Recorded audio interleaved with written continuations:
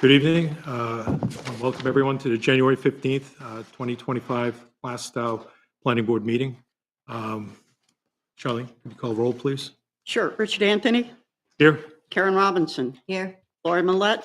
Here. Tim Moore. Here. Tom Alberti. Here. Dan Kane. Here. Nolan Pelletier. Present.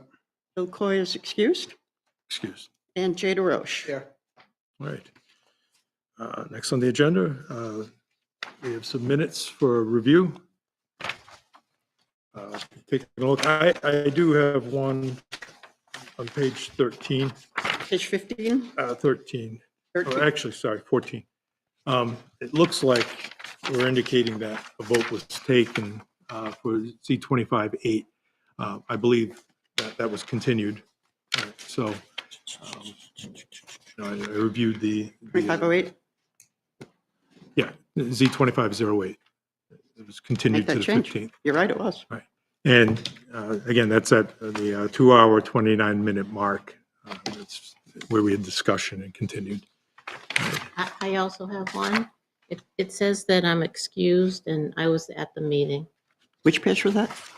On the first page, it says Lori Millette excused. I was here. Okay. Yeah. Thank you. Sorry. No Oh, no, problem. no problem. Quite copious minutes. Anything else? Spelling of Meredith on page 5. Okay. And if, on page 16, it's, I don't know if it's possible, I just want to say, it says, Nolan Pelletier asks what the town is doing for North Ave, and it was, I would like to add in response to a comment made about additional traffic. Okay. I don't think we just correct, we don't add, And I think you can amend the minutes. unless, You can. I can't amend the minute, I asked. yeah, no, I can't was vote. just saying, like procedurally, if it was discussed, then it should be in the minutes. If it wasn't, then it shouldn't be Right, added. we're just correct. I would assume that we're just correcting. We're not adding, inserting in additional remarks for the records or anything like that. Right. Any other corrections or questions? Is that what it was? It was just like you wanted to clarify It something? was completely out of Right, context. any other Gotcha. corrections, questions? If you read it, it just says like I asked it out of nowhere. Okay.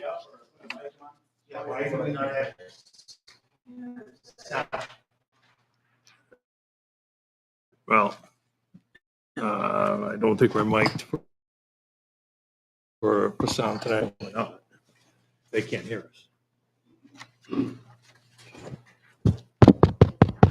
think it's working. Some are. maybe. We Well, I heard might that, we Karen. mic for. Hello. Everybody always hears. Can you hear me? Testing. Can you just bring it up a little bit? Is that possible? We'll just talk a little louder. All right, thanks. If there are no more changes or anything like that, I'll entertain a motion to accept the minutes. I move we sit the minutes. Second it, all in favor? Aye. Opposed? Abstained? I abstain. Okay.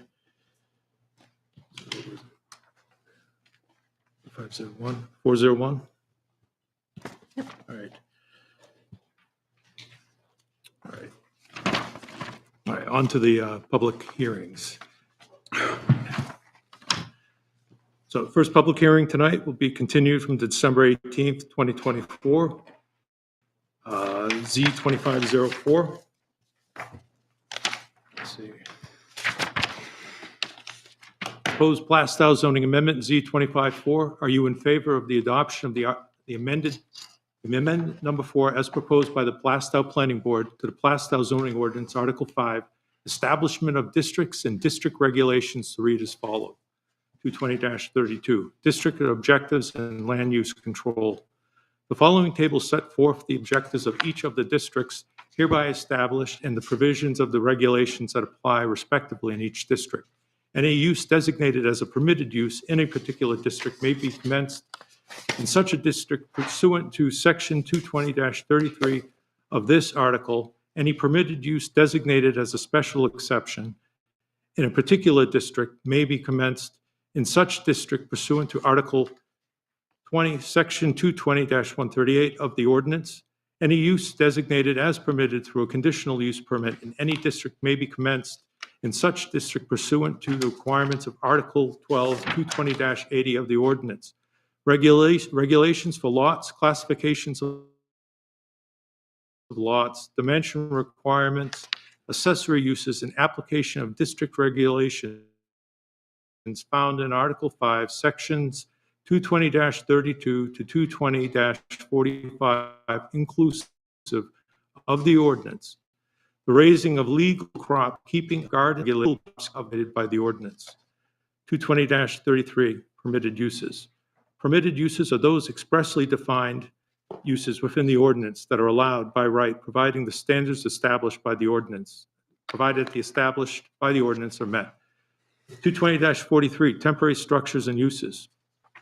Temporary permits may be issued by the building inspector for a period not exceeding 1 year for non-conforming uses incidental to the construction projects, provided such permits are conditioned upon agreement by the owner to remove the structure or use upon expiration of the permit. Such permits may be renewed upon application for an additional periods of 6 months each, as long as construction is active.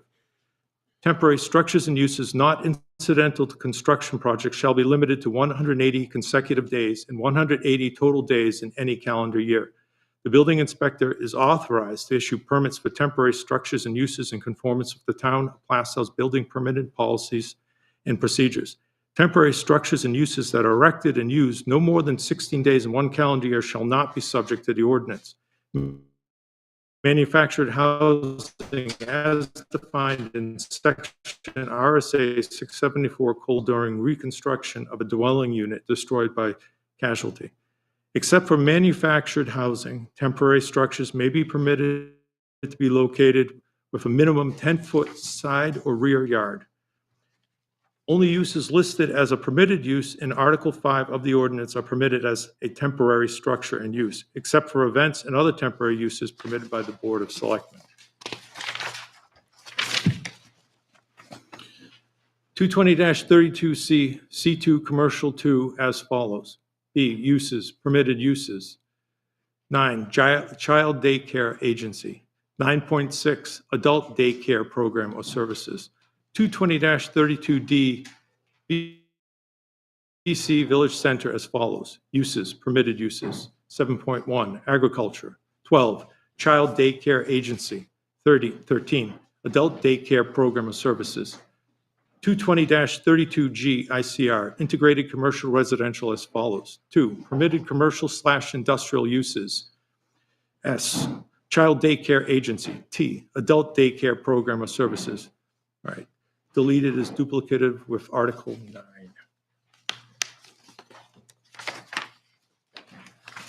All right. And just for purposes, I'm going to read the Plastow's the note pertaining to the voters guide. Plastow zoning amendment C25-4 voters guide. This proposed language clarifies the objectives of the ordinance and establish the various districts and ordinance. 2, establishes the process for issuing permits for temporary structures and uses. 3, clarifies where child daycare agency and adult daycare program or services uses are permitted. And 4, removes duplicative language currently existing in the signed ordinance. Is there any input from the board before I open up the discussion to the public? Yeah, on section 220-33, permitted uses. It says, is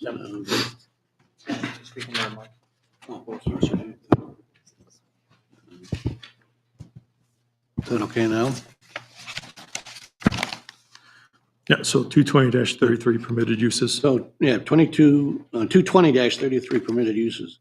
It says uses with it. Okay, excuse me. Just don't. All right, section 220-33, permitted uses.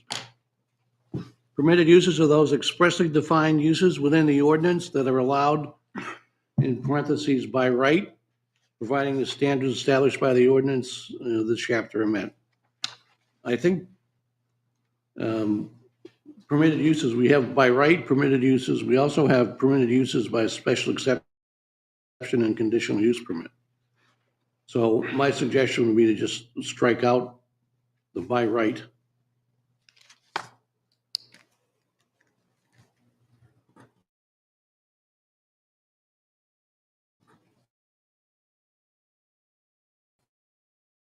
what's the logic behind that? I mean, apart from we already have, Well, there are more types of uses than just by right uses.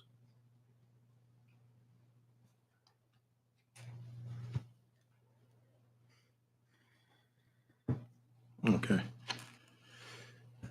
Yeah, I think that makes perfect sense. Yeah. perfect sense. Anyone else on the board? All right. Now, do we procedurally, do we want to do that, or do we want to just open it up to public comment and make the change? I'm just, It's up to you. It doesn't make any difference. all right, do we need a vote by the board to make that amended change here? Or just, Well, would you like to make a I'd motion? open up to the public first, Okay. get their comments, and then. All right, so we're looking then possibly strike out by right. Right. There's nothing else from the board on this particular proposed amendment. I'll open up the public comment. Anyone that wants to come up, microphone, I need you to state your name and your address, and then you can proceed to public comment. All right. If there isn't any public comment,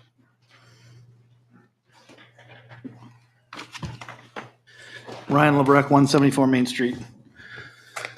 So again, in regards to temporary structures and uses, quick count, within 200 yards of my property, there's 12 or 13 of these structures currently.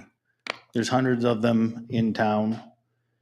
The intent of 220-43 appeared to be related to construction projects, and then the changes basically create a situation that regulates every property in town, it seems.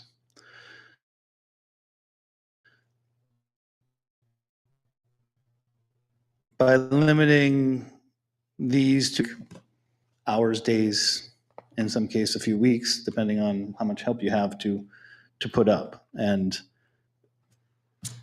so the 180-day requirement, while I understand the intent was to provide some detail in this to allow temporary structures, by putting said detail in, it's basically resulting in the same issue. No one's putting these up and taking them down after 180 days. It's not feasible. We live in the Northeast. We need places to store things, whether it's stuff, cars, campers, lots of residential and business uses for these structures. It's super costly and cost prohibitive to add extra space on our properties, and our town continues to limit our ability to add extra space on properties through other initiatives like prime wetlands.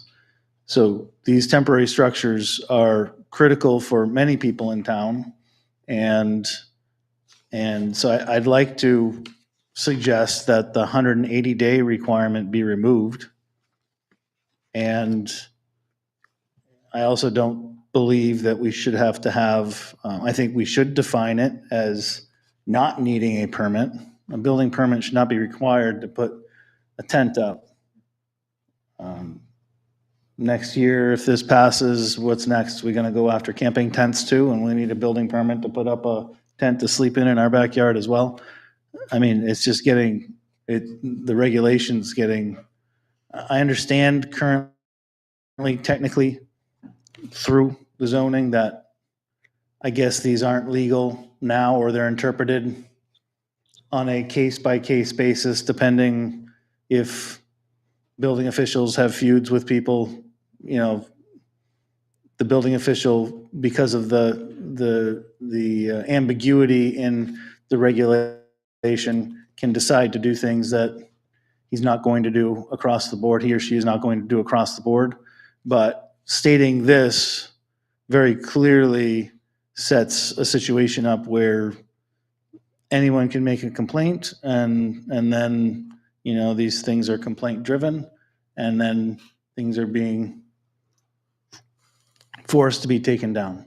So would we rather have boats, campers, stuff whatever is stored in these things out in the open under blue tarps that are tattering in the wind, or would we rather have them in quasi structures that are much more clean and neat and orderly in people's yards? They're across the landscape everywhere in this country. We should not be limiting them in Plastow. And again, people don't want to hear it, but we're trying to make this town an HOA by doing all these things.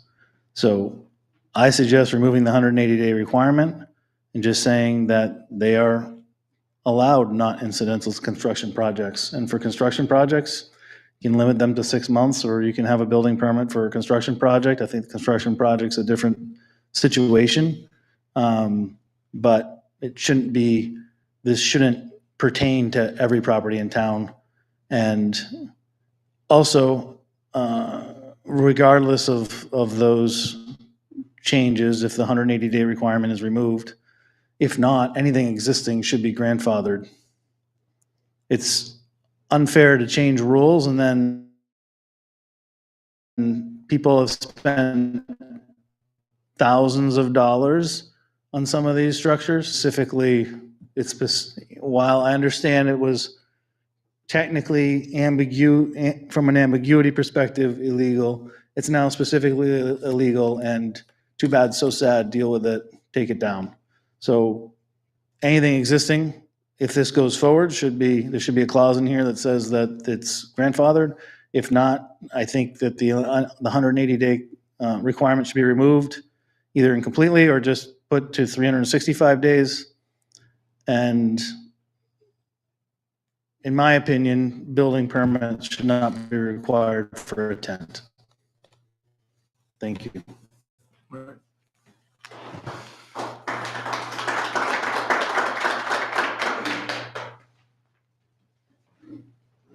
Just please state your name and your address. Absolutely.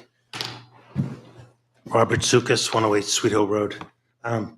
So under this proposed amendment, what will end up happening is the temporary wooden structure that has a metal roof on it that I have in my backyard with a wood-burning fireplace under it. It is a temporary structure. It sits on cinder blocks. It has sides that fold down that are canvas. I can store my patio furniture and my furniture in it to have a fire in that fire pit all year round. Under this ordinance, I would no longer be able to have that. After 180 days, I would have to take down that structure. That structure is very complicated to build, costs over $3,000 to purchase it, and the curtains on it are canvas so that they last. It's not an eyesore. There are several of them in this town. Under this ordinance, it would mean that it would have to be removed. Now, maybe this board doesn't feel that that would justify it, but who's to say someone behind you that comes in your place isn't going to look at this and say, wait a minute, that's a temporary structure. That needs to come down. That's not allowed in this town because it is a temporary structure.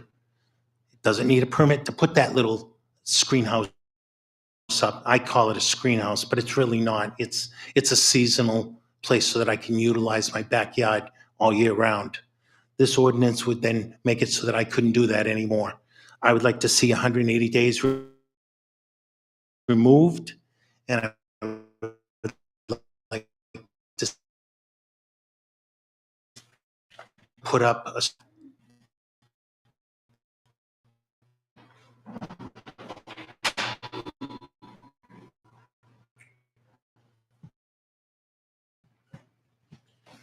Jason Dumas, 6 Pine View. I am also not in favor of the 100, referring to one of the exhibits from Mr. Kane was the building codes exemption. I think we need to do some work and put some exemptions into this place if we're not going to remove the 180 days. We live in New Hampshire. If you don't have a garage, most people have carports or something they keep out of the weather for their vehicles. I think and other people have greenhouses, right? Some of them are temporary, some of them are permanent, right? But this is not going to help them at all. with the wording for exemptions, probably should be like regularly maintained or something to that fact where it's not, a temporary structure that's regularly maintained still meets that temporary. But if we're not going to do away with the 180 days, I think we need to do some work with the exemptions that would appease most people. Thank you. Anyone else?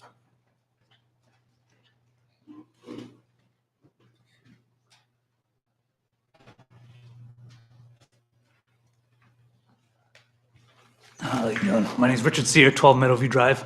I'm going to keep it short and sweet. I also oppose the amendment. Not only the 180-day part, but the permitting piece of it. Essentially, you're saying that we can ask for a permit, we can keep that for 120 days, and then we're going to have to pay for another permit if we maybe want to keep it up. I just feel, taxes are out of control in this town, and it just seems like another way to earn money for the town. Just feels like it's just reaching into my pocket. And I like to keep my kids' bikes in there. It keeps the yard clean. Keeps, I can keep my lawnmower and my stuff in the front yard. There's no problem uncovered, but, it makes the town and my neighborhood prettier with it in a controlled environment. That's all I have to say. Thank you. Thank you. Anyone else?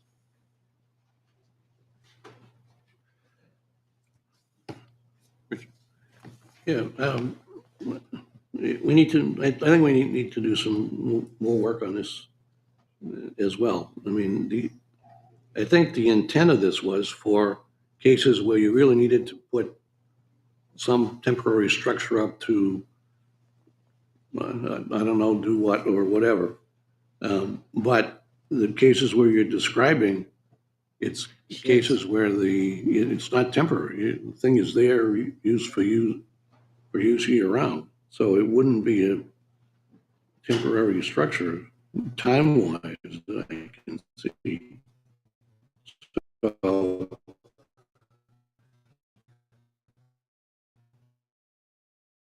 I'm thinking maybe with this change as well on temporary, whether it's temporary time-wise or what a temporary structure is versus a permanent structure.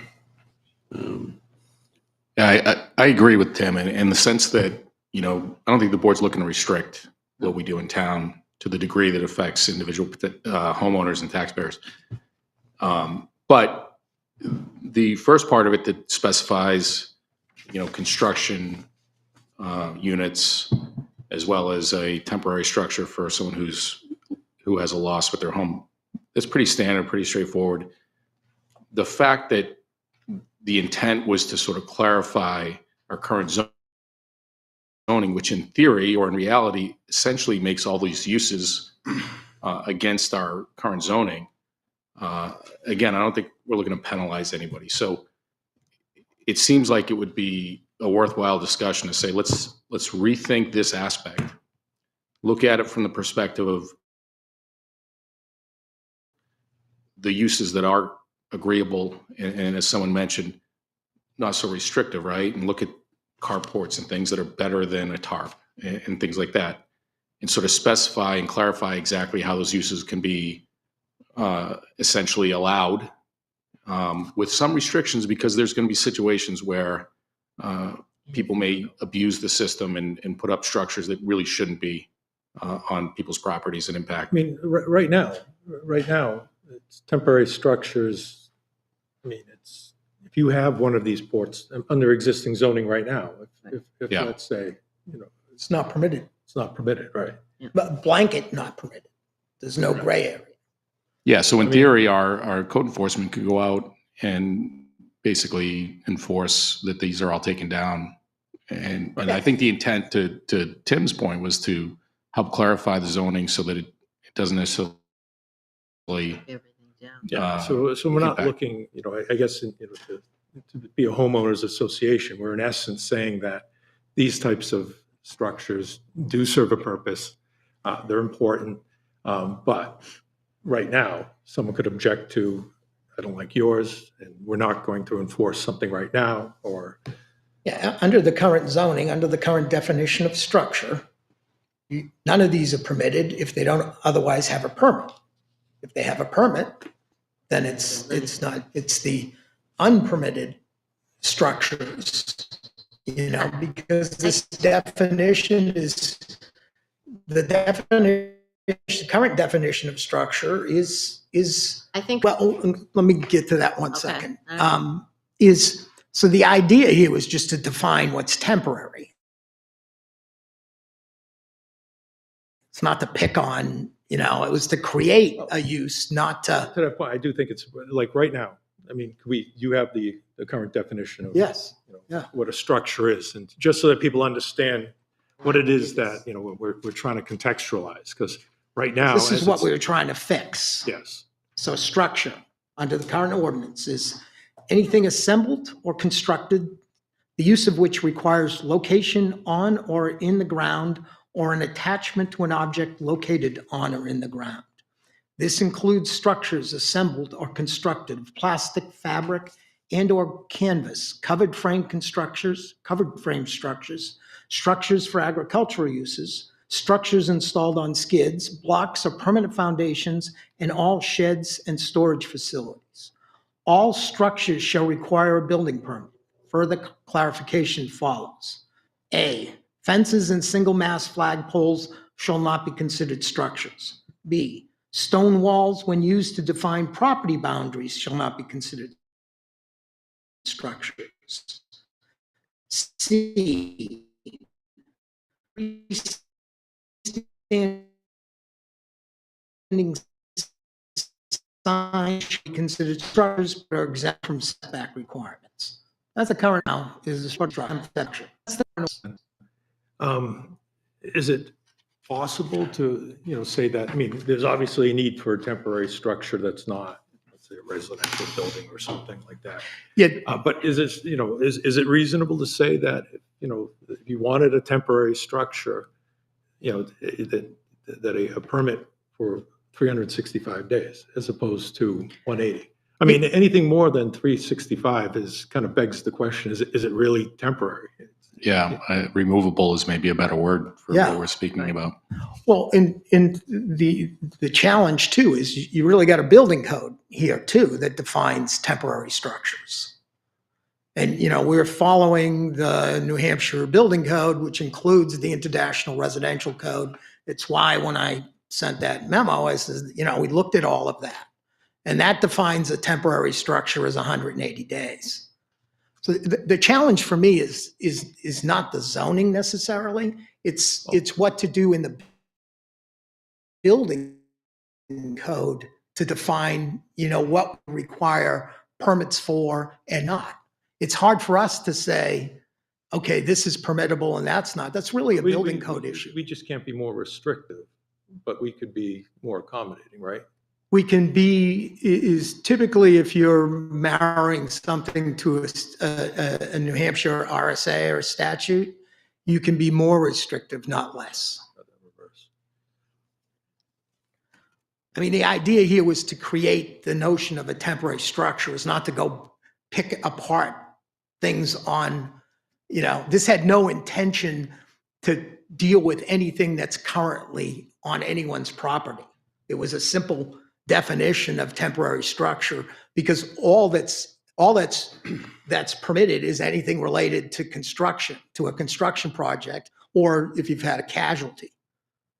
So if Tim, is there anything, when you say that you want to maybe define something out, is this basically where we're going to be making a list of things that would constitute a temporary structure that will require a permit? I mean, in other Yeah, words- I think we have to identify temporary, whether we mean what it is.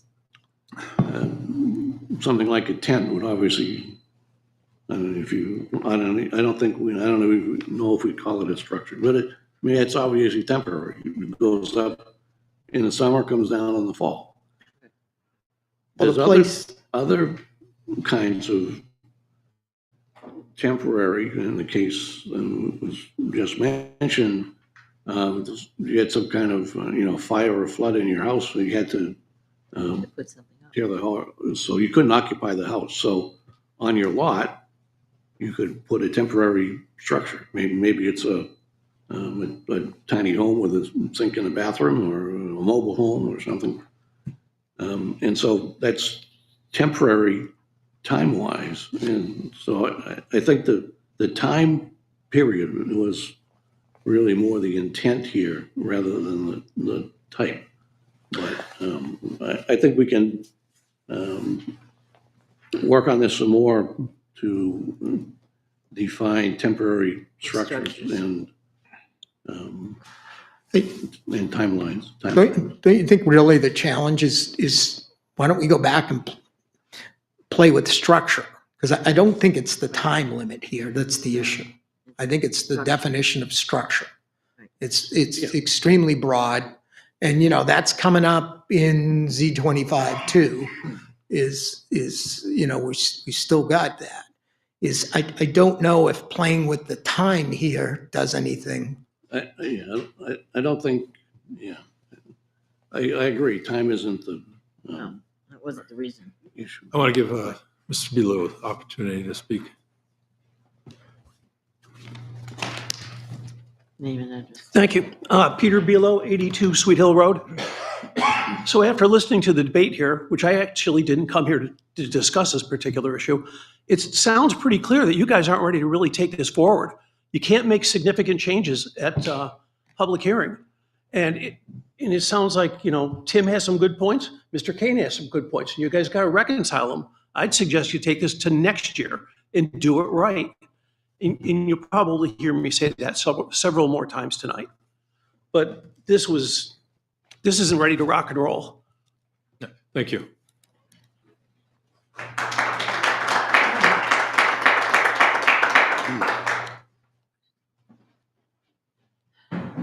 So is this something that we can remedy right here and now in terms of if we're not going to change a time limit, or if we think that we need to do something substantive with respect to what a structure is or defining what a temporary structure is? Yeah, if you look at our packet, right, the whole red section, which was sort of the correction section, it's almost like it's a part B to this zoning amendment. Because the first one's pretty defined on construction units and construction-related structures, and then also, you know, if someone has a casualty for their home. The second part sort of brings in this whole aspect of what the homeowners are discussing. So I don't know that technically we could say, hey, let's just end it at when construction is active and make that the zoning, but that is, you know, inherently changing a big part of what this original proposal was. Name and address. Richard Coleman, 4 Tamarack. I believe what this gentleman was saying, and it just happened in my neighborhood not too long ago. There was a fire. They put a trailer. That would be your time limit specification. What Mr. Kane said describes, for lack of a better term, they call it use storage. It's a tent, but it's heavy-duty fabric. It stays. It doesn't come down in 180 days. But like a couple other people said, would you rather our stuff floating around the yard and create an eyesore, or can we keep it in one certain spot? Also, carports. We get a lot of snow. There ain't one out there unless you build it by hand and pull a building permit, run 2x8s and whatnot, to make the span that's gonna pass. You're gonna really create a hardship for a lot of different people with a lot of different structures out there. The definition of temporary structure definitely needs some work. All right, thank you. Thank you. Anyone else? Mr. Pelletier. I agree with a lot of the statements that were made from the public tonight.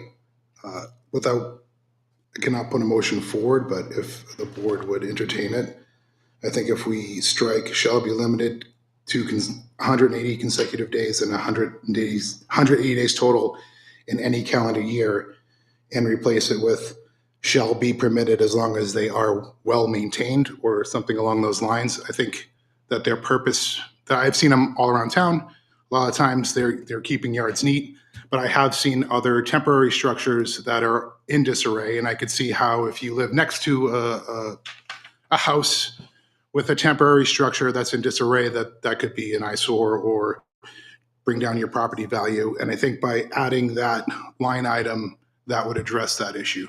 Thank you. Tim, what do you think of that? If we had something in there where we're saying that, you apply for a temporary permit, you're issued a temporary permit, and it's not subject to, let's say, a hard and fast time, but then it has to be well maintained.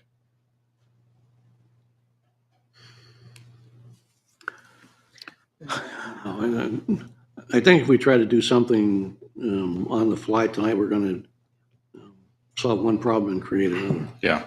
I agree with Tim. Yeah. Yeah, I this would- is a discussion for mid-year as we start preparing. And I think Amendments. it's a good idea to look at the definition of structure. Yeah, make sure it's in compliance Rather with what than the the state time. defines structures as. Yeah, I do think we should drop the 180 consecutive days. Well- I think that one should be. Again, it's not the time here. It's Right, what exactly. it's defining. That's the challenge. Yeah. Because temporary is temporary. I mean, that definition is, it's not defined anywhere in the building code. It's you pick in a dictionary, and it's by its very nature means it's something that's limited. So if these structures need a different definition, Right. they need a different definition. Not, Then sounds then like they we- wouldn't be, they're not by their very nature and the way they've been described, temporary. Right.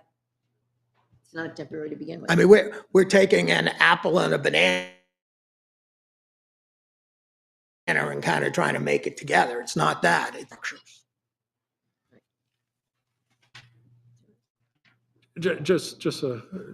So if you're saying it's a permanent structure, then shouldn't go through the whole building process. primarily it's a Yeah, permanent you're issue. right. And, Permanent is a and when permanent. we start defining things for a little bit, and we need to kind of separate, we let the building code define what these are. We define structure in our zoning definition fairly broadly, but if you look at the New Hampshire Building Code, their definition of a structure is one sentence, like 5 words. Anything built or constructed. That's the building code's definition of structure. So we could play around with definitions and account for what's going on in the public, but we have to do it someplace else, not here. I think that the time is, to me, this is fine as it is because it's the time. Well, let's look at this. If we have to do that somewhere else, then does it make sense to Even put it not in. do this right now? And then, for 2025, look at where we would need to do that. So as to, speak to the fact that, there seems to be, an in-between type situation where you have something that's not permanent, but it's also, there's a need for a temporary, persistent type, as opposed to something that's just sort of, Oh, should be regulated. Yes. It sounds to me like most of this, and we have it in our house, is storage. Storage, any kind of thing for storage, period. That covers a lot. And what they're saying, and it's true, if you have storage, you don't have it sitting out in your yard or causing problems maybe in the front yard as well as the backyard, where it probably will be. I think that's where, when you say temporary structure, I think you actually should call it something, like it's a storage place, because that can cover just about anything, but it is for storage. That is permanent. That is not temporary. So I just think the wording of a place, of a thing, should just be a little better defined. And I don't think total days really that's hard to say for anything. It really is. You've got to do your construction. That should stay just the way it is.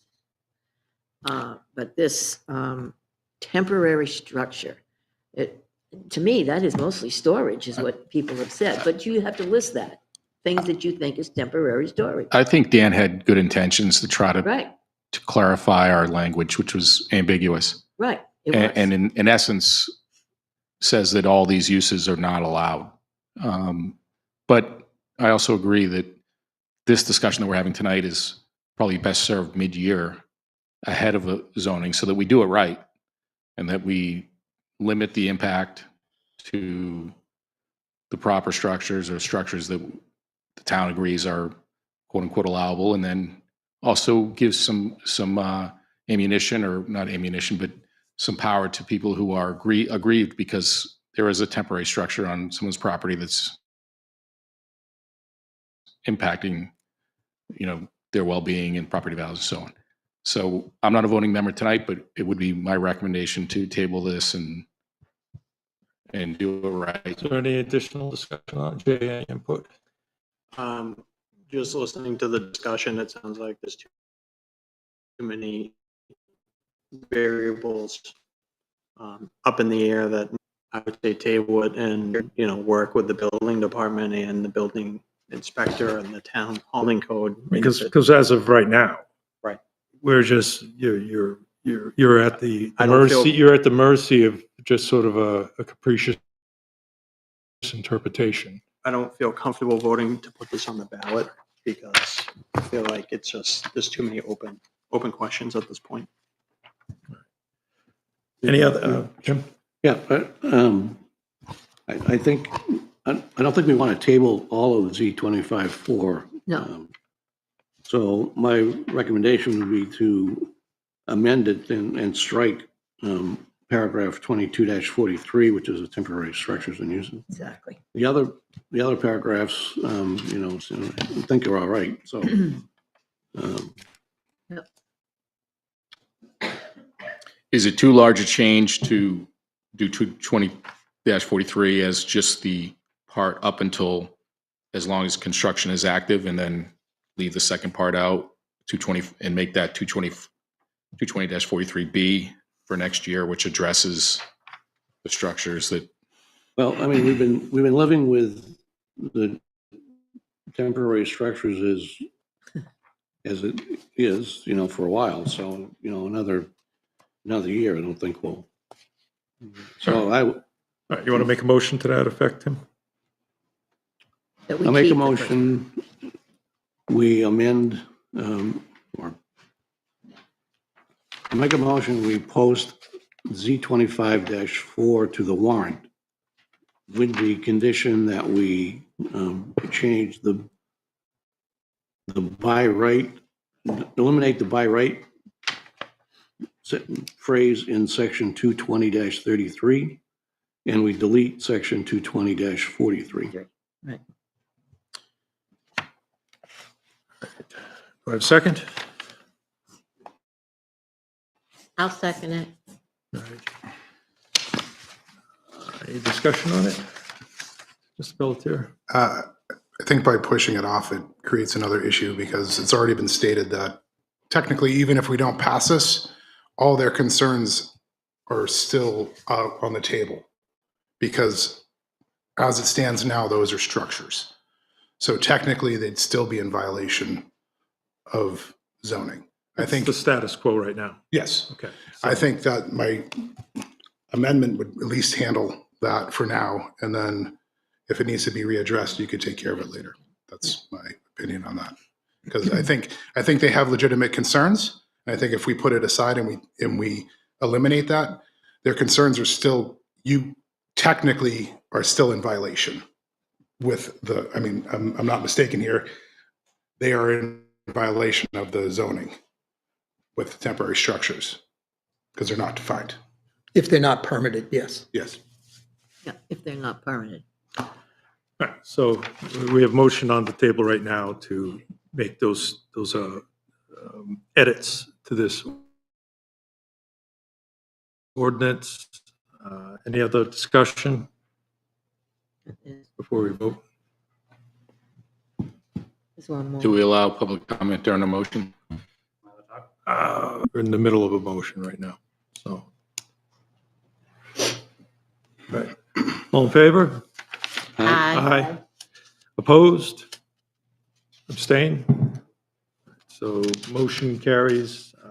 I need a show of hands on that. Yeah. Yeah, that's exactly what we're doing. Okay, again, everyone's affirmative? And negative?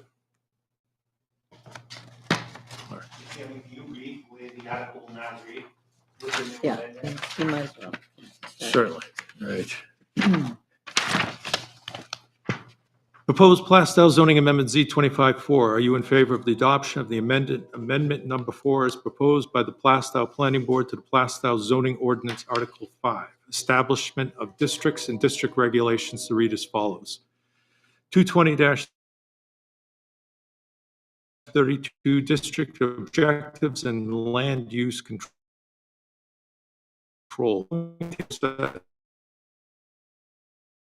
Fourth, the objectives each of the districts hereby established and respectively to each district of each of the districts.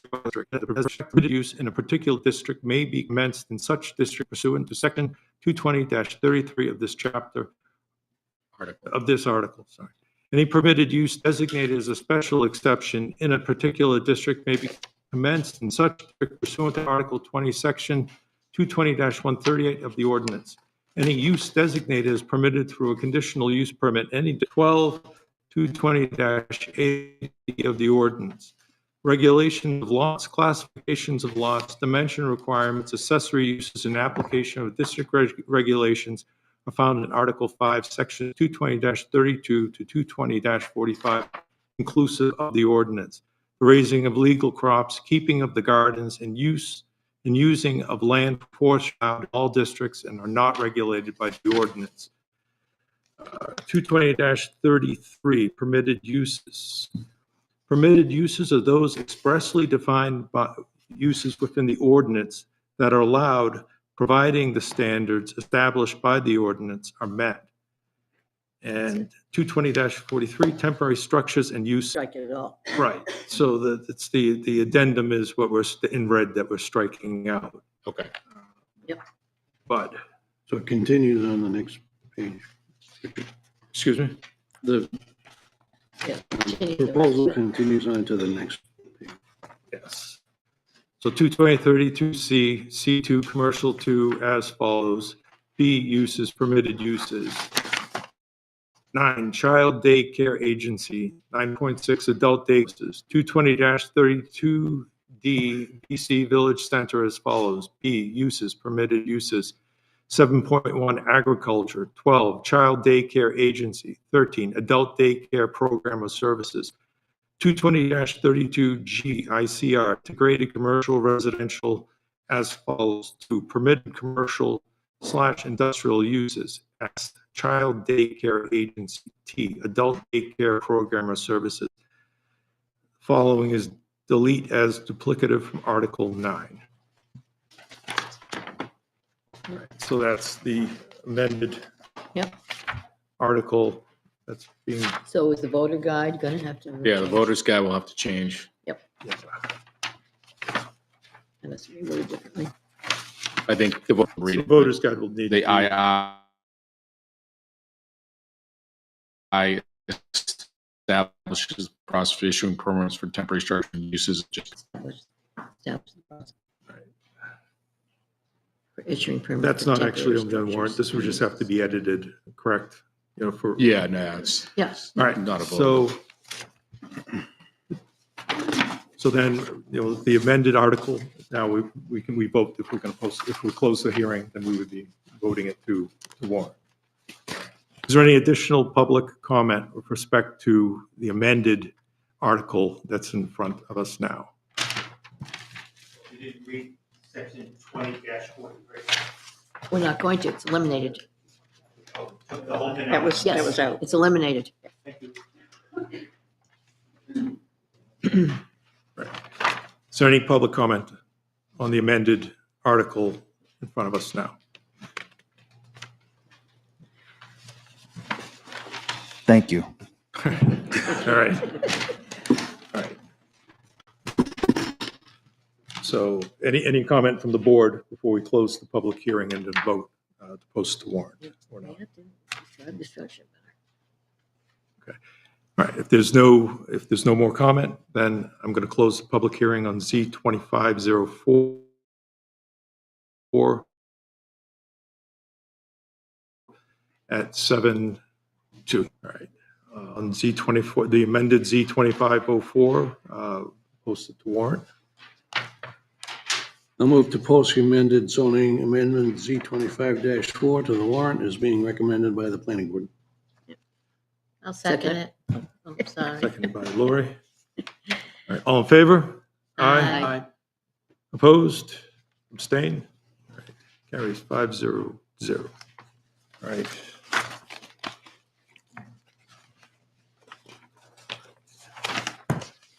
All right, next on the agenda,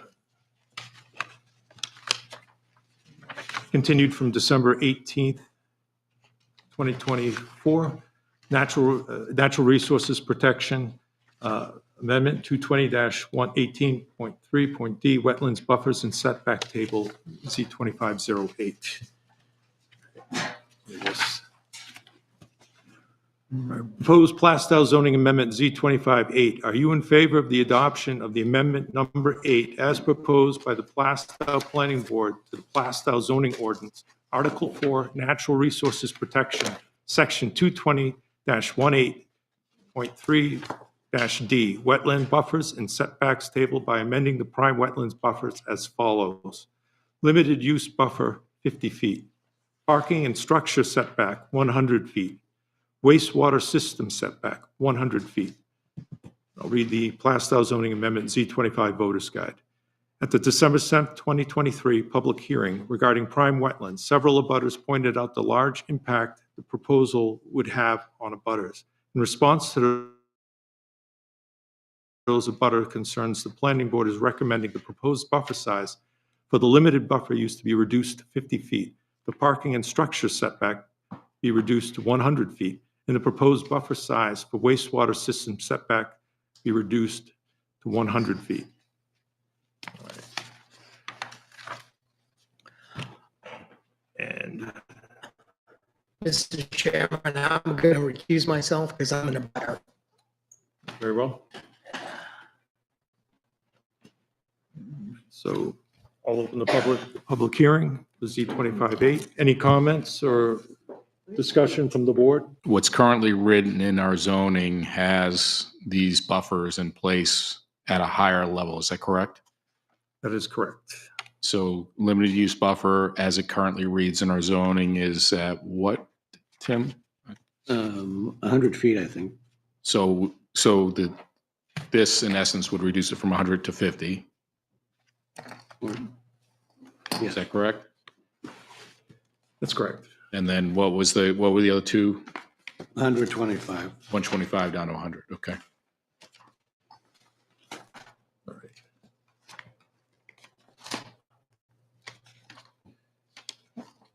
Any additional discussion from the board on this? This is continued, and I want to make something clear to the public before anyone comes up, that in discussing the buffer, all right, and continuing the hearing today for the buffers, all right.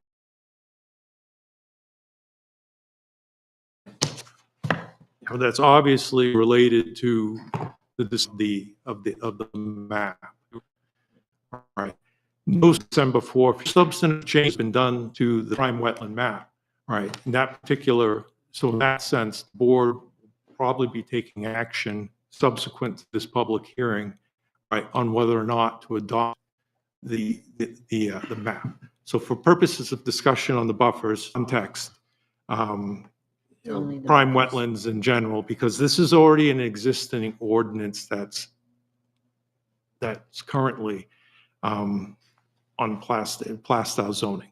All right, so you have a situation where this sort of preceded the adoption or the proposed adoption of a map. Right. So what we're doing here is we're amending the buffers that are already there, haven't adopted yet. All right, so I mean that's just how this this arrived before the planning board, so I'm just putting it there. So this is generically to the idea of prime wetlands allowed. Ryan LeBrecq, 174 Main Street. So I submitted a few RTKs regarding this and regarding notification. Just a few, What's that? just a few. Just a few. A few very simple, should have been quick responses that took too long for the town to get back to me on. And then I had to ask for specific answers to questions that were not answered in the response as well.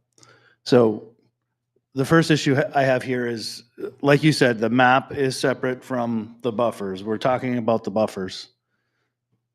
Currently, the current warrant articles for zoning, if one gets approved, say the map gets approved and the buffer fails, the buffers that currently exist in the zoning would govern, correct? That's correct. That's my understanding. Okay. So in 2023, the notice was sent out to abutters based on the setbacks that are currently in the zoning ordinance, the higher setbacks. So more people were notified. 2024, the notification went out based on these buffers, 50, 100, 100, less people were notified. So there's a situation if these go forward where the map gets adopted, this fails, and several hundred, I don't know how many people difference, many people, many property owners were not properly notified as a result of the notification being sent out based on the reduced setback requirements. So for that purpose, I feel like this should be thrown out because abutters haven't been properly notified. One of my RTKs that I asked was, what was the definition of abutter utilized for the 2023 list?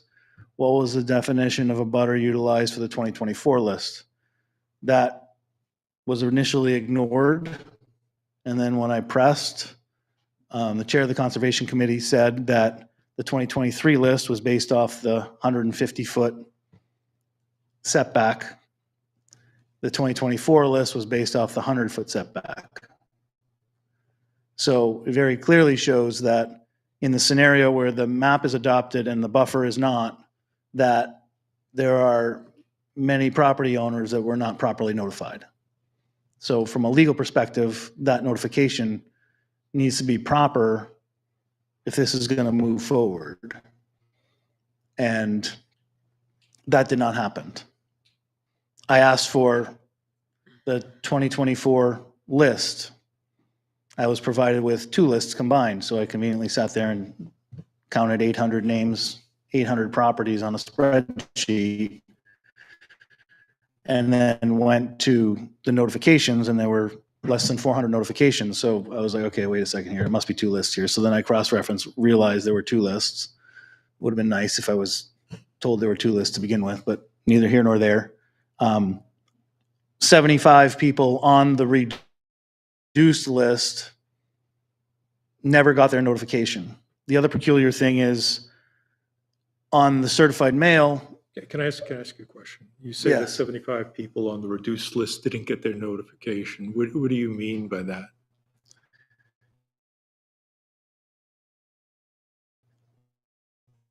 So, Specifically, so 75 letters were said, like, return to sender, house vacant, whatever it was, very few, probably 30%. And then the rest just were blank. Like the cards, the return receipt cards on the back were not filled out. They were not left in a mailbox. I don't know why they were not left. And I say that because I never signed for my notification at 174 Main Street. So I pulled my card to see, did my wife sign for it? And I actually sent her a picture of it. I was like, doesn't look like your signature. Is this your signature? wasn't her signature.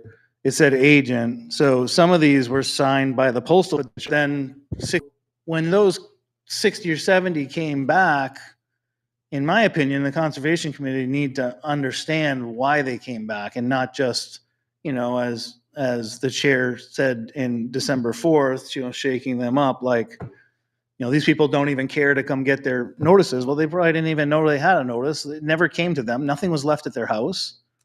They don't rip something off and say you have something to pick up at the post office. They just didn't deliver it for whatever reason. I don't know the reason. But so you have a situation where the list was based on a 100-foot setback. The current zoning is a 150-foot setback. If this portion doesn't pass, then all the people between 100 and 150 never got notified. And then you have 60 to 75 people that who knows why their notices weren't delivered, because a signature wasn't required. It was very clear. You look through those receipts, many of them either had agent checked, they had a signature with nothing checked because there's an agent or addressee. Like if you sign it as the addressee, you check the box on your name, you're the homeowner. Many of them had nothing checked and a signature. Who knows whose signature that was? Was that the postal carrier? Why was the postal carrier signing it? Et cetera, et cetera. There's all kinds of issues with this notification. One, the list was incorrect, and two, all these notices went out that didn't get to people, and hopefully there'd be an extra, several, in my opinion, several hundred people here, but several more people that would be here fighting against this. So not only that, as we all know, there was a year in between to get this right and get the ducks in the row and get everything the way it should be and appropriate. And that hasn't happened. This whole thing has been kind of done backwards. We put it in the zoning before we even had a map. I think that was purposeful. It wasn't just a placeholder. That could have been, just a left blank for the footage. So now we get in this situation where we're doing this apart. The notification is incorrect. And if one fails and one passes, many people haven't even been notified from a legal perspective. So this should fall on its face right now and be thrown out. And in my humble opinion, maybe not so humble opinion, be tossed in the trash forever. I don't have any confidence that will happen. But at the very least, it needs to be done right, and it needs to be notified properly. And that hasn't been done. Thank you. Anyone else?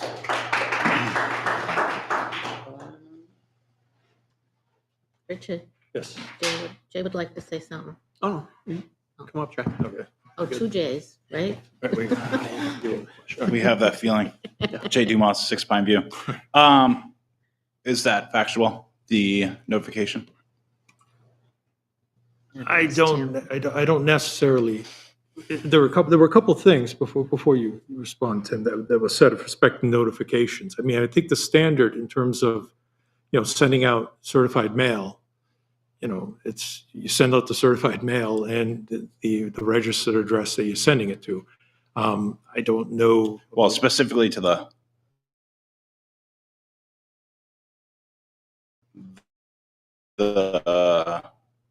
list. I mean, I'll let Tim spew if you know anything about the methodology that was done on the butter notification. Was Concom the responsible party for Concom the was butter list?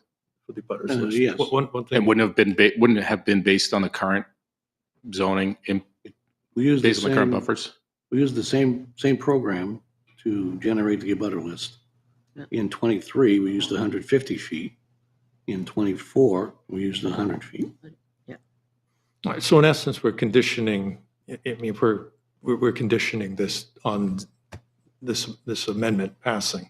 All right. So, if we, for whatever reason, don't, post it to warrant, then, it's probably incumbent on us not to move forward with adopting a map that's, has that type of situation, notification.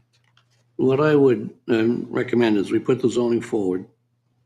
And then when we get to the agenda item 4, designation of prime wetlands map, we post that to the warrant, and we add to the warrant, should Article Z25-8 fail, this article shall be null and void. So we avoid the case where Something the passes. zoning changes fail and we adopt the map based on different buffers. Yeah.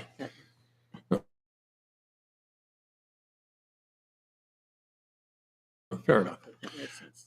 So the land hasn't changed, right? It's just a drawing on a map. I still live there. Whatever you call it is whatever you call it. With that being said, I don't understand why prime wetlands on existing structures that are occupied are being affected.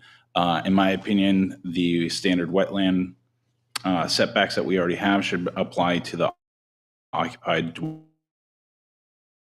dwellings that are currently within the future prime wetlands map if it appears again. That being said, folks that bought their property knew the condition of their land and used it appropriately as fit. There was a comment regarding commercial and the waste site. You're always gonna have people that don't follow the setbacks, that don't follow the law, and that shouldn't affect the people that do treat it right. They eventually are found and have to clean it up, but putting setbacks or any kind of handcuffs on your land for people that already exist in that space by defining it a different way it's a stretch on what we can use our land for. In regards to your comment, using language on a warrant article to cover up tracks, in my opinion, is not the right way to do it. I've been here since 2023. I saw the entire progress held. Last year, due to legal requirements, to not even getting onto the warrant article, and it shouldn't be on this voting anyways. I said this last time at the work meeting. We need to do it right. We've passed the buffer setbacks previously in anticipation of the map. In my opinion, there's 3 things that should be pushed all at once. Fortunately, we can't go back and setback or redo the setbacks, but everything needs to align. And I'm not going after anybody personally on the COMCOM or the planning, but we need both boards to come together, work together, and come with a final project, not at the last minute. We had all of 2024 to see progress on it, and there was nothing done until the first mailing. So there needs to be some work done significantly to this to ensure that we're meeting all requirements. And just if we're worried about the environment, why print the ballots if it's not going to pass? Thank you. Anyone else? Jay? I guess my only question was, so conversely to Mr. LeBrec's question, if the map fails and the setbacks pass, what are the impacts of that? I think, Tim, you addressed that with having a trigger. It would have no. If we didn't put that in there. If the map fails, then you change a line in the zoning that's prime wetlands buffers. But if there are no prime wetlands, then it's a moot point. So that would have, there wouldn't be a conflict there. Okay. Anyone else from the public want to comment on this? Regarding the mailing, the legal obligation is to send the mail out certified, not necessarily to guarantee that the person, just want to clarify that that's the legal obligation of our board is, or the Concom in this case, to send out the abutter notices via certified mail. And after that, what happens is, and I get certified mail for some things with my property, and I see the postal carrier drive off, and I'm like, wait, I'm here. So I get it. But typically they'll leave a notification. If you want to go get it, you go to the post office. But I think the legal obligation starts and ends at sending the notification out via certified mail. That's my understanding.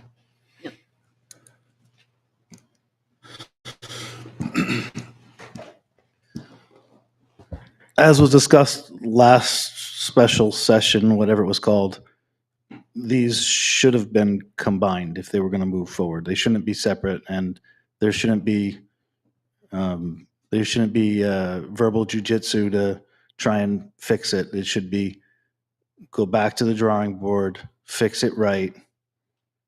Concom bring it back in a clean manner to the planning board, so the planning board can consider it instead of the planning board having to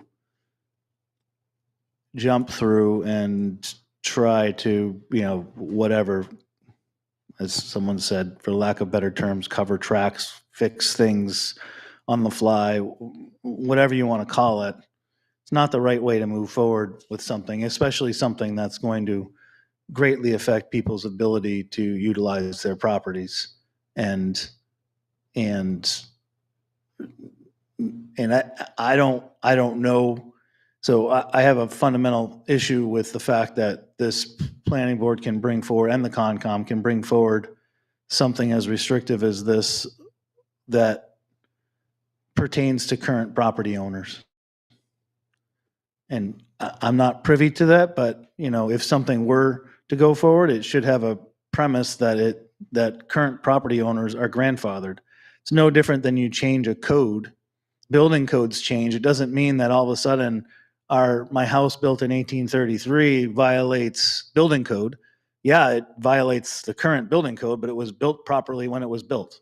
And so I don't have to go upgrade my house unless I'm doing substantial upgrades to it to current day codes. So we're grandfathered. We should be grandfathered from these setbacks as well if they pass. And when and if we do sell our property, it can be the new property owner can buy it knowing that there's a setback and it'll apply to them. And then they're purchasing a property with that knowledge that they're going to be limited on their ability of building things on their property. I didn't buy my property with that knowledge. This town, these boards are trying to change that, unfortunately, and limit what I can do with my property. And that's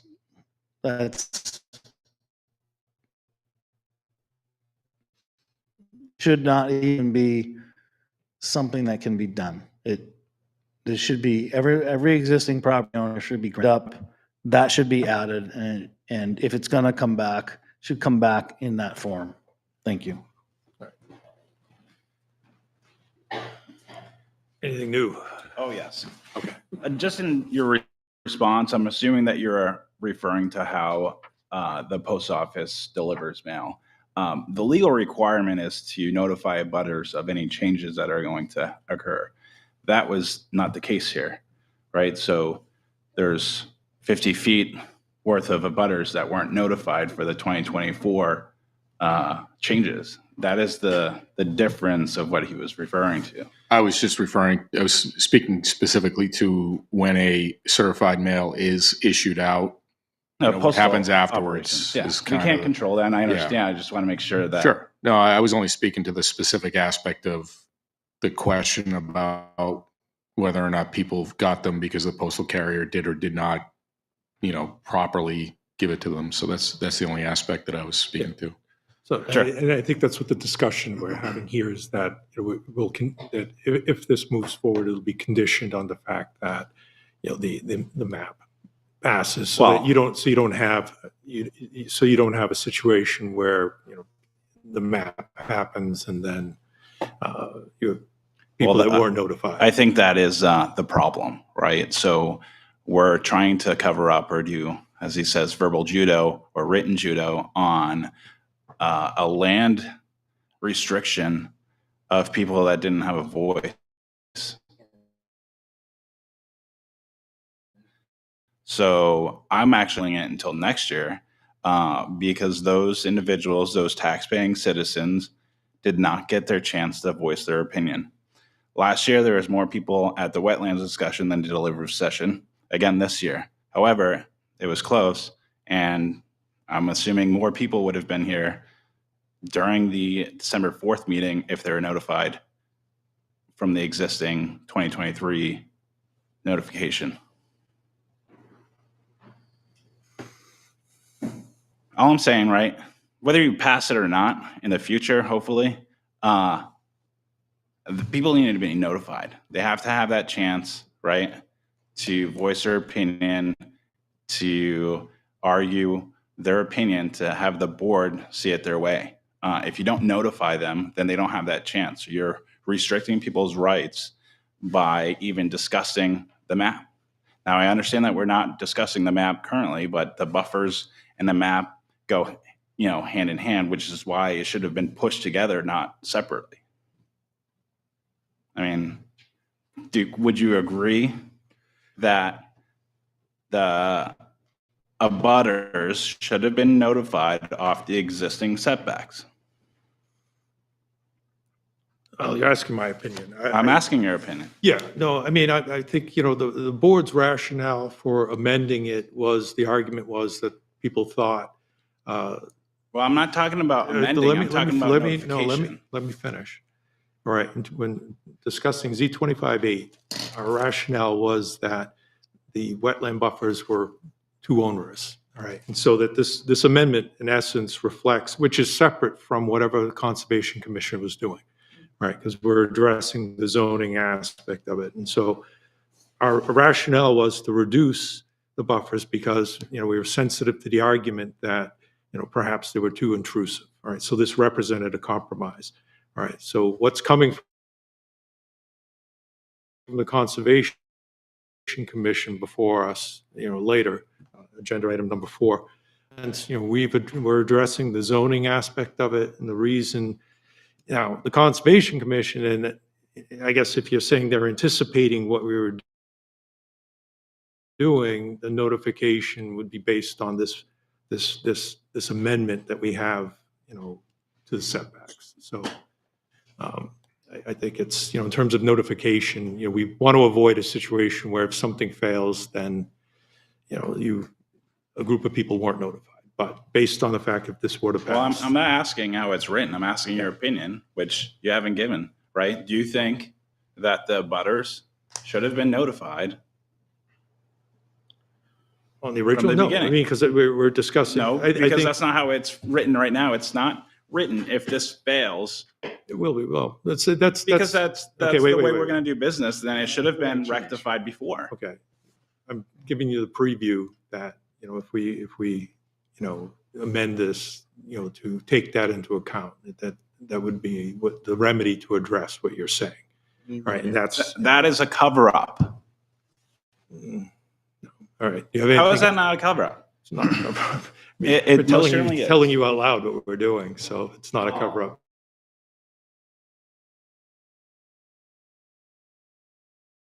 By definition. Plenty of meetings that has been addressed that this town has made. All right. If you have something. No. You move to the next, this goes to warrant article. You move to the next, somebody here votes the map change down. That could happen.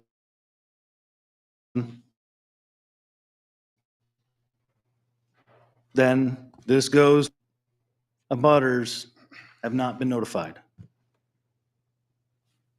You're making an assumption, well, we'll just change the next one. Well, that doesn't mean that you're all going to vote that way. You don't know how you're all going to vote.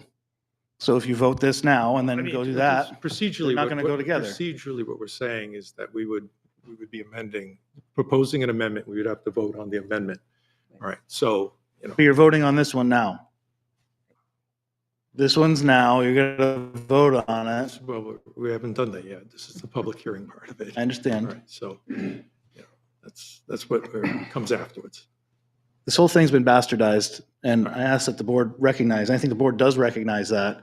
I think we're trying to find, or the board's trying to find creative ways to continue pushing it forward, as opposed to just like the last thing we talked about, hey, let's push it off till next year and get it done right the first time, or the third time in this case. Thank you. Is there anyone else that would like, from the public, that would like to add something? Good. Mr. Pelletier? I've been trying to get in. I actually, given this information, I'm going to recuse myself, and I'm going to make my comment from the floor. Is there someone in the back Yeah. that would like to say something? Please state your name and your address. Good evening. Dan Kane. I live at 64 Main Street in Plastow, but I also own Sweet Hill Farm at 82 Newton Road. Sweet Hill Farm in its southeasterly border, approximately 800 feet, borders prime wetland number 7. So it's a fair amount of, and literally pieces of 7 probably are actually on the property, okay? So I definitely have a personal view. I also have worked with the board in trying to draft language to help marry all this together. So I'm going to offer you just an observation and a recommendation. So I support the Conservation Committee's efforts to define our town's prime wetlands.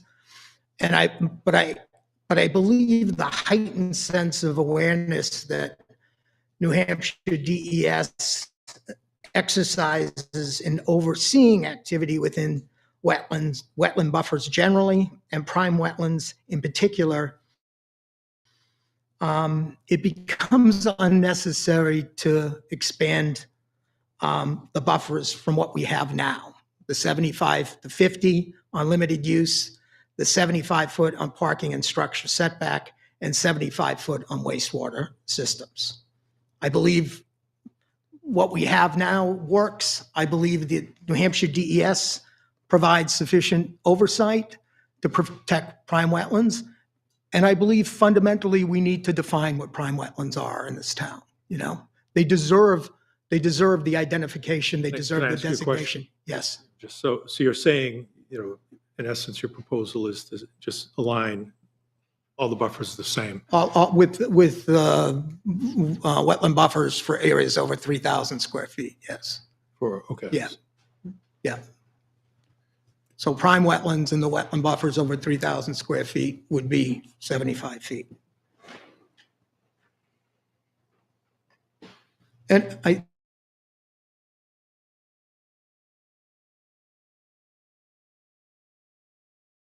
some people whose encroachment is going to be more than others. I also think it accomplishes what we need to accomplish, and we can proceed with the designation of prime wetlands. So you're saying prime wetlands and wetlands, generically speaking, Have the same over setbacks. over 3,000 square feet Yep. would then have. Have the same setbacks. That's my recommendation. Like everyone, I don't want to have more of my land encroached upon, and I have a fair amount. And yes, while it's farmland and I can do things there that perhaps others cannot, there are still some restrictions, particularly with what I grow down in that area. So, thank you. Thank you. Yeah, thank you. Tim, you want to speak to that? Tim. Want to speak to that issue? I mean, if we were to say something along the lines that, I don't know if you do it in the context of Z25-8, but prime wetlands and wetlands of 3,000 square feet or greater would be subject to, the same setbacks. Same size buffers. Well, the limited use buffer is the same. It's 50 feet for either prime wetland or regular wetland. The 100-foot setbacks for prime wetlands, the regular wetland setback for those is 75 feet. It'd be 75. So, you know, I mean, it's the planning board's zoning. But I, you know, we don't know how the Conservation Commission feels about that.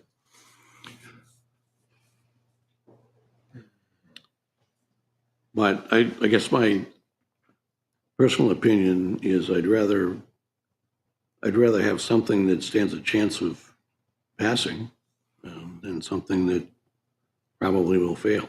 But So, I mean, does this represent, at least in your mind, sort of a compromise? You know, if we're looking at it from that type of a lens? That, I mean, you know, I mean, it's 3,000 square feet. I mean, I'm not quizzing you, but how many, I mean, is that what bodies of water and plastic? You know, is that on the large side? You know, with respect to, you know, let's say a wetland, if it's greater than 3,000 square feet for Plastow? 3,000, no, it's not even considered there are no buffers for wetlands that are less than 3,000. So some of the prime wetland areas are like 30, 40, 50. So I think the largest one is 51 acres. So, you know, 3,000 square feet compared to 51 acres is negligible.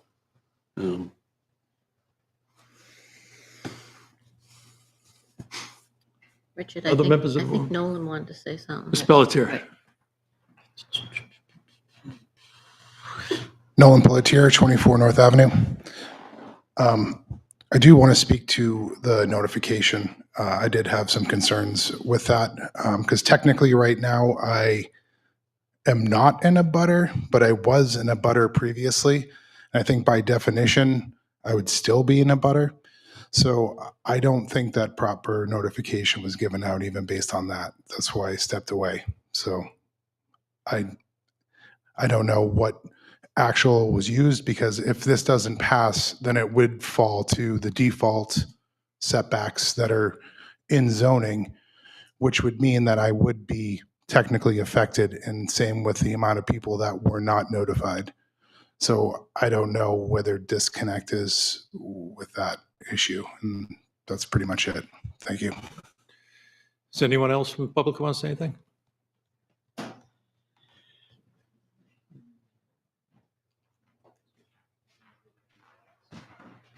John Gifford, 148 Main Street. How are you? Doing well. Listening to Dan and listening to the other people here, it just seems like you guys are floating this through. And if you want to make this something that's going to really happen, I say you get back to the drawing board and you put all the right ducks in order and make it happen. If you're going to encroach on my land, I want you to do it the right way. I don't want to have to be going back and forth and up and down with this. Quite honestly, if you look at my land on a topographical, I'm 30, 40 feet above the floodplain of the Little River. My land shouldn't even be on this map as prime, if you go by the DES. So I do have a person coming out to look at my land who you guys, or Concom, is using to reevaluate my personal property. But as a farm, I also, just as Dan, I can wiggle through some other things that other people don't have the resources or the abilities to do. I just think that,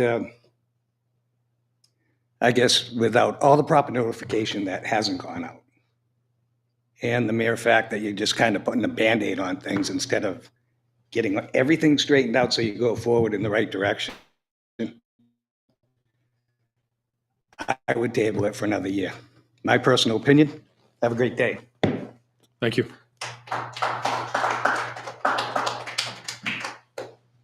Anyone else from the public want to say anything on this subject? Yes. Okay. It's the third year we've been working on this, 3 years, if not longer. I could be wrong, right? Well, I mean, we spent a year getting information together. This is the second year we've proposed. Okay, this issued doesn't go to- back to the first, 3 years ago when we did this, 4 years ago? It's No, not we- connected to that. I think we issued the contract for West Environmental in 2020. 2020. 2020, was it? Yeah. It's Right. been a while, and, you know, hate to keep blaming things on the COVID, but that really did throw a monkey Yeah, wrench it into so did. many Yeah, things, you're- which You're right. You're which right. is why the delay. I mean, when we passed the zoning ordinance with the placeholder, we expected the next year we do the wetlands, and so there'd be, you know, short gap, not 8 years. Right. Or 6 years, really. Ms. Bealow?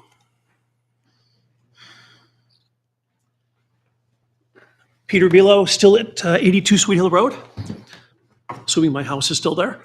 I don't have a big dog in this hunt. I'm not affected by any wetlands, but as a taxpayer, I'm curious what the tax, call it redistribution of this proposal is. Because those 400 people who could be affected, I heard numbers were roughly 400.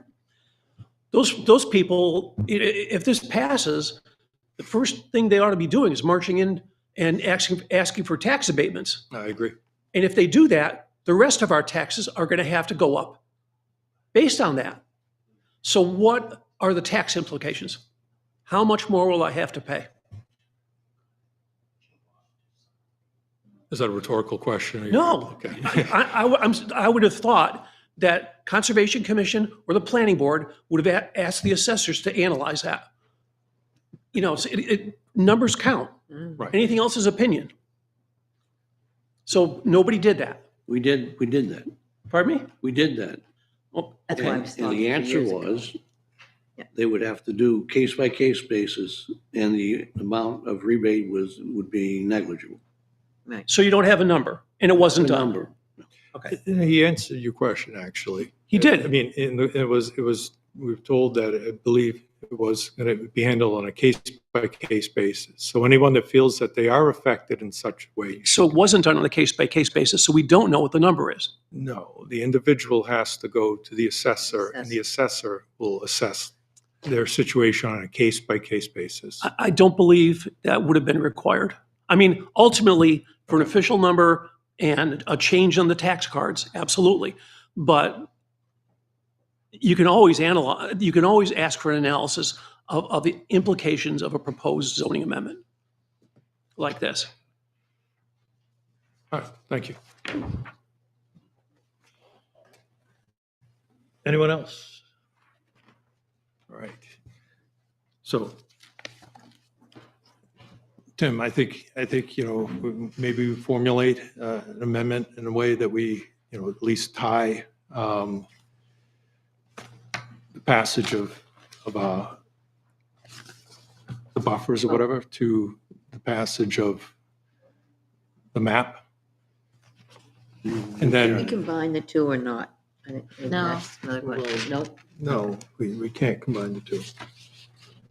Okay. We can't. I mean, it's just the way it worked. It's not a matter of a lack of trying, right? It's Yeah, just, this I is mean, an it's- amendment to a specific zoning that already exists. Right, but what we can say, you know, is we can do something with this amendment in front of us. And we can condition it, you know, if it gets voted to warrant, Right. we can condition it on the passage of the map so that we don't have a situation where, you know, one passes and the other one doesn't, and then you have a notification issue, right? Am I correct in summarizing that? And Yeah, I think, I mean, it would typically be done the other way. So on the map designation one, you would say if the Z25-8, as we've just went over, if that fails, then the wetlands designation map, you know, whatever we want to call it, would be null and void. Okay, so is the board interested also in, you know, I mean, we've had a couple of things in front of us with respect to buffers. Is there an appetite for amending this warrant here this language, to say something along the lines of what Mr. Kane put forward, with respect to, a 3,000 square foot, 75 boundary. okay, 3,000 square foot designation for prime wetlands and regular wetlands. Just having that type of language in there, in the sense that, we're addressing, the question of buffers and things like that, and then perhaps making it a little more sensitive to those arguments that we've heard. Your thoughts on it? Well, like I say, it's, I guess, not personally opposed, but I will abstain on a vote because I'm on the Conservation Commission, and it was. Well, we're talking about this zoning amendment here. We're not talking about the map. I mean, if you want to abstain from the map, then maybe that makes sense, right? No? No, I thought we were talking about changing the buffer sizes. It'd be Sorry. 2,000 square, yeah, Right. to the 75. 3,000 square feet is this carpeted area, maybe? Yeah, I don't know. I'm just trying to think about what it looks like in real size. Well, for wetland is less than 3,000 square feet, there are no buffers. There's no buffer size. That's true of all wetlands. So no buffers, prime or regular, under 3,000 square feet. In order to be considered in the prime wetland, it has to be at least 2 acres. So there's nothing designated under There's no, under 2 right. acres. All right, so it's kind of it's a designation that is already in effect. Yes.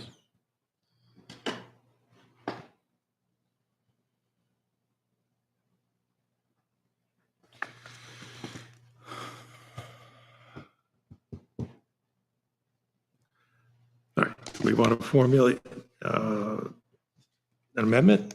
Yes or no? Yeah, I think we got it, right?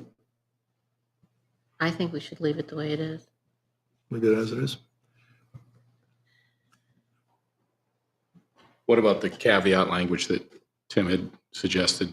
Oh, that part of it. Yeah, right. Well, that would come next, or Okay.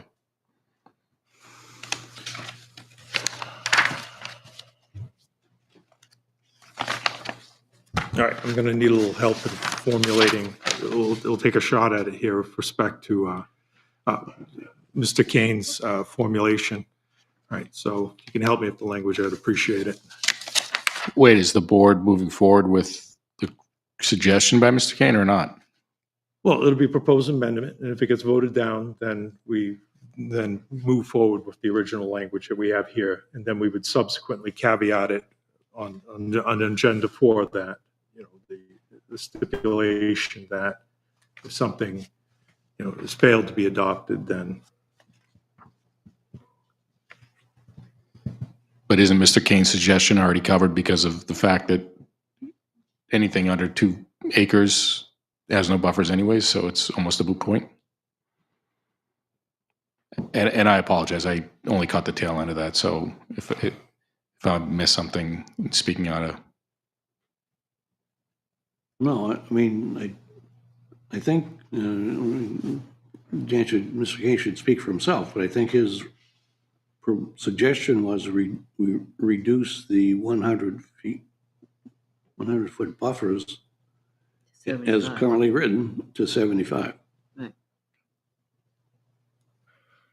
75 feet, right.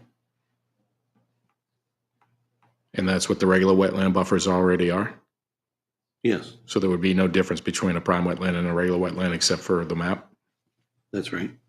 All right, you want to propose it? You want to propose that amendment? Yep. Then if we're not changing the buffers, then why even do anything on prime wetlands? Because the placeholder buffers that are in there in the existing current ordinance are much larger. It's still lowering. So this ordinance is reducing what's in the existing ordinance. then why even bother designating anything prime wetlands if they're already wetlands and we already have existing buffers? Right, because prime wetlands have additional granularity with respect to the Department of Environmental Services, all right, that come with it, apart from just buffer designations. Right, it's not regular land. So if we don't do anything with the existing wetlands ordinance, and we vote to put on the warrant the prime wetlands designation, then you have the condition where what's in the current ordinance would stand, and what's in the current ordinance for parking, structure and wastewater systems is 125 feet.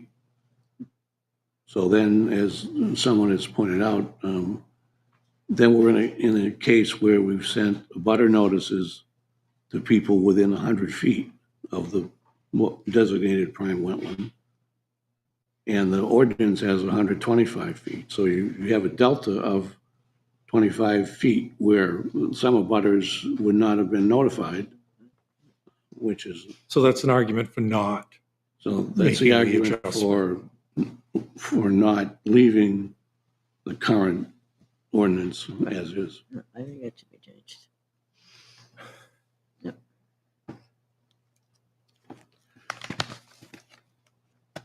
So how would we state that with the 3,000 square feet at 75 for the buffer? How do we do that? Is that what the board wants to do? So you would do that by I'm gonna- proposing. I'm gonna hold you there for a minute. So I want to get clear on what it is that we want to We're gonna amend to write. move this forward or not. If the, if we want to reduce the 100-foot buffers to 75 feet, then we have to, the procedure would be to amend this zoning amendment, Z25-8, to reflect 75 and 75 rather than 100, 100. Okay. Then we vote on that amendment, and then we're back to an amended Z25-8. Oh, okay.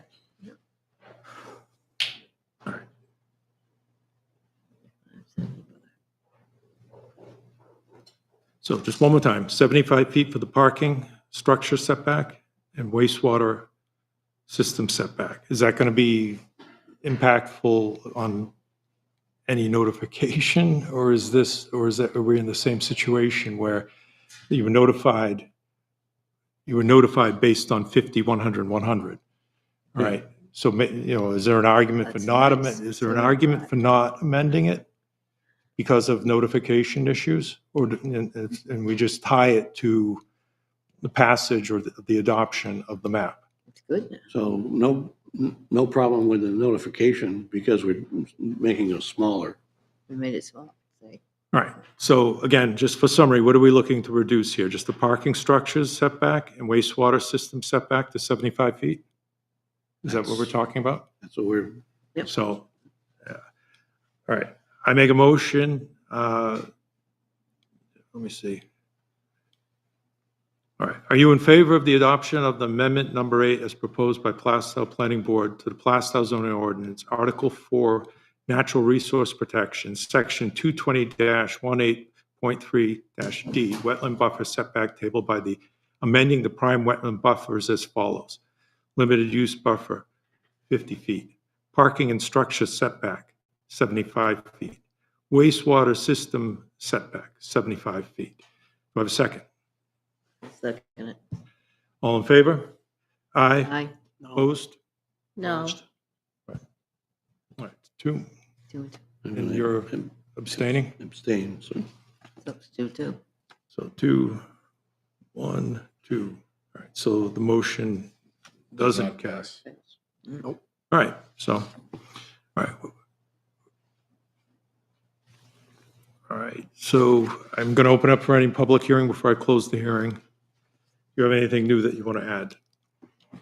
Well, Tim, I'm sorry, not Tim. Richard, doesn't that mean he should read it with the 50, 100, and 100 to see if, because, Well, that's the amendment. It didn't pass. Right. So what we're looking at right now is still what's on the table.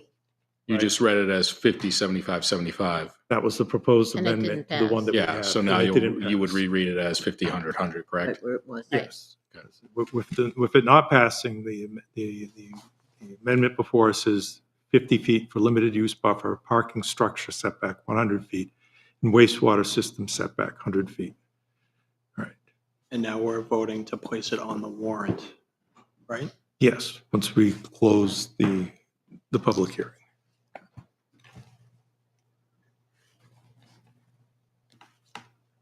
Anything new? All right, confusion, but, so if someone abstains and you have alternates, do you not bring the alternates to vote?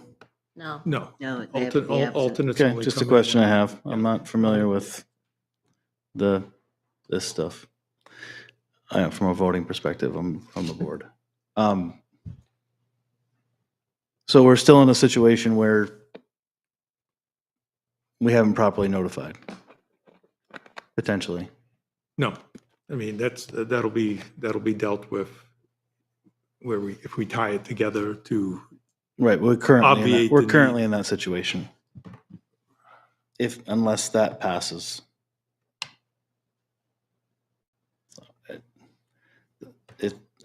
The fact that all of this is happening on the fly is. all right. Not right. Anything else? No, I'm good. Okay. I'm worn out. All right. Oh, wait. All right. If there isn't anything else from the public, I'm going to close the public hearing on Z25-8 okay, we have a last minute buzzer. You come on up, give your name and your address. Yeah.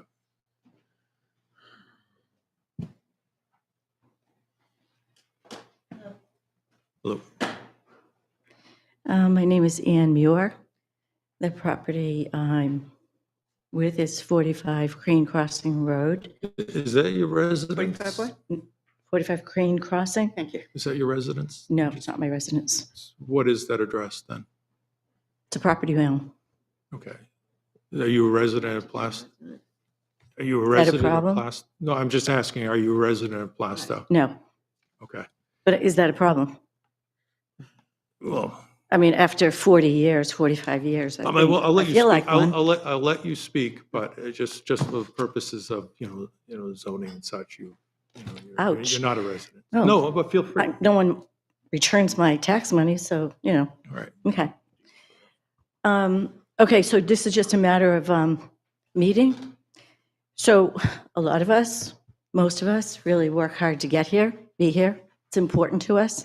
And honest to God, tonight, I could barely hear what was being said. And the last gentleman from Sweet Hill Farm, I think it was, lovely place.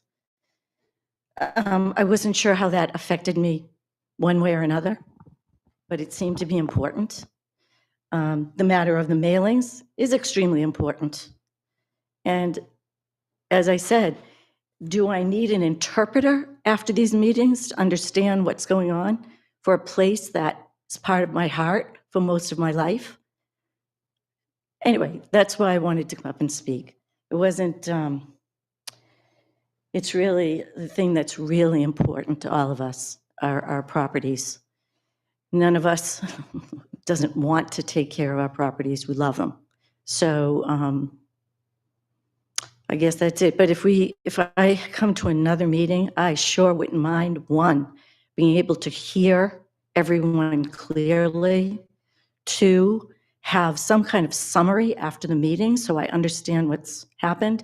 Three, when I come to the next one and I have a document of 30 or 40 pages, I'm not trying to run through it and see what it says. I think we should all be on board the same way. In all It's fairness, the document, the summary and the analysis, It was online. Well, it's online, but we also did it because you specifically said. I did. You specifically wanted to have that. So I that's do, why but that's why we wouldn't it be printed nice to get it a little bit early? Anyway, We don't get it early. I know, but you do this all the time. This is, and trust me, we're appreciative of you being here. It takes a lot for everybody to participate because we all care.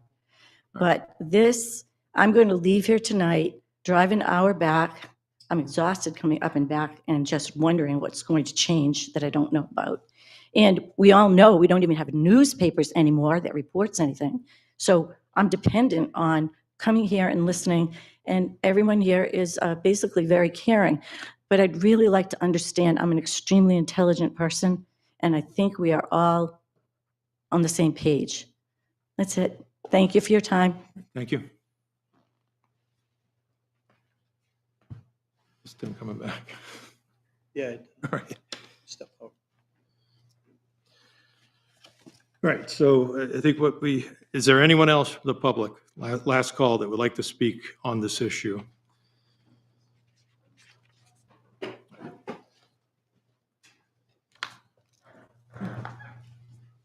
State your name and your address, please. Into the mic. Hi, good night. Brenda Sanchez, 2A Carcel, Plaistow, New Hampshire.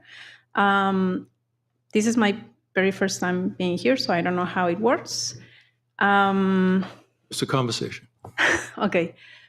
I have a question. If I would like, I saw in the Facebook group a topic related to cottage law. It was not addressed directly as cottage law, but if I would like to address maybe changing how it's managed in the town because it's independent. So right now, if you are not aware of what is the cottage law, it's basically a law in all the US, and it works by state that allows you to bake and sell your like cookies, cakes, and things that are not refrigerated. Right now, not to stop you, but that is on the coming up. That is on the Okay, agenda. okay. That was kind of my question because it's But right now, kind we're of addressing late. Z25-8, which is zoning with respect to wetland buffer. But that will come up That will Okay. in a little bit. We just Okay. go one by one. Okay, yes, that was pretty much my Right. like when, how, and No, how it that's- works. Okay, that's fine. so next hearing. No, it'll be here. It's just, Oh, we're just working through, tonight. we're just working through the one Oh. we're currently on. Okay, I don't take more of your time. I will Oh, wait. no, that's okay. Thank you. All right, if there's nothing else on the subject, last minute, I'm going to close the public hearing on Z25-8 at 8:24. What do we do? We're gonna. Didn't we have to vote? You only voted on whether or not you wanted to change. Well, Right. we're Make it- closing the hearing, and then the board can deliberate and Okay. post the warrant. All right. Correct? Am I wrong on that? Yes. All right. Yep, he's back. All right, Tim, do you want to take a whack at putting together, I mean, the motion that to amend the warrant before us didn't pass. So we're back to the original warrant, the limited buffers of 50 feet, 100 feet, and 100 feet. All right, I think there's an appetite to amend this so that, the language is in there, so it's tied, appropriately, so that we don't have an odd situation where, so that's what we're doing right now. Right? You're right back where we started. Yeah. So that's kind of what we want to do now.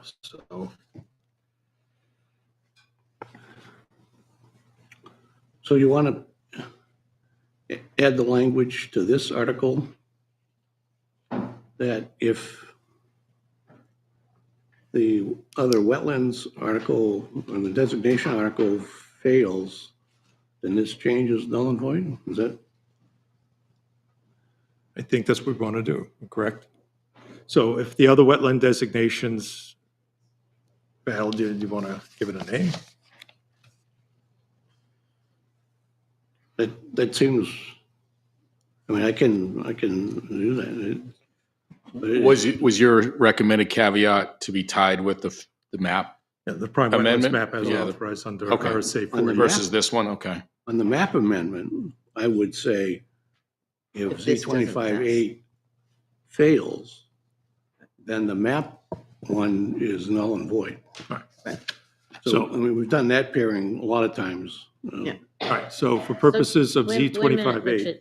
So did you want to take this up when we spoke about the map? Is that when you wanted to take this up? Not now? No, do it We now. want some separate. Oh, okay. We're doing this well, they first. have to be separate. Okay. Okay. Yeah. So proposed Plastow zoning, okay, are you? Where's the- The draft motion is on page 1. Right. I move to post proposed zoning amendment Z25-8 to warrant as being recommended by the planning board. Do I have a second? Second? All right, all in favor? Aye. Aye. Opposed? No. No. Okay, let me get it again. Who is opposed? Two, okay. So 3-2 abstain? All right, so motion passes 3-0.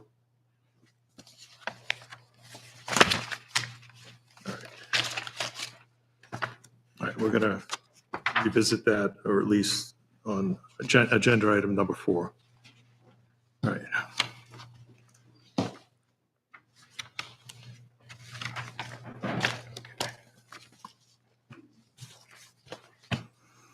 See, let's check the retool here. All right, Put it over here, Pat. okay. You want us to continue, or? Yeah. Okay.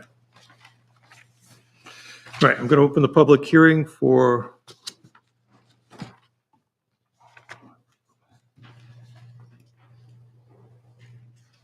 definitions of terms included in the recent enactment of statutes by New Hampshire legislature, clarified the definitions of residential, commercial, industrial use districts, Z25-2.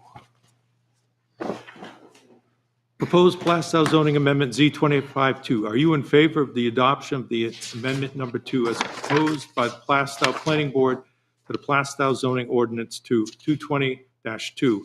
Definitions to add definitions of terms included in the recent enactment of statutes by the New Hampshire legislature. Clarified the definition of residential, commercial, and industrial uses and districts to read as follows. Hierarchy. A, hierarchy. Add 3-08-22 ATM article Z22A. Terms and words not defined in this article but defined in the applicable New Hampshire state statutes or regulations shall have the meaning given therein. Terms and words not defined in this article but defined in the building code shall have the meanings given therein.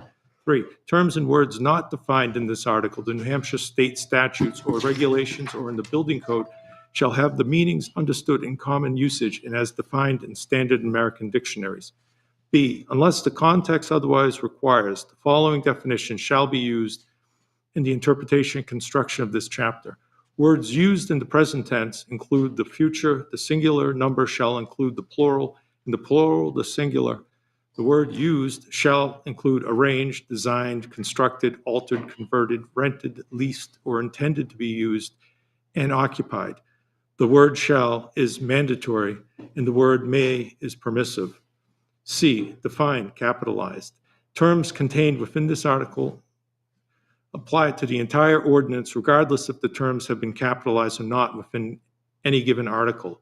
Defined, capitalized terms include within other articles of the ordinance, apply only to the specific article unless otherwise indicated. The convention is to capitalize all letters in the defined term contained within this article, and only capitalize the first letter of each word in the defined term throughout the remainder of the ordinance. Abutter. Abutter means any person whose property is located in New Hampshire and adjoins or is directly across the street or stream from the land under consideration by the local land use board. Directly across the street or stream shall be determined by lines drawn perpendicular from all parts of corner boundaries along the street or stream of the applicant to pairs of projected points on any property boundary across the street or stream that intersected these perpendicular lines. Any property that lies along the street or stream of each pair of projected points or is within 50 feet of any projected point shall be considered an abutter. For purposes of receiving testimony only and not for purposes of notification, the term abutter shall include any person who is able to demonstrate that his or her land by directly affected by the proposal under consideration. For purposes of receipt of notification by a municipality or a local land use board hearing, in the case of an abutting property being under a condominium or other collective form of ownership, the term abutter means the officers of the collective or association as defined in New Hampshire RSA 356-B:3, 23, as amended from time to time. For purposes of receipt of notification by a municipality of a local land use board hearing, in the case of an abutting property being under a manufactured housing park form or ownership defined in New Hampshire RSA 205-A:1, as amended from time to time, the term abutter includes the manufactured housing park owner and tenants who own manufacturing housing which adjoins or is directly across the street or stream from the land under consideration by the local land use board. Accessory use or structure. A use of structure subordinate to the principal use of a building on the same lot and serving a purpose customarily incidental to the use of the principal building. Adult daycare program or services, a program licensed pursuant to RSA 151:2, 1LF, as amended from time to time, that provides one or more of the following services to 3 or more individuals for fewer than 12 hours a day. To participants 18 years of age and older, 1, supervision. 2, assistance with activities of daily living. 3, nursing care. 4, rehabilitation.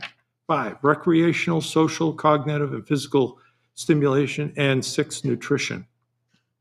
Article. Those articles listed in the ordinance table of contents. Building code. Entire adopted text of each national, state, or local code relating to or regulating buildings, uses, occupancies, and the like, which have been legally adopted by the town. New Hampshire RSA 155-A, as amended from time to time, mandates that all municipalities within the state of New Hampshire shall be subject to the requirements of the New Hampshire Building Code, as amended from time to time, and in accordance with such statutes shall be included within this definition of the building code. Building inspector, an individual who, through the combination of education, training, and experience, has demonstrated skills to enforce the building code. The building inspector shall either be an employee of the town or contracted by the town, charged with the duty of enforcing the provisions of the building code by the town manager. Building principal/principal building. A structure in which is conducted the principal use of the lot on which it is situated. In any residential district, any dwelling shall be deemed to be a principal building on the lot on which the dwelling is located. Business, an enterprise/establishment where goods and/or services are provided in exchange for the delivery or promise to deliver money, goods, services, or other things of value as compensation for goods and/or services provided. A business is limited to and characterized by and defined by the following types of enterprise/establishment. Okay.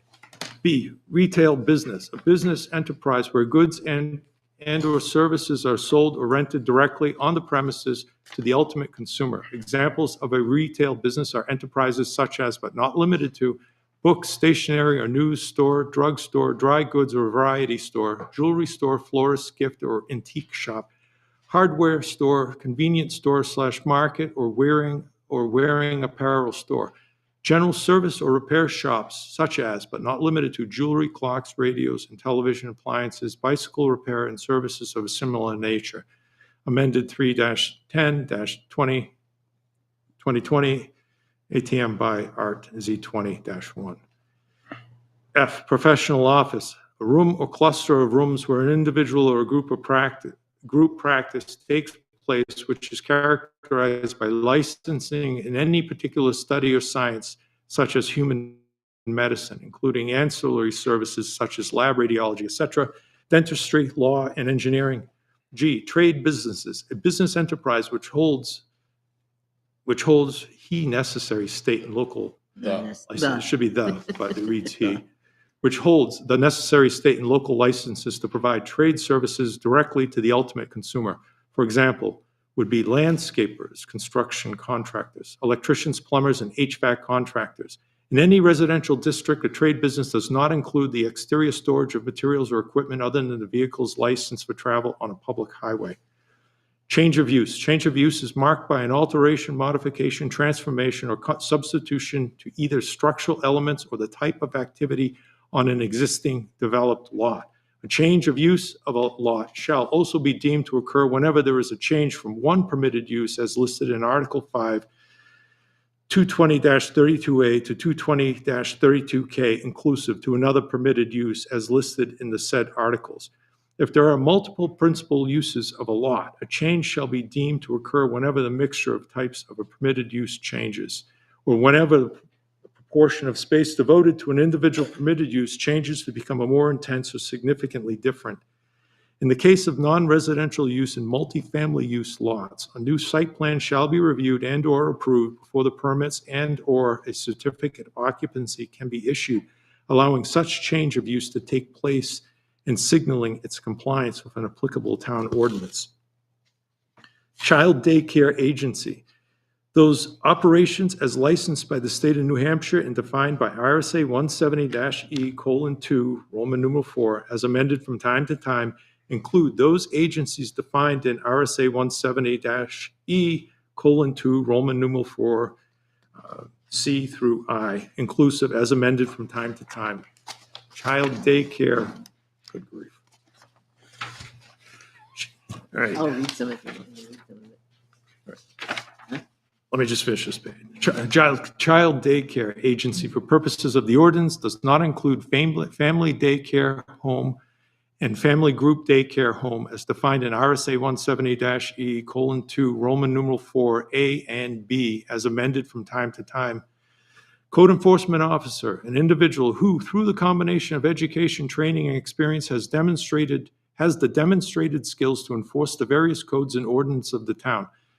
The code enforcement officer shall either be an employee of the town or contracted by the town and charged with the duty of enforcing the provisions of the town's codes and ordinances by the Board of Selectmen. Commercial district, for purposes of the ordinance of the town's commercial districts, are the commercial district 1, C1, see Table 220-32B, the commercial district 3, C3, see Table 220-32M, and those mixed or combined use districts where the existing use on a lot in the respective district is either mixed use or commercial use. Commercial use, those permitted uses within the commercial districts and the mixed or combined use districts where the existing permitted use on a lot in the respective district is listed as either mixed or combined use or commercial use in Article 5, Table 220-32C, 220-32D, and 220-32G. Conditional use, a use conditionally permitted within a district only after a determination by the planning board that certain conditions specified in the ordinance have been met. District/districts, those districts listed in Article 5, 220-28:A, with each being a district. Dwelling single family, a structure designed for or occupied exclusively by one family, does not include manufactured housing as defined in the ordinance, RSA 674:32 as amended from time to time. Dwelling two family, a structure designed for or occupied exclusively by two families living independently of one another. Dwelling multifamily, a structure designed for or occupied exclusively by more than two families living independently of one another. Dwelling unit, any structure or portion thereof providing complete independent living facilities for one or more persons, including permanent provisions for living, sleeping, eating, cooking, and sanitation. Unless otherwise expressly permitted under the ordinance, this use shall not be deemed to include such transient occupancies as hotels, motels, rooming, and/or boarding houses. All right. This goes on forever. Want me to read this? Okay, exterior storage. The outdoor storing of equipment or materials on a permanent or long-term basis without permanent protection from the elements by a roof, walls, or a floor with an impervious surface. This does not include registered personal vehicles or one registered business vehicle per residence. Families/families. one or more persons related by blood or marriage or recognized by other state statutes occupying a single housekeeping unit. More than one family shall be defined as families. Family daycare home, as defined in RSA 170-E:2, Roman numeral 4A, as amended from time to time.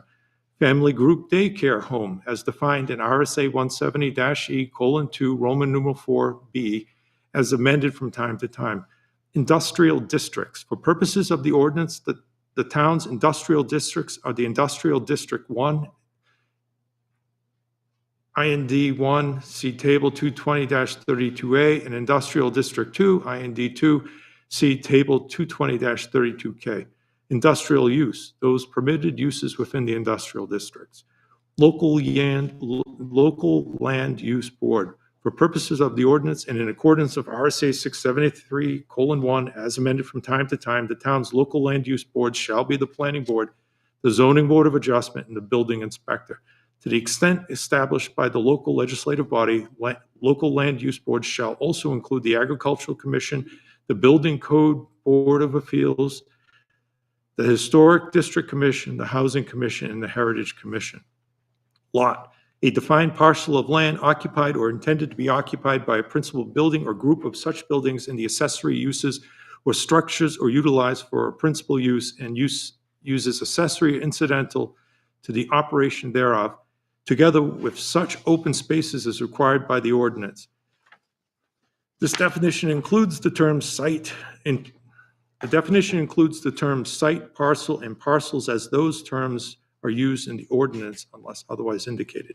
Master plan, the document most recently prepared and/or adopted by the planning board pursuant to RSA 674:2 and to 674:4 as amended from time to time to guide the long-range development of the town. Mixed or combined use, a structure or lot that incorporates some combination of permitted residential uses and permitted non-residential uses. Mixed or combined use district. For purposes of the ordinance, the town's mixed or combined use districts shall be the village center, BC, see Table 220-32D. The commercial district 2, C2, see Table 220-32C, and the integrated commercial residential district, ICR, see Table 220-32G. Multifamily use, any permitted use involving multifamily dwellings. Non-residential uses, all permitted uses not otherwise classified as residential. Overlay districts. Overlay districts do not alter the underlying nature of any district, residential, commercial, industrial. They merely, through the zoning map and/or the ordinance, either limit the scope of certain uses or permitted uses or permit additional uses other than those uses permitted within the underlying district. Permitted use, a use which may be lawfully established in a particular district provided it conforms with all requirements of such district. Principal use, the primary permitted use on a lot which may have accessory uses and structures.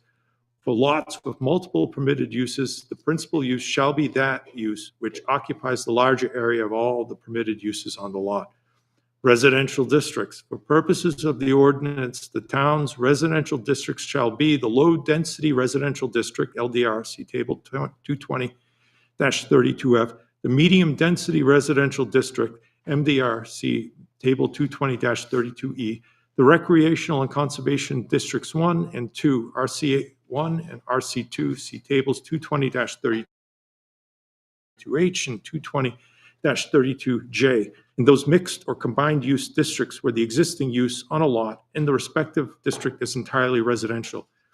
Residential use. The following permitted uses shall be deemed residential uses under the ordinance. Single-family and/or two-family dwelling units, accessory use or structure to a residential use, private/public nonprofit recreation, essential services, home office, home occupation, home business, home daycare, agriculture, forestry, and accessory dwelling units.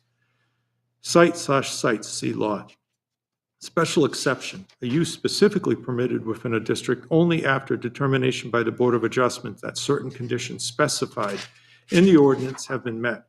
Upon the granting of a special exception, building permits will be held until the appeal period without such occurring has passed in accordance with RSA 7:2, as amended from time to time.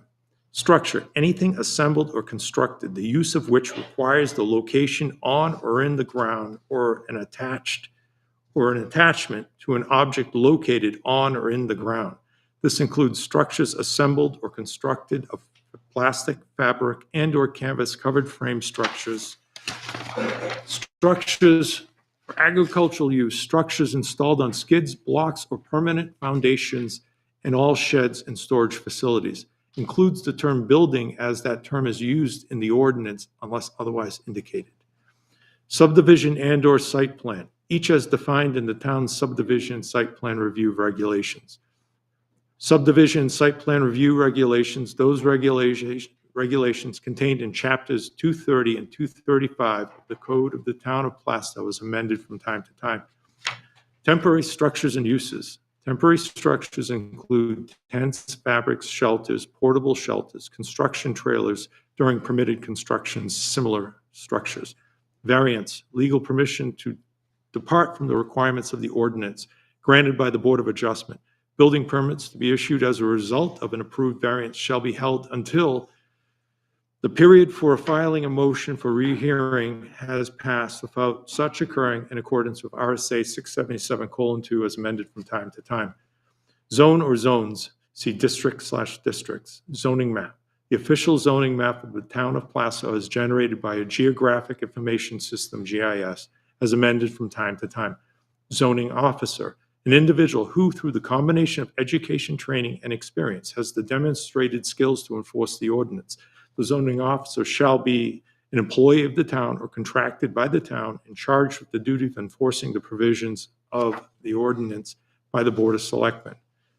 All right. For purposes of the voter's guide, I'll read this section here. Plastow zoning amendment Z25-2 voter's guide. Proposed amendment to create specific definitions of residential, commercial, and industrial uses in zoning districts within the ordinance where none existed.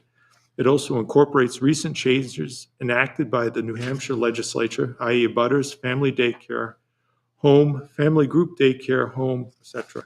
Proposed amendment 2 also expands and clarifies the definition of dwellings, family accessory use, exterior storage, it's been hard, change of use, and temporary use.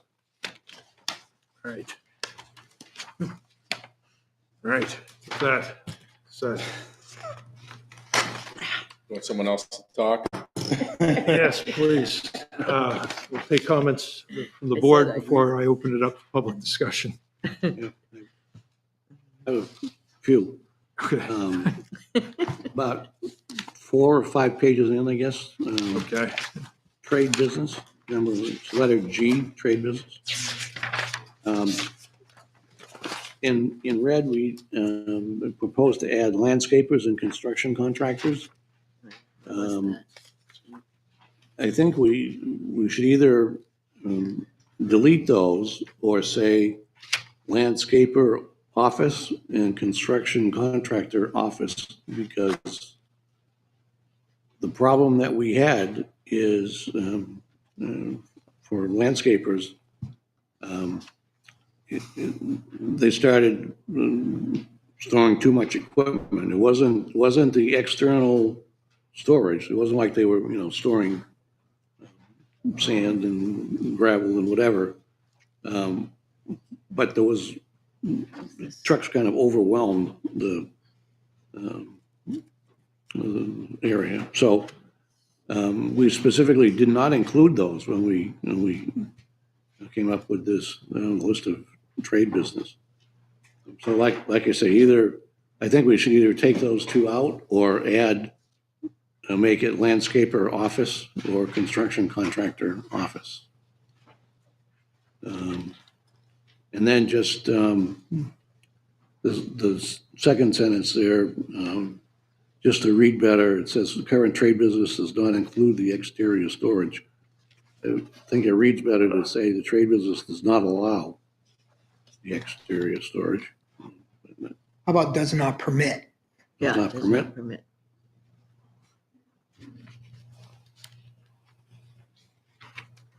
All right, could you, again, just let's, so Where are you saying does not permit or what? Is it any residential district or trade business? Yeah,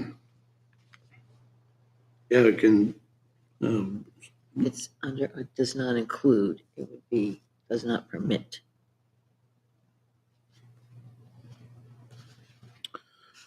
So the second sentence would read, such examples would be landscaper offices, construction contractor offices, electricians, plumbers, and so on. And then we would add a sentence that would say,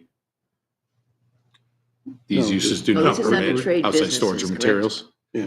Yeah, it's under trade businesses. But we already limit the equipment that you can store on, on a lot. Why do we need to do it here? I mean, here's just talking about the business aspect of what they are. Well, we come up with this exception because it was abused quite frequently and egregiously. But it's already in another place in the ordinance, right? I mean, it's in Article 3 in some aspects. It's certainly in the Article 10 that we'll be getting to soon. And I don't know, I mean, it's up to the board. I'm just saying we had not very good luck with having those in there. Yeah. So you're saying does not use that instead of not include, but not permit? Oh, I don't know, that's, Allow or permit, it's irrelevant. It's the Yeah, same okay, phrase. yeah, that's, I you mean, know. that's, Allow actually might be a better word Okay. when I look at it in context. So there was a point to sort of clarify those two Right. trades because of what was happening. And then in essence, the changes so almost sort of negate the previous changes to allow these uses. yeah. Right. And that's kind of the conundrum we got into previously. Yeah. So is that change, if we, Dan, you said that it's referenced somewhere else. But I mean, apart from just being redundant, I mean, I guess there's no harm if you're just sort of reinforcing what's already in another part of the ordinance, right, Tim? Except So, that we would, what are we doing apart from saying landscaper offices and construction contractor offices? I mean, is it just, Dan, is that just reiterating something that already exists? Yeah, I don't, So it does no harm. it doesn't kind of reads clunky with the whole, I mean, you're talking about a business enterprise here. You're not talking about an office, Right. That's the definition, which holds the necessary state and local licenses to provide trade services directly to the ultimate consumer. And it's just giving an example would be landscapers, construction contractors, electricians, plumbers. And I get the idea, but I think we do a good job as we get into the other aspects. So we're of the not ordinance. granting anything, by, No, we just, Not well, modified. we're just including them as a trade business, Right. whereas before they were Finding kind of carved out. We got a lot of landscapers in town here. I don't know if we necessarily need to be carving those folks out personally. Right, but with the landscapers, they're listed, included as a commercial business. I mean, the reason we came up with this definition The trade a business. while back is the Red Oak businesses that are on both sides of Red Oak. There's a shop which, might have a small machine shop and then one company car, I don't know, maybe two, I forgot now how, but nothing on the outside. So the exterior for that particular thing, the agreement was that it would look, so obviously it's not going to look like a residence, but, we have similar kind of architecture. And the same with the business park on Westville Road. Those are small shops where there's just, I think maybe there's a little, few extra cars there on occasion, but I mean, that was the intent, not to, not to have a big commercial site, and that's what, that's what happened. And hence the sentence that you struck out was exactly why we added that, because it got abused. But we also have in 2013, we have no more than 2 commercial motor, 1-ton weight limit. Each vehicle may be kept on any lot in the residential zone. Okay. Doesn't that prevent? Well, the Westville Road, well, I don't know, maybe that's residential. That has changed zoning a few times, so I don't know if it's commercial 1 now or residential. I mean, what this was trying to do was define exterior storage so that there's no exterior storage, and then include this group as part of trade business. Because remember, this is the definition of business. So that's what it seemed excluding them didn't. You don't define them as a business, whereas an electrician's a business, plumber's a business. All right. Is there anyone from the public that want to add to this discussion? All right. One in the back, but you'll go first. Say your name and your address. Ryan LeBrecq, 174 Main Street. So under trade business, it indicates licensure. Landscapers don't need a license. It just seems to conflict. Maybe that's why they weren't included before. So this is saying that if you're a landscaper and you own a business that you run out of your home, that you can't store anything on the exterior of the property? Is that what that's indicating? Well, whereas before it did not include landscaping or construction contractors? No, That typically call for outdoor storage of materials. So it sounds like before, if you're a contractor or a landscaper, due to the nature of your business, you have lots of stuff that you need to store outside because it's how you make money and you need supplies. So you could store stuff on the exterior of your property. Now this is going to say that if you're a landscaper and you have a home-based business, you can't store anything on the outside of your property other than a vehicle? No. Okay. It's just defining what a business is. It doesn't talk, there's other sections of the ordinance that talk about storage, This talks about just exterior storage of materials. It's a defined term. Right, but what is, trade business does not include the exterior storage of materials or equipment. What does that mean? Well, that just incorporates the definition of exterior storage, which you can't do as in other parts of the ordinance. Ties it together. This was to add landscapers and construction contractors as a simple additional trade business. Yeah, but I think it implicates them into other things via this Well, definition. they can't do it correct? anyways. Because the outdoor storage of materials was prohibited. All we did was change the name and expand the definition. Well, it also changed the definition of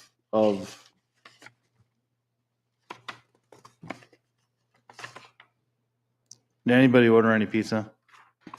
We're gonna be here for a while. Not just because of me. We're changing the definition of many things, right? Or we're adding definitions. So I understand the premise behind it. Definition's probably good. I guess my point is, if you have something specific you want to talk about, we can. Okay. I do. Well, there are other people that want to. So the definition of exterior storage went from outdoor storage, the storage of materials where they are not protected, to completely changing it to outdoor storing of equipment and materials on a permanent or long-term basis without permanent protection from the elements by a roof. So it's basically saying It needs to have a roof, walls. Has to be covered.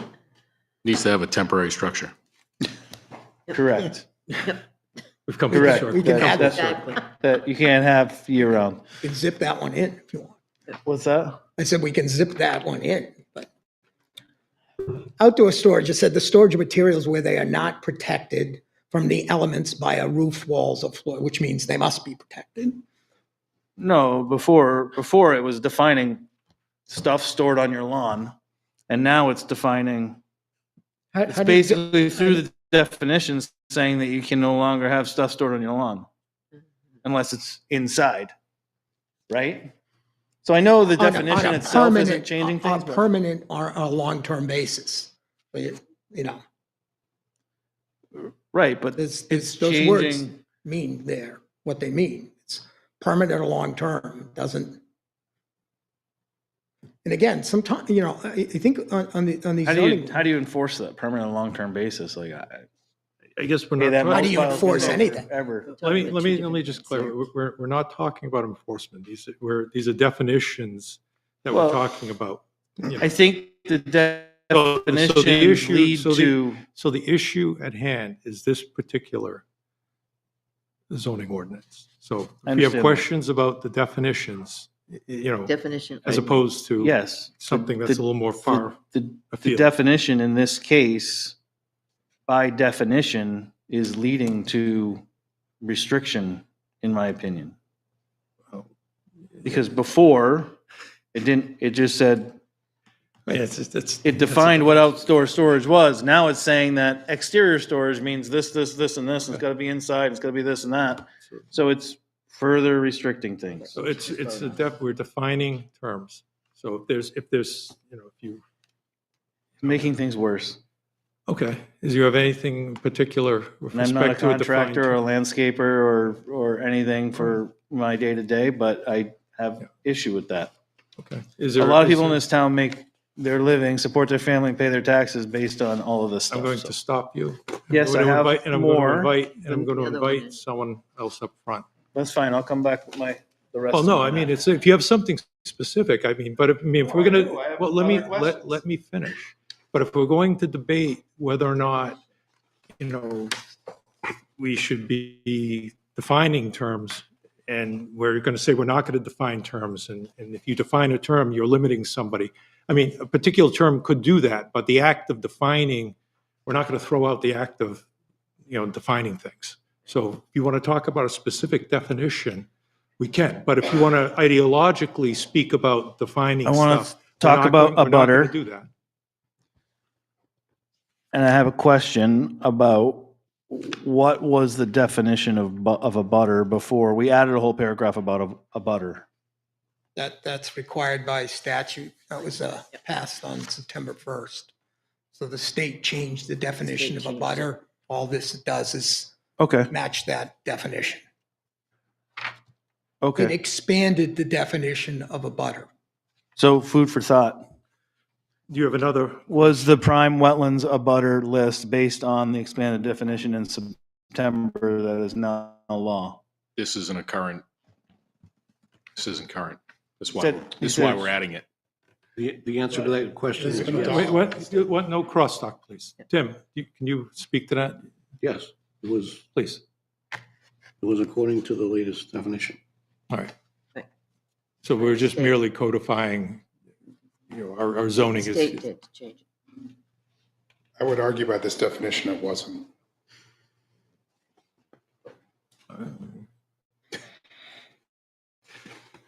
I don't think the list involved this definition. That, again, that's independent Now- of the definitions. okay, we're talking discussion. about this particular one. We're not talking about Z25A, and we're not talking about the map right now. So is there any, again, last call? Okay.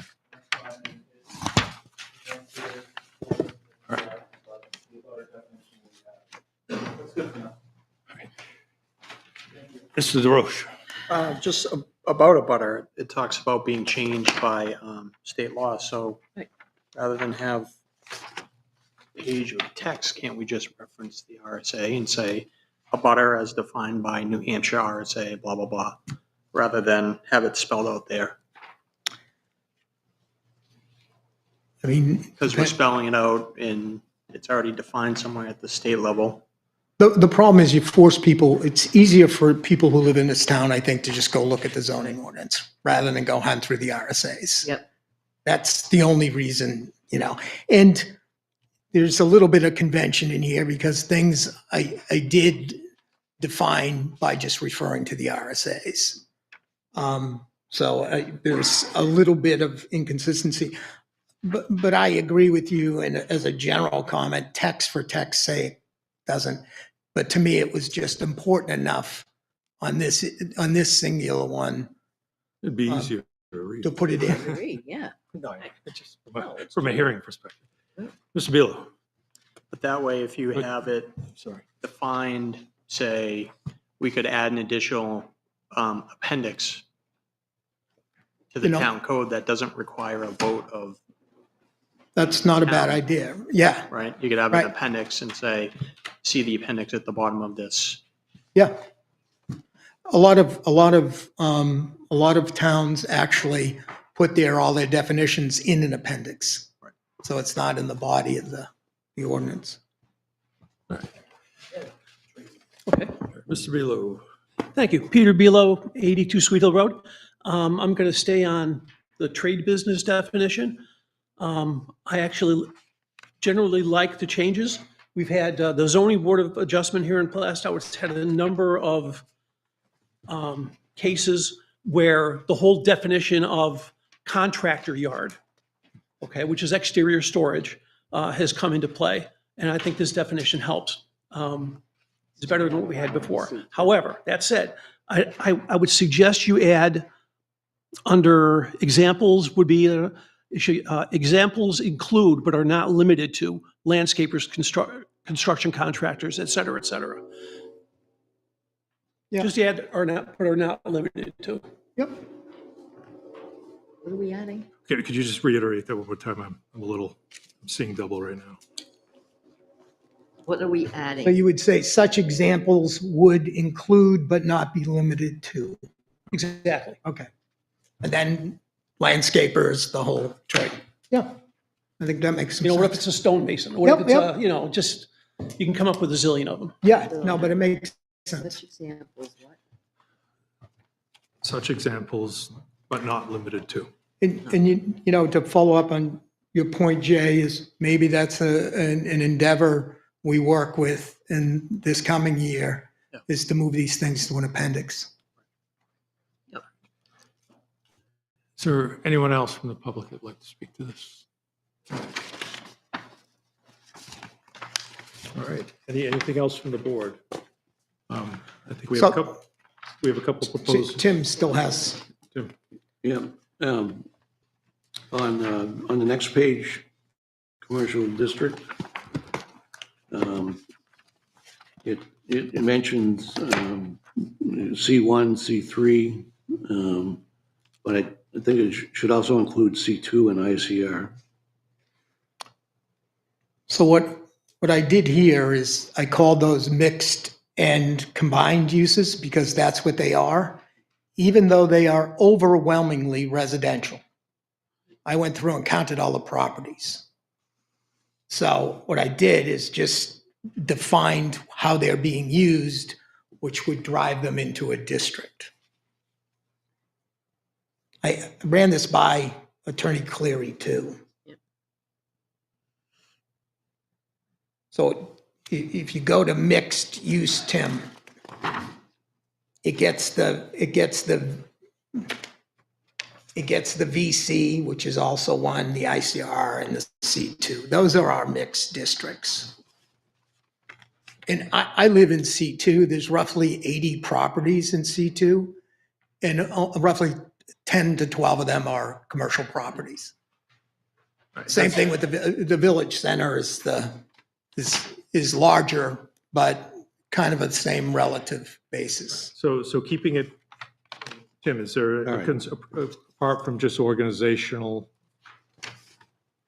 putting it in something or keeping it here, is there anything that you see that's gained by changing where, C2 is.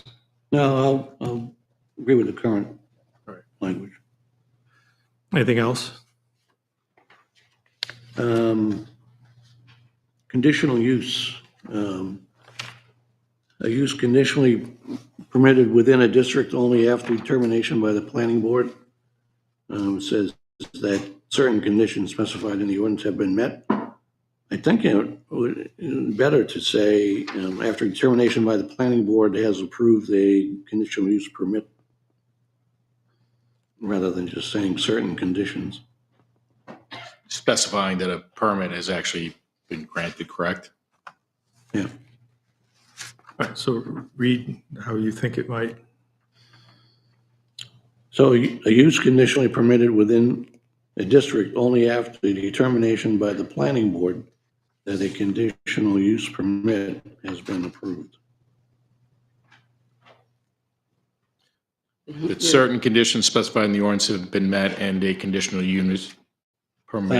I would Conditional use strike- permit has been issued? I mean, I guess we already kind of It's- said that, but. I think that's fine because it's the same thing.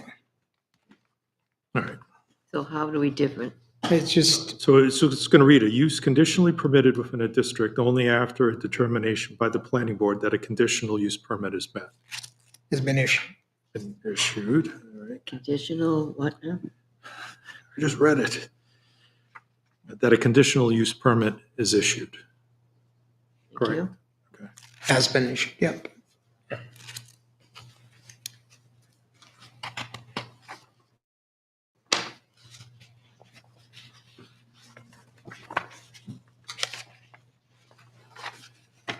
Anything else from anyone? Yeah, just a few more. I would suggest we strike structure for all the discussion that we had earlier about structures and building codes and temporary structures. Just leave it as it is for now.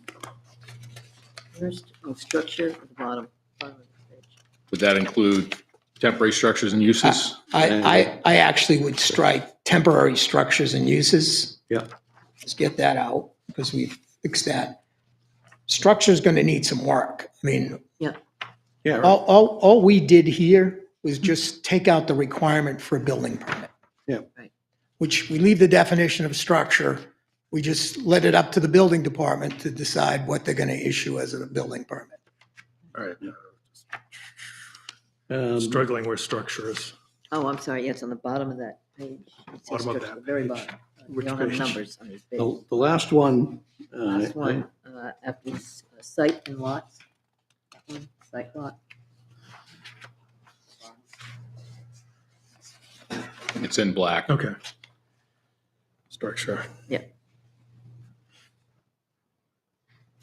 So are we leaving structure in there like it is? I think you have to, because it's, you got structure building all throughout the ordinance. Right. It'd be a mess to go back and, All right, but that's not being changed anyways. That's, No. that's, no, what we're proposing is to take out all structures shall require a building permit. Right. That solves some of the temporary structure dilemma. It was already crossed out. And then we take out temporary, the definition of temporary structures altogether. Oh, okay, yeah.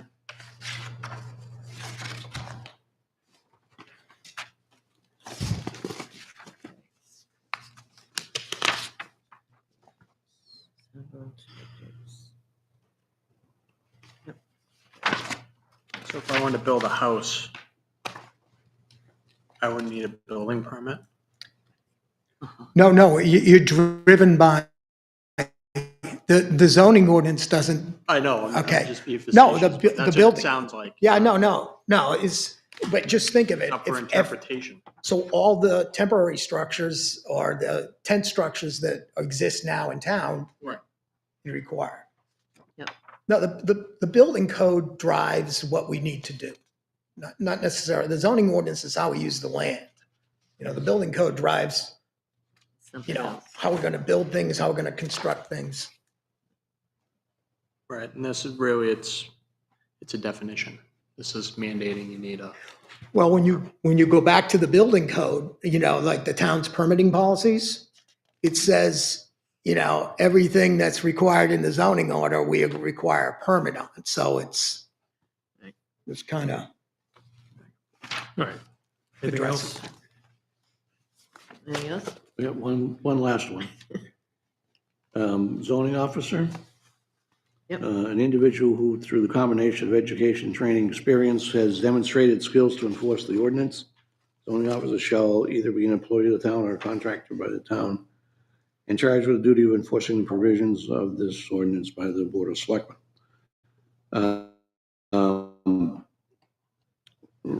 Right now, I believe Dee's title is zoning officer, and she is charged with reviewing subdivision site plans that come in to make sure they are compliant with zoning.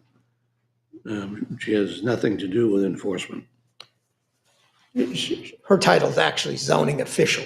Right. That's what She's she, not zoning officer. that's it. She was at time, had the title of zoning officer, just using it. I think it's just a Scribner's error, but right now she's called a zoning official. She's an admin, period. And remember, this is not something we added. We just added make it consistent with the code enforcement and the building inspector. But the position of zoning officer in the zoning ordinance exists now. Yeah. So if that's the case, then I would just change that definition to C code enforcement officer or vice versa, so we don't have them both in there. So you're saying on the zoning officers, say, see zoning, Have we ever had a zoning officer and a code enforcement officer, or we only just have one? We're lucky if we have that. you know, I think about that. We've always had two. We've always had somebody that reviews the subdivision site plans for zoning compliance. We've had another person, often part-time, to do code enforcement. And the other portion of that person's part-time was the building inspector. Okay. I mean, that's, because the language now just says the administrative officer charged with the duty of enforcing the provisions of this chapter by the selectmen. Yeah. So I'm fine with that, but under code enforcement officer, we ought to say either see zoning officer or zoning officer say Yeah, see code enforcement. if I agree with you. If that's all we got, then that's easy. So, Just so we don't have duplicate definitions. Yeah, I know. Shouldn't be all we've got. all right, so which one are you proposing to reference the other one? I mean, we have, Zoning officer, just say C code enforcement officer.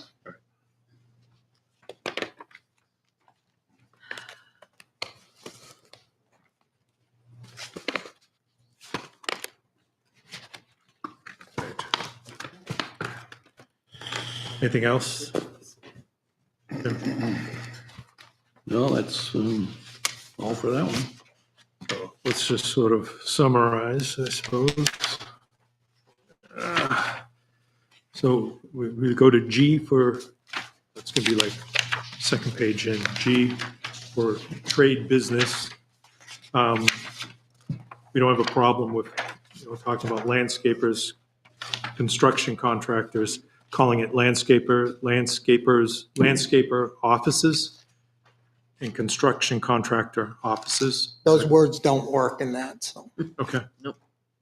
All right, and then what do we, I think the language we had in there, which is all right, so I mean. That was fine. such examples would include but not be limited to. All right, so we're not making any adjustment to landscaper. No. We're just saying would be landscapers, construction contractors, but not electricians, plumbers, and HVAC contractors, but not limited to. Yeah, That'll be I've private, got, right? so what you say is such examples would include, but not be limited to landscapers, construction contractors. I mean, I have the language. Okay.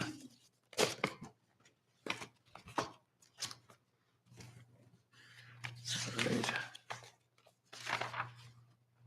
And we're looking for conditional use. The use conditionally permitted within a district only after determination by the planning board that a conditional use permit is issued.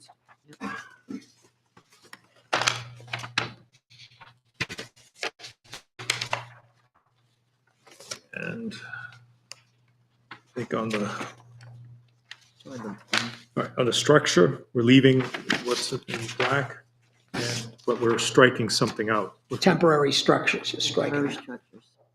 All right, striking temporary structures. All right, and then on zoning officer, C, code enforcement officer. I Okay, don't know why we don't have both. I thought we did at one time. Didn't we? Both? Yeah, we do now. Well, I think we have a code enforcement officer. We have a code enforcement officer, yes. Isn't that John? We have Yeah, a building what inspector is his name? and I a code didn't know we had enforcement one. officer. all right. And then we have the zoning official. All right, so any other changes that we're looking to make? So how do we want to formulate that? In terms of-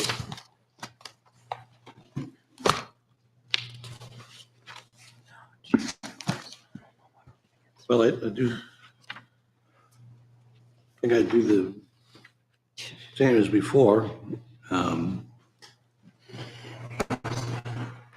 The motion to amend, as we discussed, and if that motion passes, I move to proposed zoning amendment Z25 to, in accordance with the changes that we discussed. Do I have a second? I'll second. All right, all in favor? Aye. Aye. Aye. Opposed? Abstain? So 500. All right. I'll move to post the proposed amended zoning Z25, is it 2?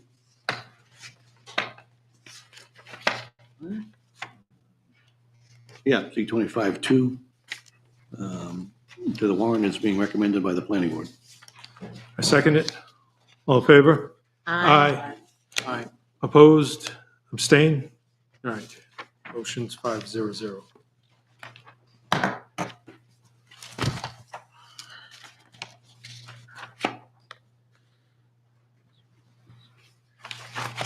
right. Are we doing Article 10? Yeah, home operation. We're doing Z25-5. This was really doing this now.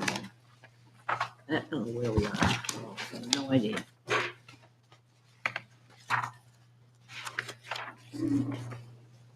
This one right here. Do that. Yep. Z25-5, right?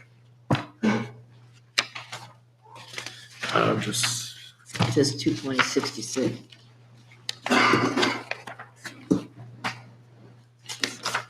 okay. Yeah, mine are stapled out of order. Huh? I said mine are stapled out of order. 5 is after 6. Yeah, I think 6 is, let me just get to 2 here. All right. All right. I'm going to open the public hearing for warrant article Z25-5. Proposed Plastow zoning amendment Z25-5. Are you in favor of the adoption of amendment number 5 as proposed by the Plastow Planning Board to the Plastow zoning ordinance, Article 10, home occupancy, to replace Article 10 in its entirety and replace it with the following? All right, here we go. Article 10, home operation. 220-66 permitted uses. Home operations are classified as either a home office, home occupation, home business, or home daycare. All categories are subject to the requirements listed below, in addition to the specific criteria contained herein for each individual category of use. Home operation uses must be clearly secondary to the residential use and may be permitted either by right and/or through the issuance of a conditional use permit from the planning board. All home operations are designed to permit a homeowner and/or tenant to establish a place to work within their legal residence in one of the following professions, occupations, or trades. The professions such as attorney, architect, accountant, consultant, personal service business, IT professional, engineer, marketing, graphic design, real estate agent, insurance agents, internet sales, or similar recognized professions. B, occupations. Occupations such as artists, tailors, craftsmen, bakers, candy makers, healing practitioners, seamstresses, one-chair beauty parlor, teaching of not more than 6 pupils simultaneously in addition to those living in the house, and other similar home-based or cottage occupations. C, trades and trade professions such as carpenters, electricians, plumbers, HVAC contractors, general contractors, landscapers, appliance repairmen, and other similar self-employed trades. D, occupations such as a homestead food operations and/or licensed homestead food operations operating within a dwelling unit shall be considered a home occupation. E, professions such as doctors, dentists, and other medical or mental health specialists, home medical profession, operating out of a dwelling shall be considered a home business and shall only be permitted within the ICR, C2, or VC districts. F, occupations such as a family daycare home and family group daycare home shall be considered a home daycare. The purpose of establishing conditions for a home operation is to ensure that such uses remain subordinate to the principal use of the property as a dwelling. No home operation shall be permitted which would have a significant adverse impact on the surrounding neighborhood. To be considered compatible for a residential use lot and neighborhood, a home operation shall meet all of the following conditions. 1, the home operation must be clearly incidental and secondary to the primary use of the premises as a residence. The home operation shall not involve the storage or use of hazardous materials, flammable or explosive substances, or other types and amounts commonly found in a dwelling. The use shall not involve the use of storage of toxic substances. 3, such home operation use shall not be injurious, noxious, or offensive to the neighborhood by reason of emission of odor, fumes, dust, smoke, vibration, and noise. No equipment or process will be allowed that creates visual, audible, or electrical interferences or causes fluctuations in voltage off premises. The home operation use by owner or tenant in the dwelling shall be with the dwelling's owner written permission.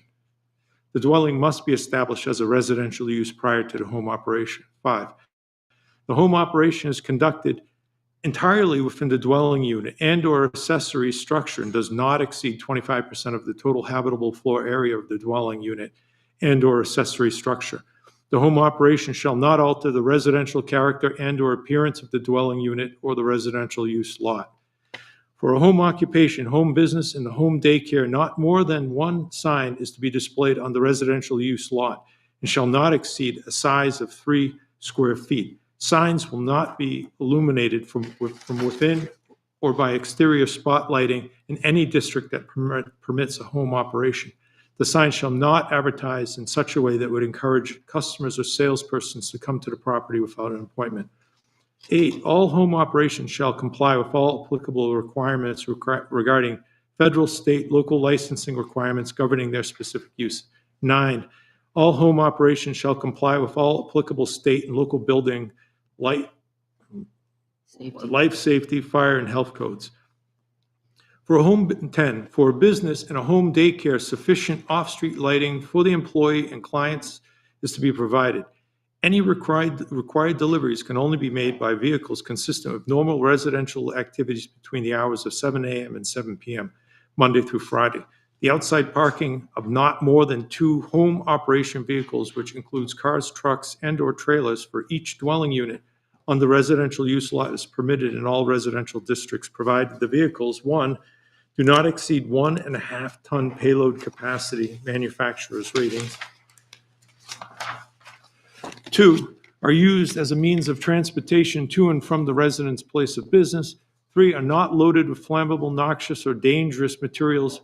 4, must also conform with Article 3, Sections 220-13B. 11, hours of operation. All home operations shall be conducted in a way that is not perceptible in external effects, such as, but not limited to, noise, odors, and traffic from beyond the lot line between the hours of 7 p.m. and 7 a.m., Monday through Saturday, and from 7 p.m. through Monday at 7 a.m. There shall only be one home operation per lot. 220-67.1, home office. Home offices are permitted in residential districts and no permit or registration is required. Home occupation. Home occupation is permitted in all residential districts and requires a home occupation permit from the Department of Building Safety. A home occupation permit must be renewed every 3 years, and or if a change of ownership and or occupancy of the dwelling unit changes. Good grief. The following conditions, in addition to the conditions established in 220-67, must be met for a home occupation permit to be issued by the building inspector. 1, outdoor display of goods. The home occupation shall have no outdoor display or goods and no exterior storage materials or equipment. No goods, stock and trade, or other commodities may be visible from outside the dwelling unit or accessory structure. 2, appearance. The dwelling or accessory structure shall not provide window displays or other characteristics or features normally associated with retail use or other commercial uses. 3, environment. The home occupation shall result in no external evidence of the enterprise except for a permitted sign and shall not have an adverse effect on the environment or the surrounding properties as a result of noise, odors, smoke, dust, lights, pollution, soil, water, and air. Increases in traffic beyond what is otherwise herein permitted or in parking requirements or as a result of other nuisances. 4, employees. Only residents, including tenants of the dwelling as employees, personnel, or volunteers may be affiliated with the home occupation. 5, sales. On-premise retail sales of goods or merchandise from inventory held on the premises are permitted subject to the limitations contained in traffic. Sales made off premises over the internet, via mail order, via telecommunication, or incidental sales that are directly related and subordinate to the home occupation, such as hair products at a salon, that do not generate separate trips to the dwelling unit are permitted without restriction. Traffic. There shall not, let me try again. 6, traffic. There shall be not more than 5 client visits or deliveries per day. 7, vehicles. Only one branded vehicle to be used by the owner of the home occupation shall be kept on site. One additional home occupation related vehicle may be stored on site without required screening. A home occupation permit requires an attestation by the resident/homeowner that all provisions of this article related to a home occupation have been met, including the submission by the applicant of a copy of all local, state, and/or federal licenses required to operate the home occupation.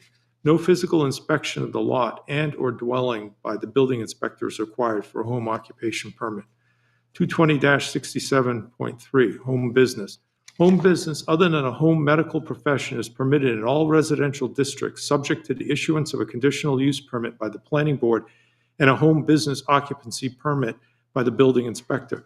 Home medical profession is only permitted in the C2, VC, and ICR districts, subject to the issuance of a conditional use permit by the planning board and a home business occupancy permit by the building inspector. The following conditions, in addition to the conditions established in Article Roman numeral 10, 220-67, must be met for the issuance of a conditional use permit by the planning board and a home business occupancy permit to be issued by the building inspector. 1, outdoor display of goods. The home business shall have no outdoor display of goods, no exterior storage of materials or equipment. No goods, stock and trade, or other commodities may be visible from the outside the dwelling unit or the accessory structure. 2, appearance. The dwelling or accessory structure shall not provide window or displays or other characteristics or features normally associated with a retail use and/or other commercial uses. 3, environment. The home business shall result in no external evidence of the enterprise except for a permitted sign and permitted traffic and shall not have an adverse effect on the environment or the surrounding properties as a result of noise, odor, smoke, dust, lights, pollution, soil, water, and air, increases in traffic beyond what is otherwise herein permitted or in parking requirements or as a result of other nuisances. 4, employees, non-home medical professions. There shall be no more than one non-resident employee working no more than 40 hours a week of the home business unless otherwise approved by the planning board. Employees, home medical professions, the planning board must determine that access to the residential use lot by all employees that are anticipated to commonly serve the use will do so without adversely affecting safety in the vicinity. 6, sales. Retail sales of goods incidental to home businesses are permitted. I'll do this page and then someone can take over. 7, traffic. The planning board must determine that access to the residential use lot by all vehicles that are anticipated to commonly serve the use will do so without adversely affecting safety in the vicinity, whether those vehicles are based on the residential use lot or otherwise. 8, vehicles. There shall be no parking or deliveries by vehicles with more than 2 axles. Only one commercial vehicle may be parked on the residential use lot in conjunction with the home business. 220-67.4, home daycare. Home daycare is permitted in all residential districts subject to the issuance of a conditional use permit by the planning board and a home daycare occupancy permit by the building inspector. The following conditions, in addition to the conditions established in Article Roman numeral 10, 220-67, must be met for the issuance of a conditional use permit by the planning board and a home business occupancy permit to be issued by the building inspector. 1, outdoor play area. The home business shall have no outdoor display of goods, no exterior storage materials or equipment other than that which is needed for an outdoor play area. No goods, stock, in trade, or other commodities may be visible from outside the dwelling unit or accessory structure. 2, appearance. The dwelling of accessory structure shall not provide window displays or other characteristics or features normally associated with retail use or other commercial uses. 3, environment. The home daycare shall result in no external evidence of the enterprise except for a permitted sign, permitted traffic, and permitted outdoor play areas, and shall not have an adverse effect on the environment of surrounding properties as a result of noise, odors, smoke, dust, lights, pollution, soil, water, and air. Increases in traffic beyond what is otherwise herein permitted or in parking requirements or as a result of other nuisances. 4, employees. The planning board must determine that access to the residential use lot by all employees that are anticipated to commonly serve the use will do so without adversely affecting safety in the vicinity.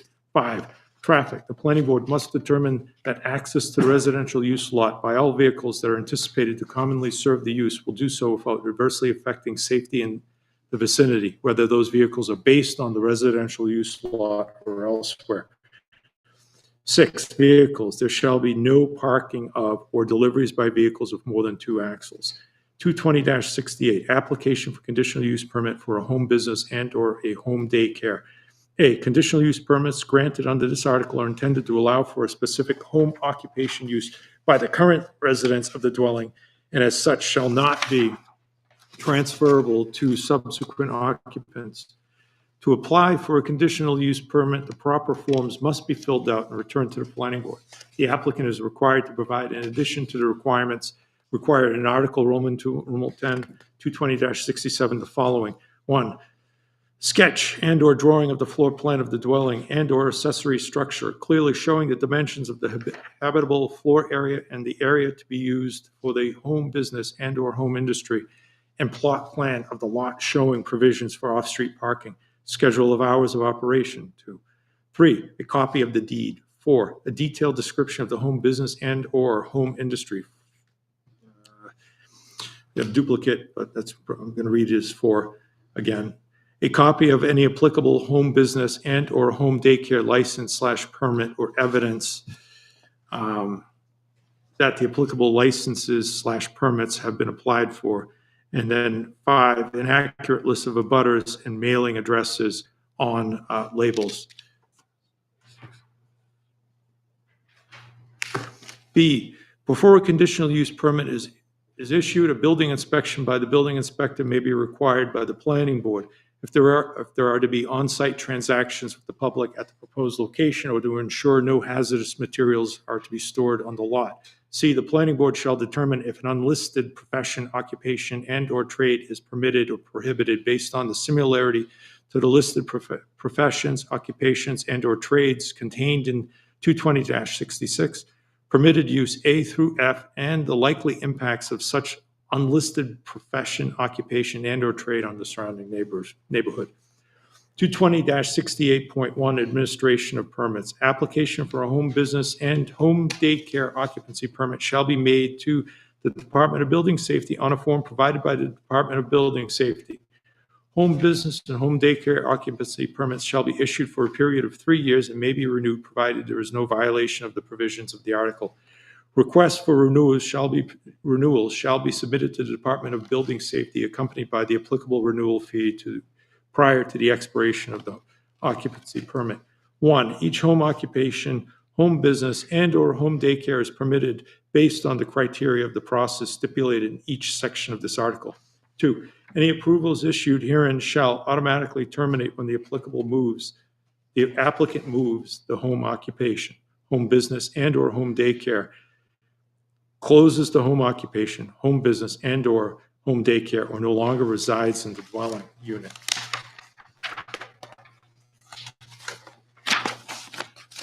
You want to take a stab at us here for a second? Sure.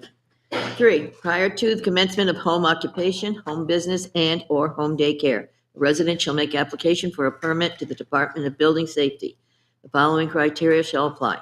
1, certificate of occupancy shall be issued based on the level of approval required for the home-based business, administrative approval, and/or conditional use permit.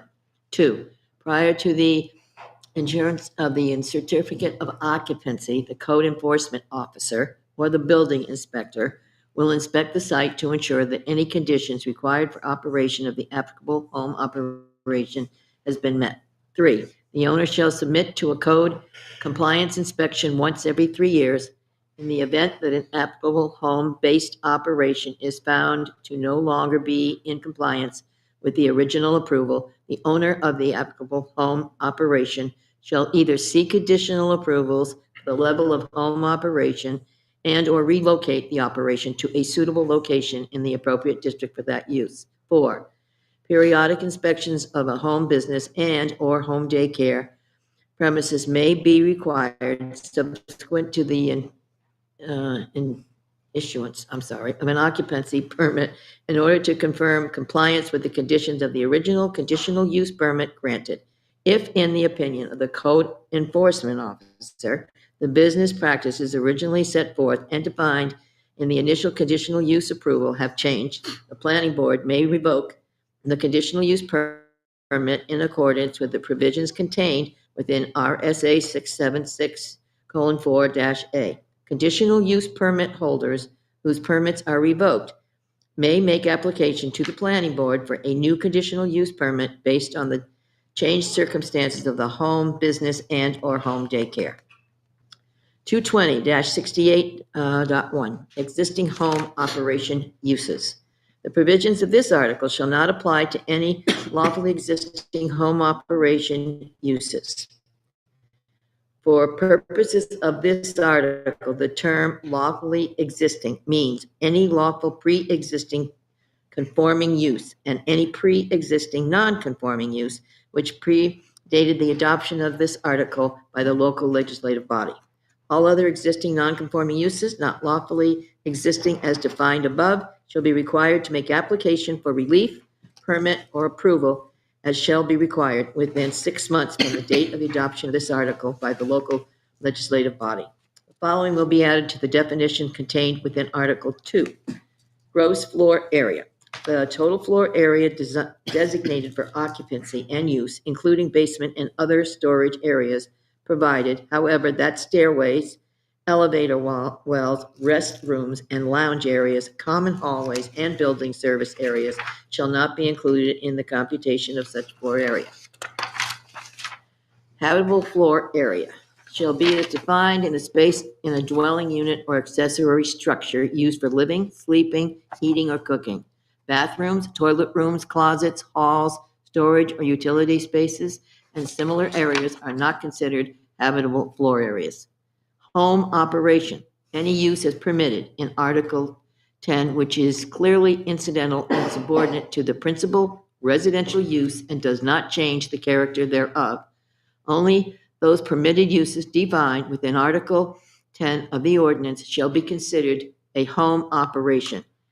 Garage dash yard sales, garden produce selling, and similar seasonal or temporary activities will not be considered as a home operation. Home business, a type of home operation involving the creation, provision, and sale of services and/or goods to and from the property.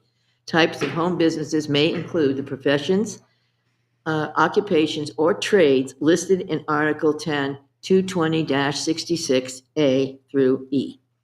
Home daycare, either a family daycare home and/or family group daycare home licensed pursuant to the New Hampshire Department of Health and Human Services, HE-C 4002, Child Care Program licensing rules as amended from time to time.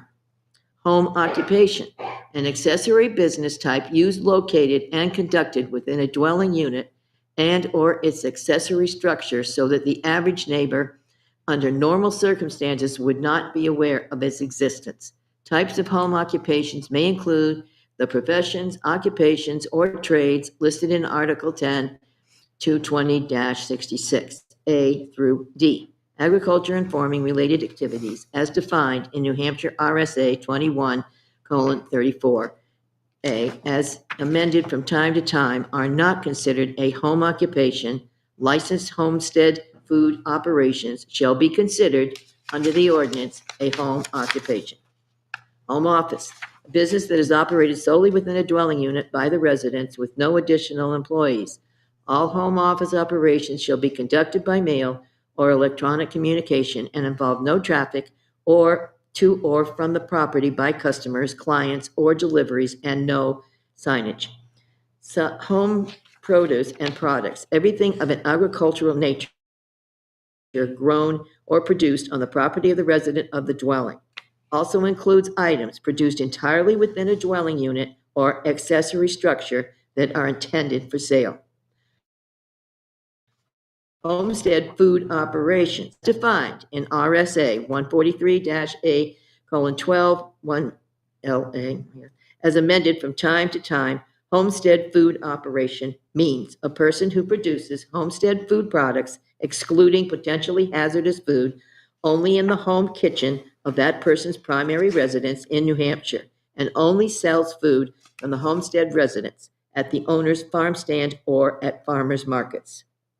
Homestead food products, as defined in RSA 143-A:12 LC, as amended from time to time. Homestead food products means all food except potentially hazardous food, and as defined and ruled by the Commissioner of the Department of Health and Human Services through rulemaking under RSA 143-A:13.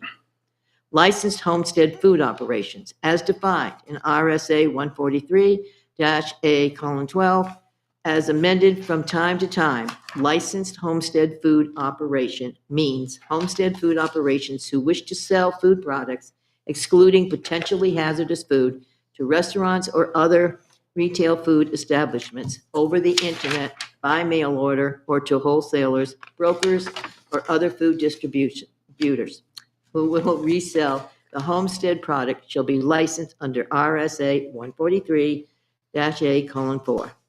Potentially hazardous foods, as defined in RSA 143-A:12 LB, as amended from time to time. Potentially hazardous food means foods requiring temperature control for safety because they are capable of supporting the rapid growth of pathogenic or toxic microorganisms, sorry, and the growth of toxin production of Clostridium, what is that? Come on, Karen. Clostridium. Clostridium botulinum. Okay. Potentially hazardous foods also include low-acid canned foods. Yes, okay. Right. Plastow zoning amendment Z 25-5, Voters Guide, proposed Z 25-5, significantly expands what residents are permitted to do on their property without undue administrative burden in order to stimulate and promote the development of organic small-scale businesses which have been proven to have minimal impact in residential neighborhoods, as neighborhoods are oftentimes unaware of their existence. The proposed ordinance creates 4 categories for use. A home office is provided by right in any residential district without the need for any further town action and/or permit. A permit. A home occupation is permitted by right in any residential district, subject to a permit, which does not require a building inspection, to be renewed every 3 years. A home business and home daycare are permitted within any residential district, subject to a conditional use permit to be issued by the planning board. The amendment also permits homestead food operations, which are currently permitted in roughly 241 of New Hampshire's 256 cities, towns, and unincorporated places, but not in the town of Plastow. I think All that's right, it. thank you. Thank No, you were better.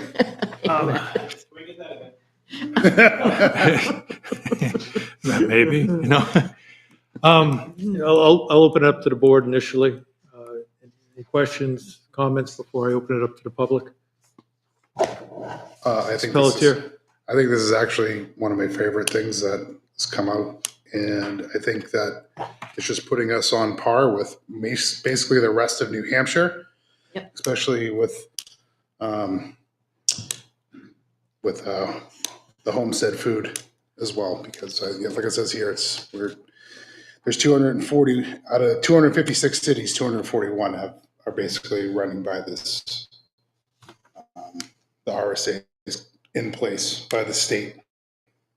It's actually more. It's actually, because out of the 15 self-inspecting towns, 9 of them permit homestead food.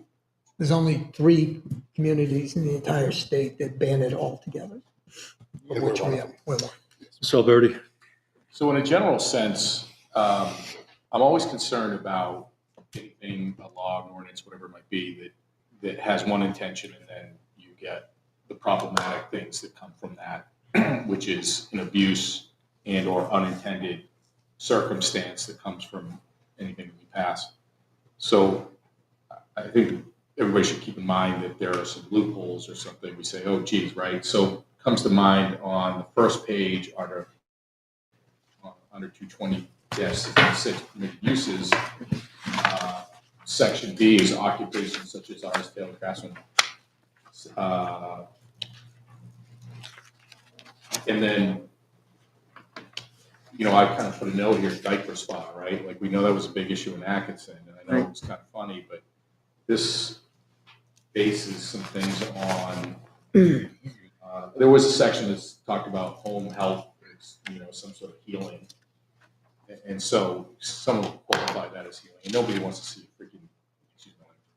nobody wants to see the diaper spa next to their house, right? So, I don't know how we would limit that or restrict that, but that's one of those unintended consequences. Number 2 is under C, where it says trades and trade professions, such as carpenters, electricians, plumbers, HVAC.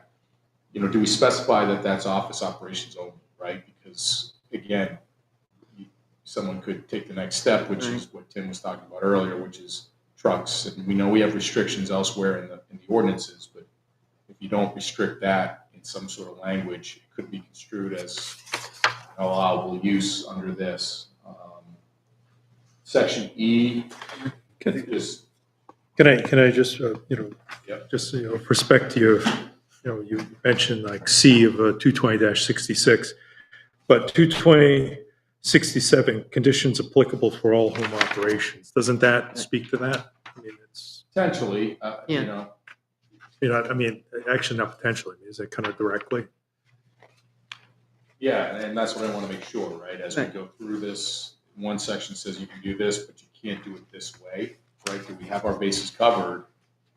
Because I think the intent is we would allow very, very small scale stuff that would not be seen by residents, but you don't know where that cuts off and where that starts off, feeling like it's a heavier duty use. Right. Should going back to the 220-66 permitted uses, should section E include C1?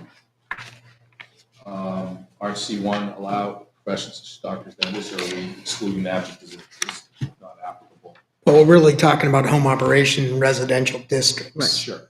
Okay. That's, Um, in fact, any of these can be permitted anywhere in the zoning ordinance. We're just really limiting to what you can do in your home. On the next page with 1 through 10, 7 talks about signs. You know, I don't want to see a sign right out in the middle of a mailbox or something saying something necessarily if they have a business. So would we benefit from saying that the sign, and I know it specifies 3 square feet, but should we say where it should be located, which would be on the primary residence, something to that effect? I believe that has to have approval, no matter what. Yeah, we do have an ordinance on signs as it is, so. It would come before us. Well, only if it's a home business or home daycare. You still have a sign that under here is permitted for a home occupation. You know, I have my kind of suggested edits as go through. One way I was doing on this one was all signs require a separate permit from the Department of Building Safety, which that's a given, they do. I mean, a chunk of this language is actually in our ordinance now as it relates to special exception, you know, so. Yeah, well, one thing isn't covered in one place, it's covered in another, but. No, but even in the current home occupancy language, you know, I actually, when going through this, I tried to preserve as much of that as I could. It just became unwieldy when we kept, you know, making some changes that I went to, like just replacing the whole thing, but I still kept the language in here. I mean, I guess you certainly could. I mean, the whole idea of this is low impact, you know, and essentially not a lot of evidence of what's going on.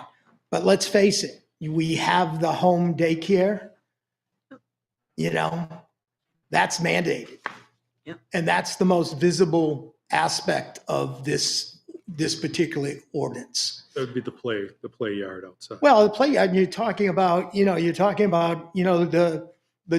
difference between the two levels is one allows you up to 9 children, you know, 6 preschool, 3 full school. The other, the group, adds you up to 17 children, you know, and that's 12 preschool and 5, you know, full day school students. That's a lot of activity. I mean, in that, just the visitation alone in that is 20 plus visits a day. You're dropping them off and you're picking them up. So, you know, everything else kind of squeezes everything down, you know, but that's required, that's allowed everywhere now. Every residential district we have, it's permitted by state law. So, and I apologize, I know it's late, but 2 more pages from that. There's What's a it section under? that talks about But- traffic. But we could fix the sign thing, Tom, if that's. Yeah, that's it's it. very minor. Yeah. The one that says number 6, traffic, and number 7, vehicles. One thing if this does get enforced, allowed in part of our zoning, it says 1 additional home occupation related vehicle may be also stored on site. Just for clarification, so if they have a business car, you know, Tom's Cookies, right? I can only have 1 other vehicle for my family members? No, it's related to the home occupation, yeah. All right. And That's what I just want to specify. I've got some thoughts on that too, because I want to tie that. We have the definition of a motor vehicle in the zoning ordinance. Right. We should carry that through into here too. So when we go through the public hearing, I've got some thoughts. Mr. DeRoche.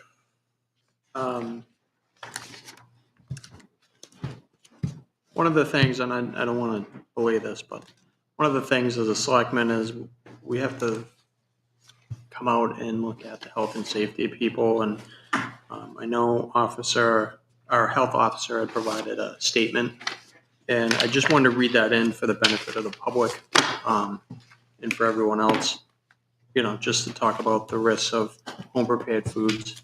And I know we were, we're one of very few towns that are self-inspecting, but just for the purposes of information, I want to read this to everybody. So, to the Plastow Planning Board, Plastow Health Department, 114-225.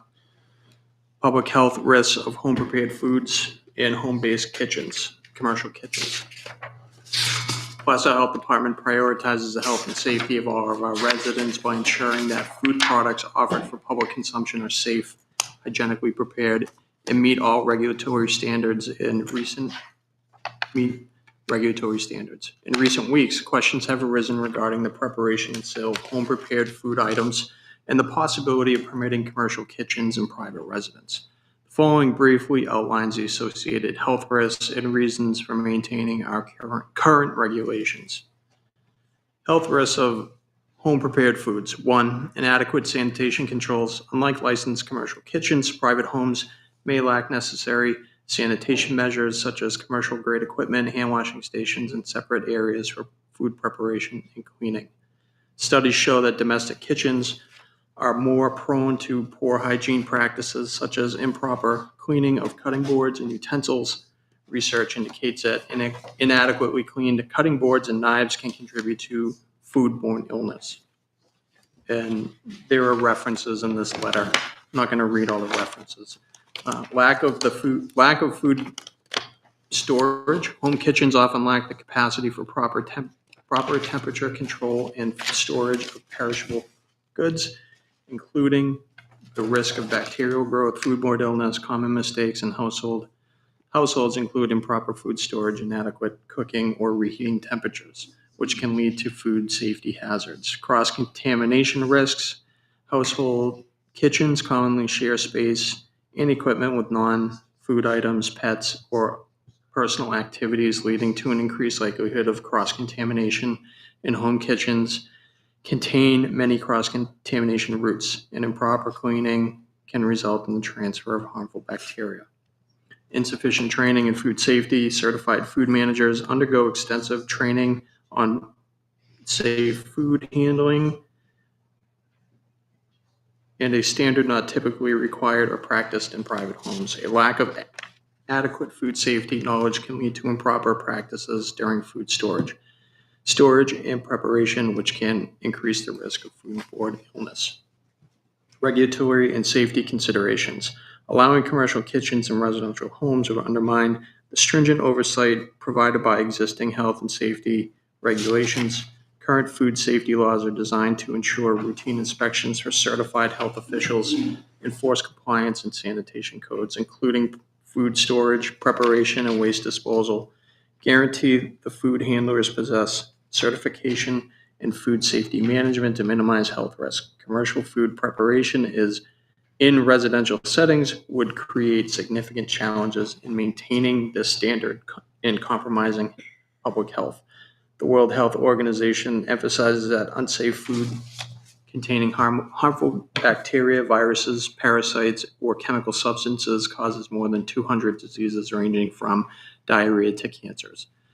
Conclusion, the preparation and sale of food products to the public should be conducted only in licensed commercial kitchens that meet established health and safety standards, while home-based food businesses may seem convenient or economical. They pose an unacceptable,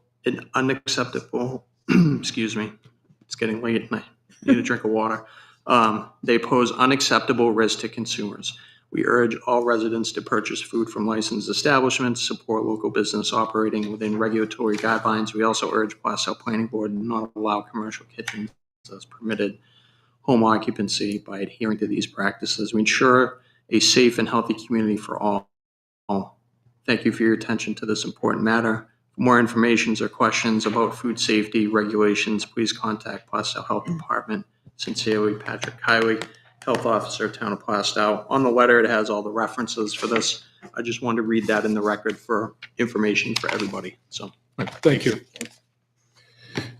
Before I Is- go to the public. Now, didn't she want to say something? Is there, is the health office here tonight? No. I just got this yesterday and I did have questions with them. I just assumed that he would be here. Is not in attendance? Okay. No, I don't think so. All right, thank you. Anyone from the public want to come up? I'm just not sure what, Zach? was there any outreach to the health officer in regards to some of these discussions? Yes. Okay. It specify commercial kitchens, Yeah, these, battery died, but commercial versus. these aren't commercial kitchens. These are not commercial. In fact, under the statute, they can't be. Right. Proceed. A comment to this last question. I actually spoke to the health inspector today, and he told me he just learned about this yesterday, and he was already scheduled to work. So he was unavailable. He was not approached by this board, and you had months to do it.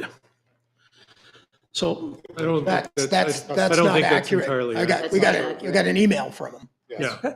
So. Okay, so I'm just that's, reporting what I was told. yep. Well, I probably have it in here if you want me to pull it out. okay, Carrying on. please. So did this proposed warrant article come from the zoning ordinance subcommittee? Yes. Okay. In that case, my first issue comes from the summary that Mr. Kane published on January 9th that said that the subcommittee met in early August, September, and December. We only have meeting notices and minutes from the September and December meeting, not the August meeting. So I would contend that There was only this two. is, all of these zoning articles are the fruit of a poisonous tree. That was an unlawful meeting if it wasn't noticed and it wasn't Let me- minuted. Okay, let us explain why. I'll Okay. take this, please. Yep. All of the meetings were properly noticed. All right. Well, there is none anywhere from the August There meeting, was only two people. That's why. which was a quorum of the subcommittee. All our meetings were properly noticed. Pardon me? All the meetings were properly noticed. Can you show me the notice for the August meeting? They should have all been published on. That's not what I asked. Could you show me the Been notice? properly noticed. Yes, we could, I'm sure there's a notice. It was done in the town hall, and it was also published to the library, I believe. Yes, From August.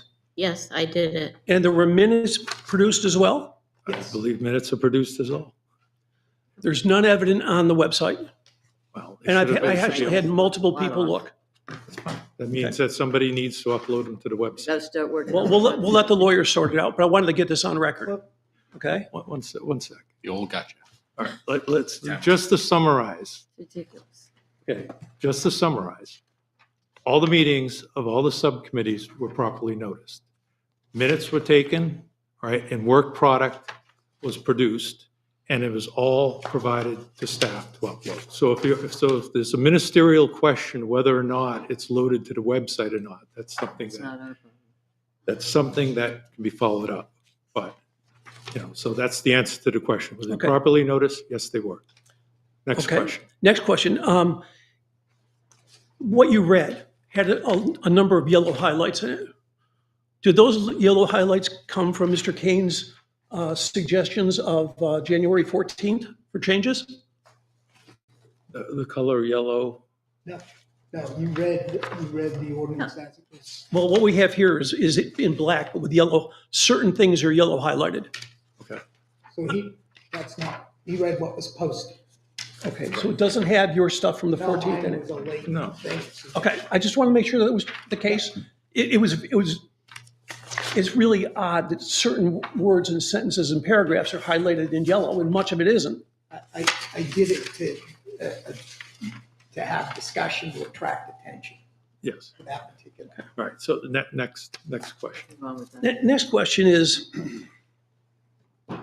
well, I'll make a comment first. This is overly complex. You're taking a 3-page ordinance, turning it into a 9-page ordinance, taking one relatively easy to understand home occupation and turn it into 4 more difficult, more nuanced, different types of occupations. I don't believe that's necessary. There's a big issue in outside use. Right now, people have home occupations. Actually, until April of this year, my wife had a home occupation. You'd call it a home office, and that that was done totally legally. No one knew it was there. She occupied part of a couch, part of a coffee table, and my printer. That was it. Everything else was out in industry.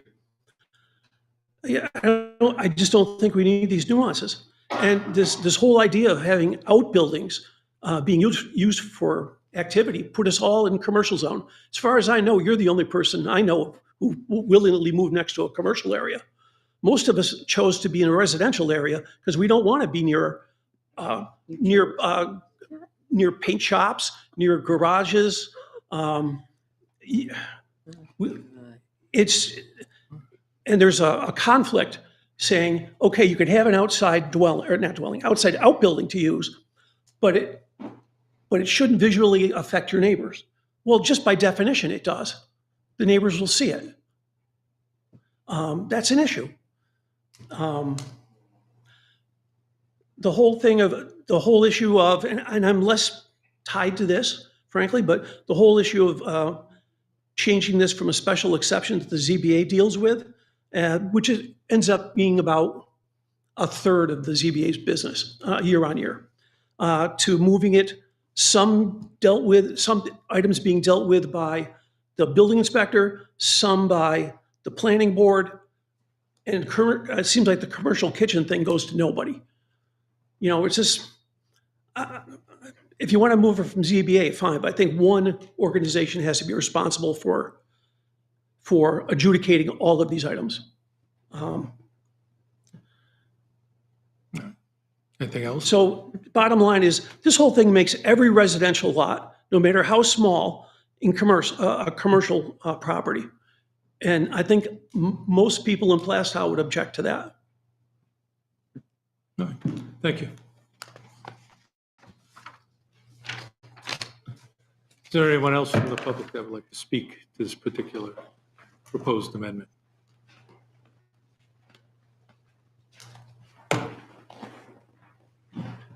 Jessica Pelletier, 24 North Ave. I wanted to address the homesteading, the sale of homesteading food specifically. And I actually want to address that letter from the health officer. I don't know, he references the commercial kitchens in residential homes. But there's actually, and I did include these in the packet, so I don't know if everybody had a chance to look at them, but there's basically 3 parts to selling homemade food products in New Hampshire. And I pulled these from the UNH extension site, just because it kind of simplifies it and makes it easy to follow.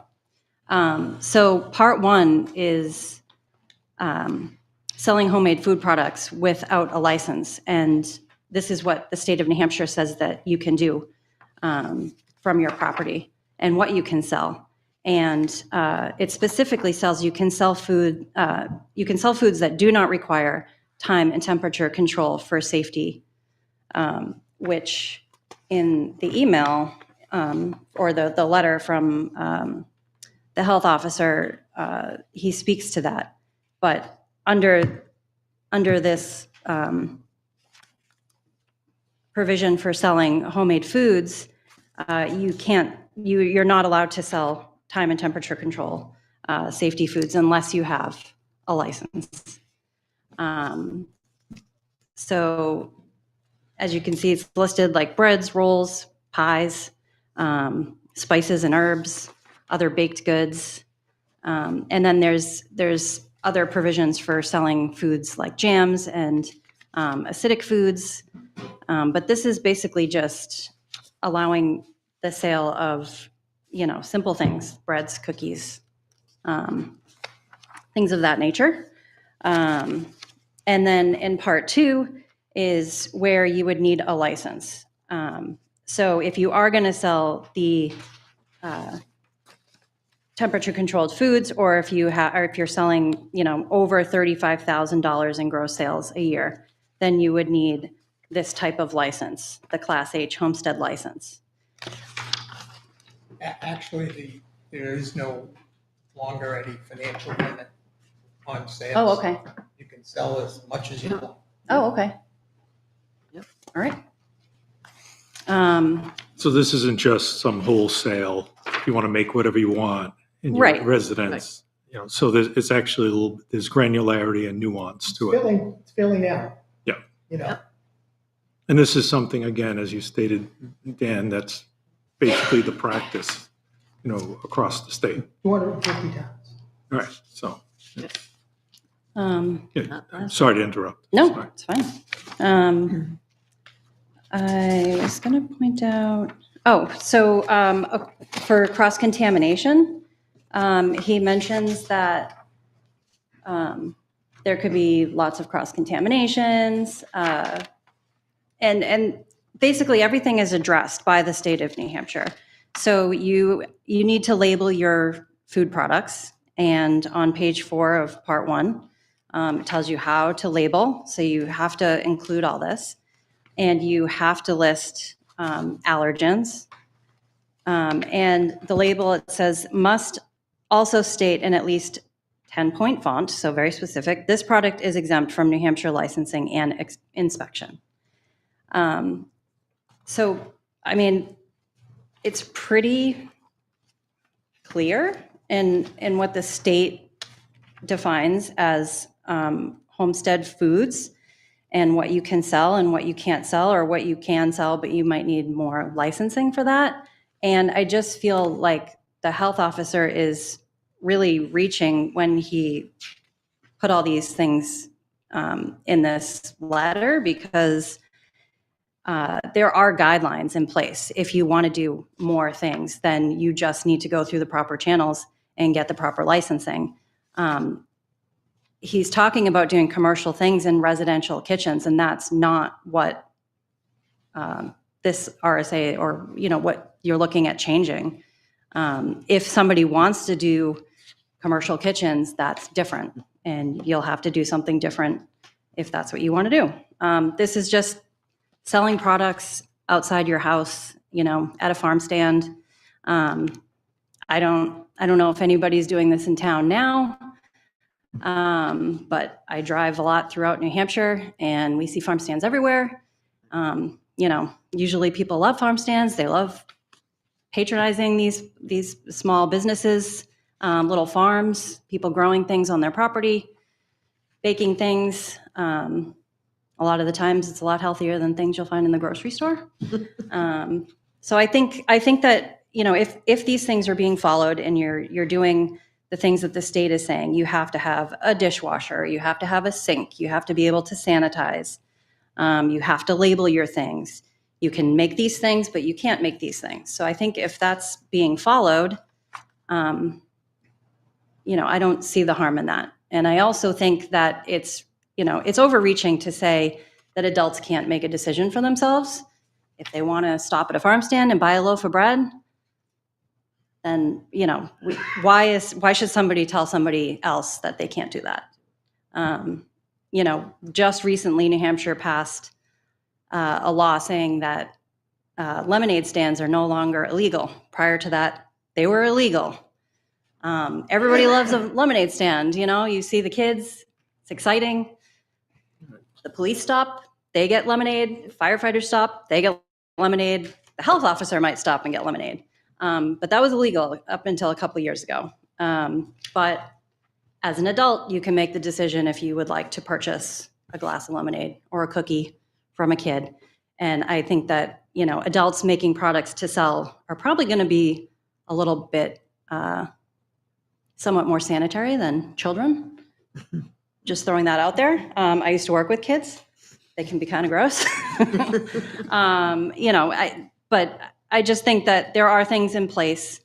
And I just think that that's, it's a nice thing for a small town to be able to patronize these farm stands. It's what we used to do, Some people grew the vegetables, some people baked the bread, some people had chickens, some people had pigs. You would go to these places. And I think that brings that small town feel back to the town.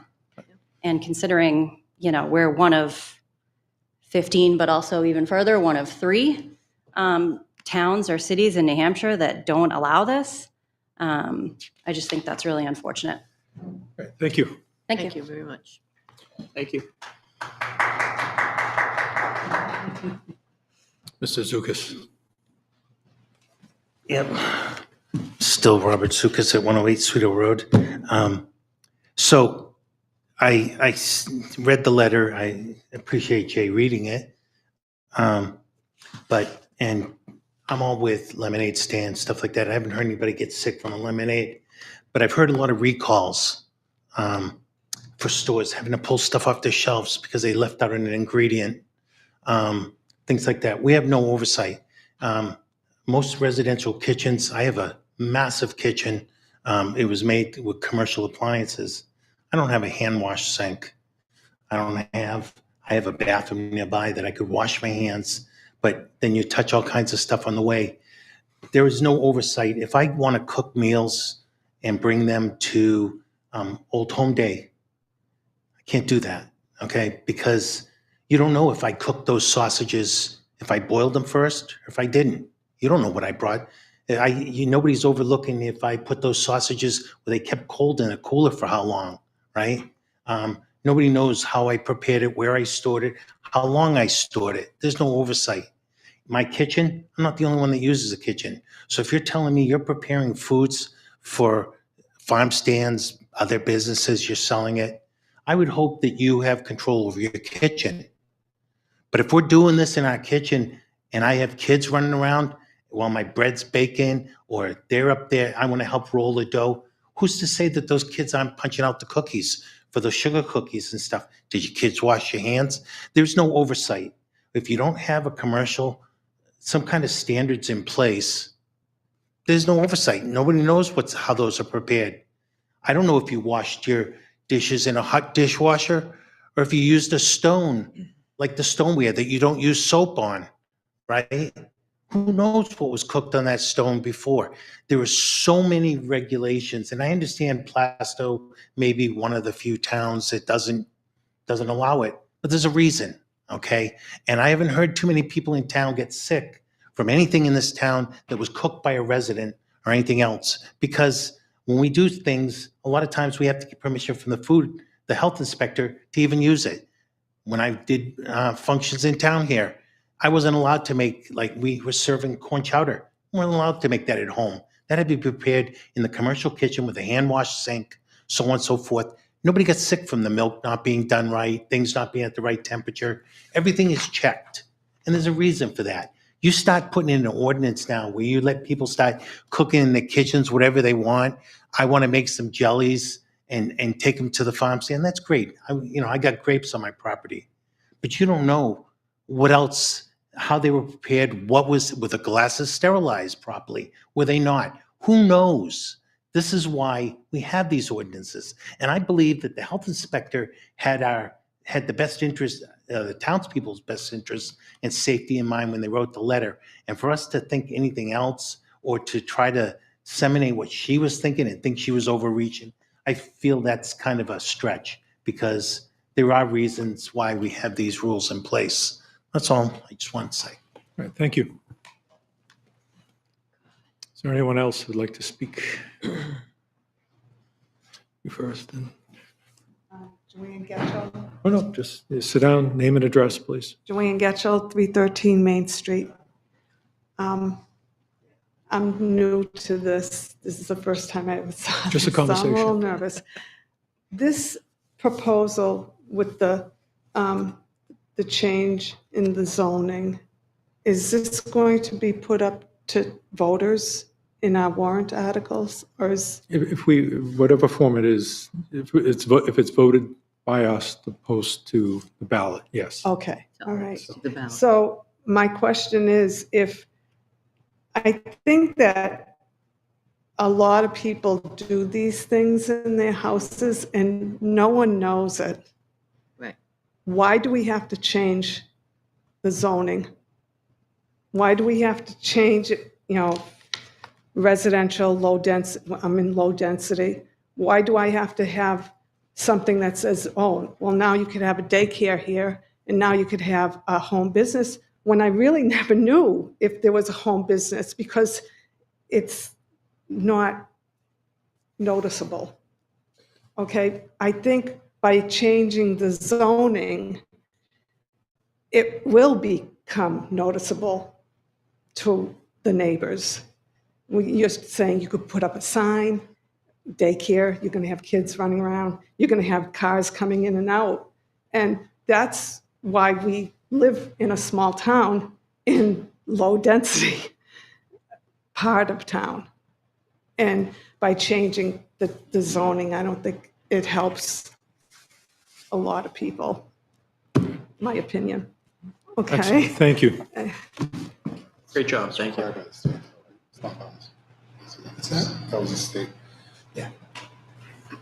You waited all night for this, for your moment, huh? For this moment? Please. I hope I don't disappoint. All right, Teresa Kane, 64 Main Street. I did have something written, but I'm hearing a lot of different things of people's opinions. I do have a question, first off, for you, Tom. When you said on C, health professional, I think it says, on the home business, wouldn't they need a license for that? That was healing practice. Oh, healing practitioner. Yeah, Wouldn't they need wouldn't they need a license for that, more or less? I guess that's, do all healing practices require licenses? I don't know. I don't Okay. know that. I do. That was Generally, just- every time you touch someone. Somebody you would, I would think Yeah, that you. yeah, massage and so on, but, so. Yeah, if there's contact, You have generally you to, need a right. license. I can't say So, absolutely. so if someone's just, maybe you don't touch someone when you're putting, you got to So put a if I diaper knew on them. somebody who was a masseuse and I wanted them to come to my house, they would Yeah. need to have a license to do that, right? So wouldn't the same thing apply? Hopefully, Yeah, hopefully. That was just a question. But that that's I a had. great point, because if we're concerned that there's something unintentionally would go in under the guise of how, what we truly intended for this, then there's some measure of, some kind of blocker or some mechanism to say, well, that's not allowed. Yeah. So I appreciate that. I do have kind of a question, because as some of these individuals had said, even though my husband is on the board, I don't pay attention to everything that you guys are talking about, thankfully. I do want to thank you all for your time, because I know what he puts in. But in the home occupancy business, if I'm understanding correctly, we're saying that you don't, like I work from home sometimes. I have an office in Haverhill, but I work from home. Would I need to get a license for that? Under the current ordinance, you would have to go get a special exception. And then, okay. Okay. And then you would get permission from the building department. Because he would have to come and inspect our house. Okay, so that's a question, but do you know how many people would have had to have come to the town for COVID? Okay, did anybody think about that? That's not our last pandemic. I'm sorry? They're closed on Friday. Oh, they're closed on Fridays. Okay, so that was one of my points. In regards to the food operation, and take a deep breath. I think, thank you, Jess, for doing the homework that was done in regards to the letter from the Board of Health Inspector, or whatever he is, the health inspector. I think people do it now, and we have many people that do it. I go through Fremont quite often, and there's a bread box out there. I haven't heard anybody's died from it, got sick from it. We sell eggs. Does that fall under it? Do people no longer be able to sell eggs from their home, being a home business and being a food? There are a lot of businesses that came from the homes. Disney, HP, Apple, Microsoft. What are we afraid of? What are we afraid of in this town that we don't want people to? My daughter works out of her house. If she wanted to bake some cookies for someone or sell some cookies to the neighborhood, what are we afraid of? And that's a rhetorical question. I'm not looking for any responses. But it doesn't make sense that we're limiting people who can do things and putting them in a box when we should be trying to expand this town and what we like so much about it, in the small town feel of it. The small town feel doesn't feel small town when you have people who are limiting. You know, and the what ifs, what if Napoleon had a B-52? We'd all be speaking French. I can go to a restaurant and get just as sick. So I guess what was written is not going to be read. I asked the board to seriously think about letting this be permitted. I think it's a good thing. I think it could be a good thing. And do we have the opportunity, if it doesn't become a good thing, to retract it? Is that a possibility? That you take, then you just go and write a different ordinance? Yes. Okay, so what are we afraid of? All right. Thank you. So you gotta wait a year before you fix it. That's what you got. Okay, well, hopefully no one dies within that year. All right. God forbid. But I don't think anybody is. No one has yet, that I know of. I ask that you go forward with it. I think it's a good thing. Thank you. Thank you. Is there anyone else who would like to speak to this? While she's walking up, I was just going to say, please come on up. I just want to add, people are concerned about traffic increasing. And, I feel like I think that's the way as written kind of addresses that. Yeah, I mean. That was addressed. Hello again, Brenda Sanchez, 2A Carsicle, Plasto, New Hampshire. First of everything, I want to recognize the concerns the community might have about this ordinance. I want to target specifically the baking part, the home baking part. As I previously say, this falls under what is called a cottage law. It's not something that you are going to do just because there is a law for that. It works in all the US. Every state has the stipulations for this cottage law. And as Jess, thank you very much, by the way, for the information. As Jess mentioned, there are 3 different categories. For the one that I see we are discussing here, that falls under the first category. That means that you cannot make and sell things such as sausage or jellies or risk food for people. It also mentioned that you are not allowed to have pets in your cooking area. It mentions that you have to have, like, if you have a automatic closing door for the bedroom, if you have a direct view for your baking area or your kitchen area, whatever. And also, I just want to mention that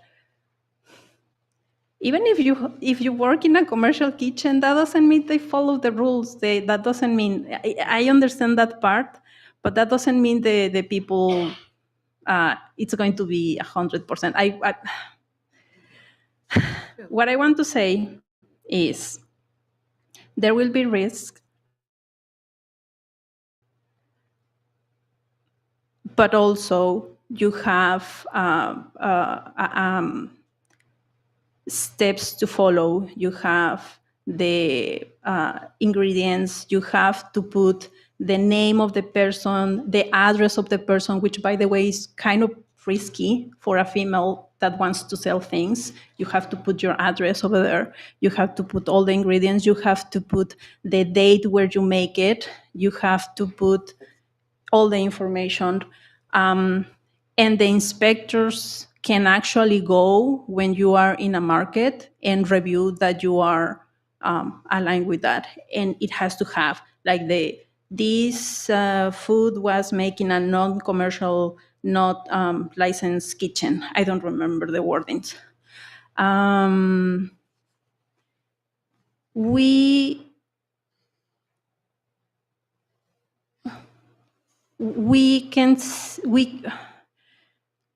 I want to make an example.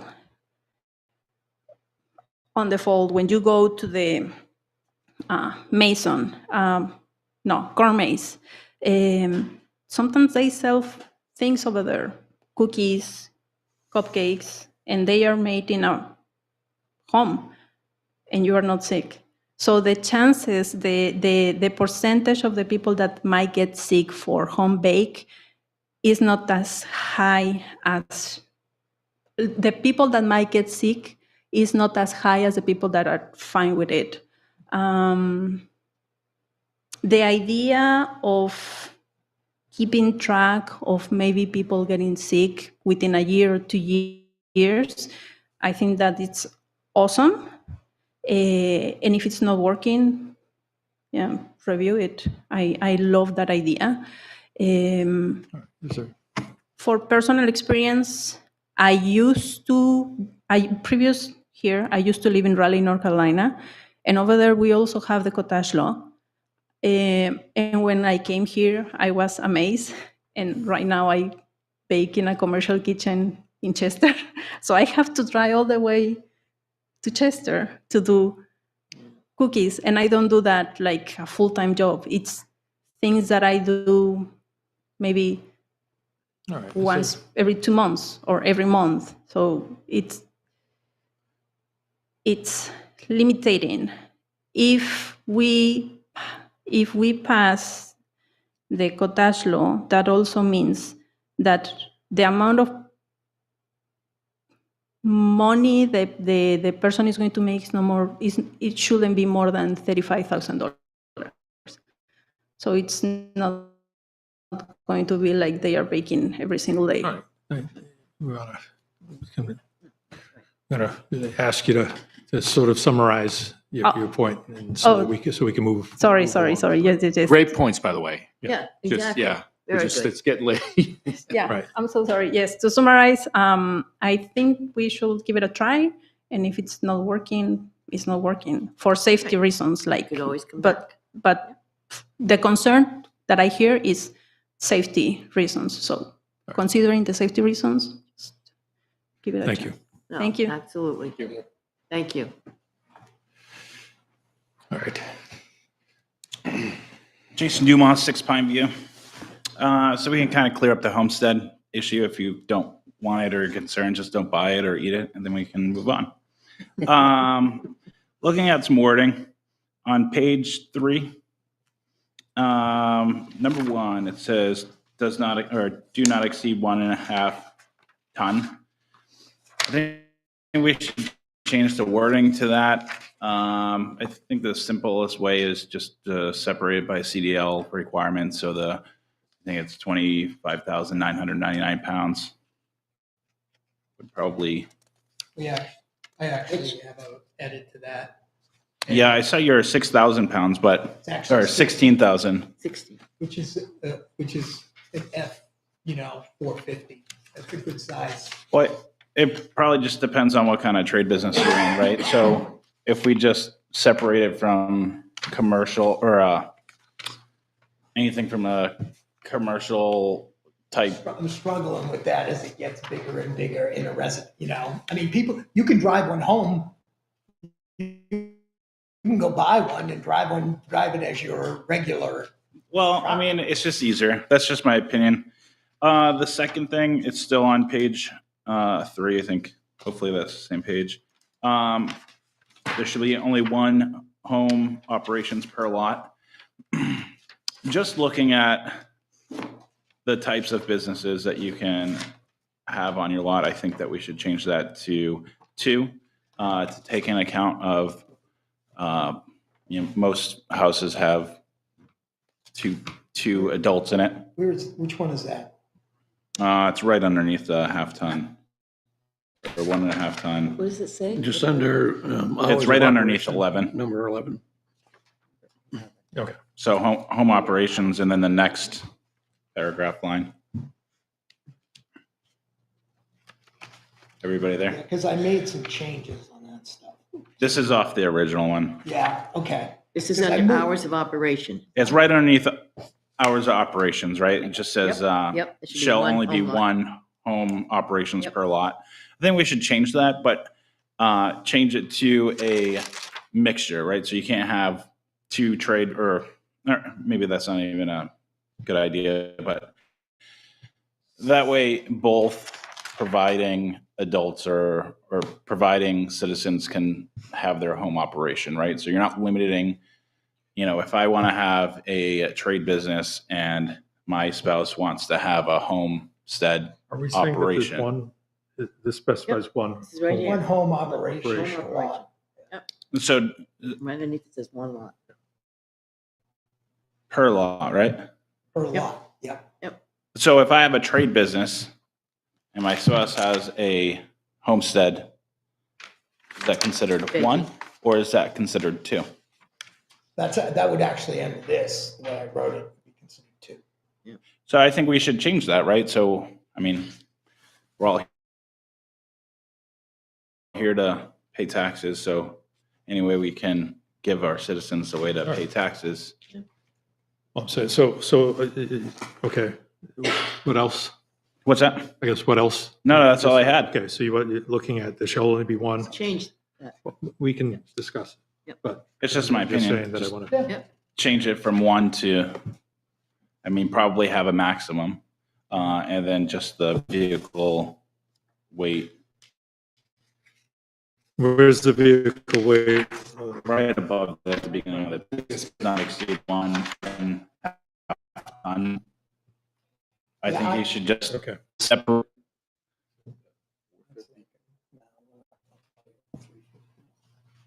What I did I tried to tie it to gross vehicle weight. That's more the kind of industry, like the DOT, they standard, they drive everything by. Well, I think we do the same, so we just. Well, recommendation was to bring it up to DDOT, which is me truck under the DOT. Well, if you're in the trade, right, you know what you're doing, you're not No, going I to get necessarily your have it. comment, yeah. You just restricts commercial vehicles, right? Commercial vehicle is 26,000 pounds, so you would just do 1 below that, the 25,999, and then it covers pretty much any vehicle you could need for business. Anything larger, you're going to need a lot for your excavator or whatnot. It's just my thought. All right. Anything else? No, I'm just saying. Right now, they use the phrase, commercial motor 1-ton vehicle. Well, if we go with the 25,999 below, then it meets all of, any manufacturer can call anything different, right? If you're just separating it versus an actual commercially licensed operator that needs to operate below, then we'll be good. Nobody wants to see a box truck. Not nobody, but most people want to see a truck in the neighborhood, but Sprinter vans exist, right?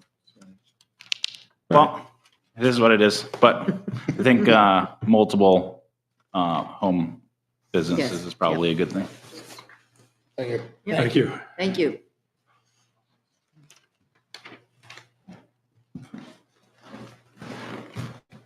You have something new? LeBrecq, keep it 174 succinct, Main please. Street.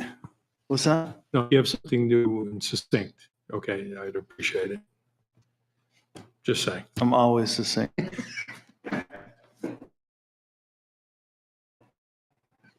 Getting tired? No, I'm just, that's, if there's something, I would, I'm just saying that, it's specific ordinance you want to talk about. Got 2 more to go. All right. Keep talking Yes, but we until also have we to leave. read the- We also have to read the citizens that. petitions, All don't right, we? so let's, for the sake of economy, I'm gonna say that if you have something succinct, 2 minutes, and please keep it to the subject at hand and not I have to take my mother for digress. surgery tomorrow. Because, I mean, So nobody else was held to 2 minutes. well, we've gone into overtime, so they're going to be held to 2 minutes. I've got all night. So in regards to the health inspection letter, well, first off, I just want to say that I think this is a fantastic idea. Anything that expands the ability to utilize our properties is a good thing, not a bad thing. So applaud the board for bringing this forth.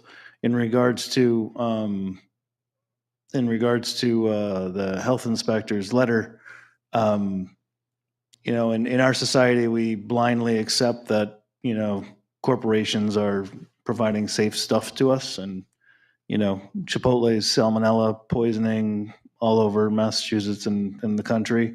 And, we've got boar's head meats that were supposedly the high end that were tainted in a factory. And so I understand there needs to be established protocols and things of that nature, but to just blindly say that people are making things in their house are not doing it appropriately is unfortunate and doesn't hold weight. And as to mirror what Jason said, if you don't like it, just don't put it in your mouth. We poison ourselves probably every day by eating stuff from the grocery store. Unfortunately, it's kind of our society. So I just want to say that this is fantastic, and we should all support this, and we should all support people that are producing these things and trying to make a living to pay their absorbent taxes. Thank you. Thank you. Thank you. All right. Excellent. All right, anyone want to say anything? Last call? All right. All right, anything from the board? Yeah. All right, if we're going to make, there are a couple, changes that we might want to entertain, and if we're going to entertain it, if we're going to entertain it, then, let's talk about it and, All right. move forward expeditiously. One at a time. Close the hearing. 22066. Well, we're talking closed. Well, You want to close the public hearing? we can amend this after the hearing's closed, correct? Or is it only during? Right, yeah. We can make, we can discuss changes and then close the public hearing, and then we'll Okay. vote on. So we're discussing the So we're changes and still then we'll close the discussing. public hearing. I just want to make sure that we're there. All right. Go. Ready? I'll go. On 22066B, I have, and I've ignored typos because we can fix those, okay? They're not, I've dealt with the substance. Occupations such as artists, tailors, craftsmen, parens, you have IE, for example, knitting and crocheting, soap making, candle making, pottery, jewelry making, woodworking, fabric arts, and paper crafts, close parens. Bakers, candy makers, and I go through, and then I have and teaching of not more than 6 pupils simultaneously in addition to those living at home period. I struck "and other similar home-based or cottage occupations." This was in the letter email that I sent to you that had all these changes. So it's already on C. Trades and trade professions such as carpenters, electricians, plumbers, HVAC contractors, landscapes. I added computer technicians, contractors, painters, handymen, masons, roofers, and appliance repairmen, period. I struck "and other similar self-employed employees." The goal here was to specifically, and you'll get it clear when we go through, was to specifically define what was an occupation and a trade. So there wasn't any ambiguity and what if. So what did you add to the appliance repairman then, when you crossed the other out? Computer technicians, contractors, painters, handymen, masons, and roofers. Again, if you follow along in that email, it's a lot easier for you. Okay, yeah. 22067, 7. Put the requirement in, all signs require a separate permit from the Department of Building Safety. On 10, starting the second sentence from the bottom, the outside parking of not more than 2 home operation motor vehicles, which is capitalized as a defined term, because that ties back to the definition in the zoning ordinance.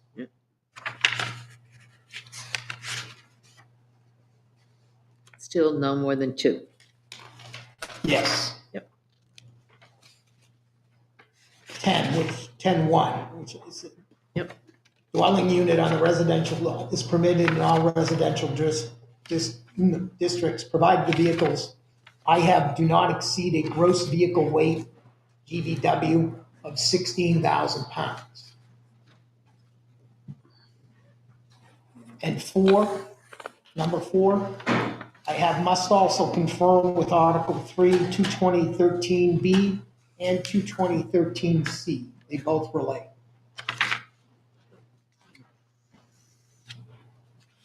Okay.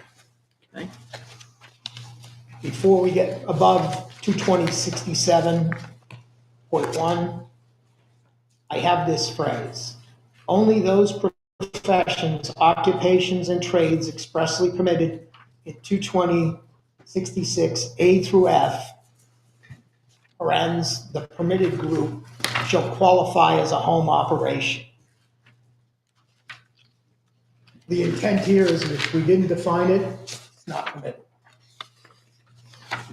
So the notion of welders and mechanics and all that stuff is gone. It's not permitted. Yep. It's my recommendation. All right, anything else? Yeah. You've seen it all. I sent it to you. So home operation is permitted in all residential districts and requires a home occupation permit from the Department of Building Safety on a form provided by the Department of Building Safety. That's the change. So 22067.2, last paragraph, number 7. Vehicles. There shall be no parking of or deliveries by vehicles with more than 2 axles. Yep. Only one branded motor vehicle to be used by the owners of the home occupation shall be permitted on the residential use lot. One additional home occupation motor vehicle may also be kept on the residential use lot. This gets us back to the 2. Actually, above 6, on traffic, there shall be not more than 5 client visits on average is what I added.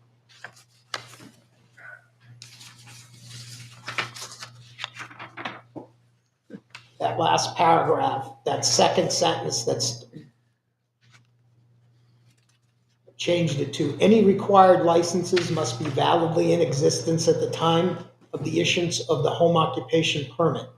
Licenses that expire during the duration of the home occupancy permit must be renewed and a copy provided to the Department of Building Safety.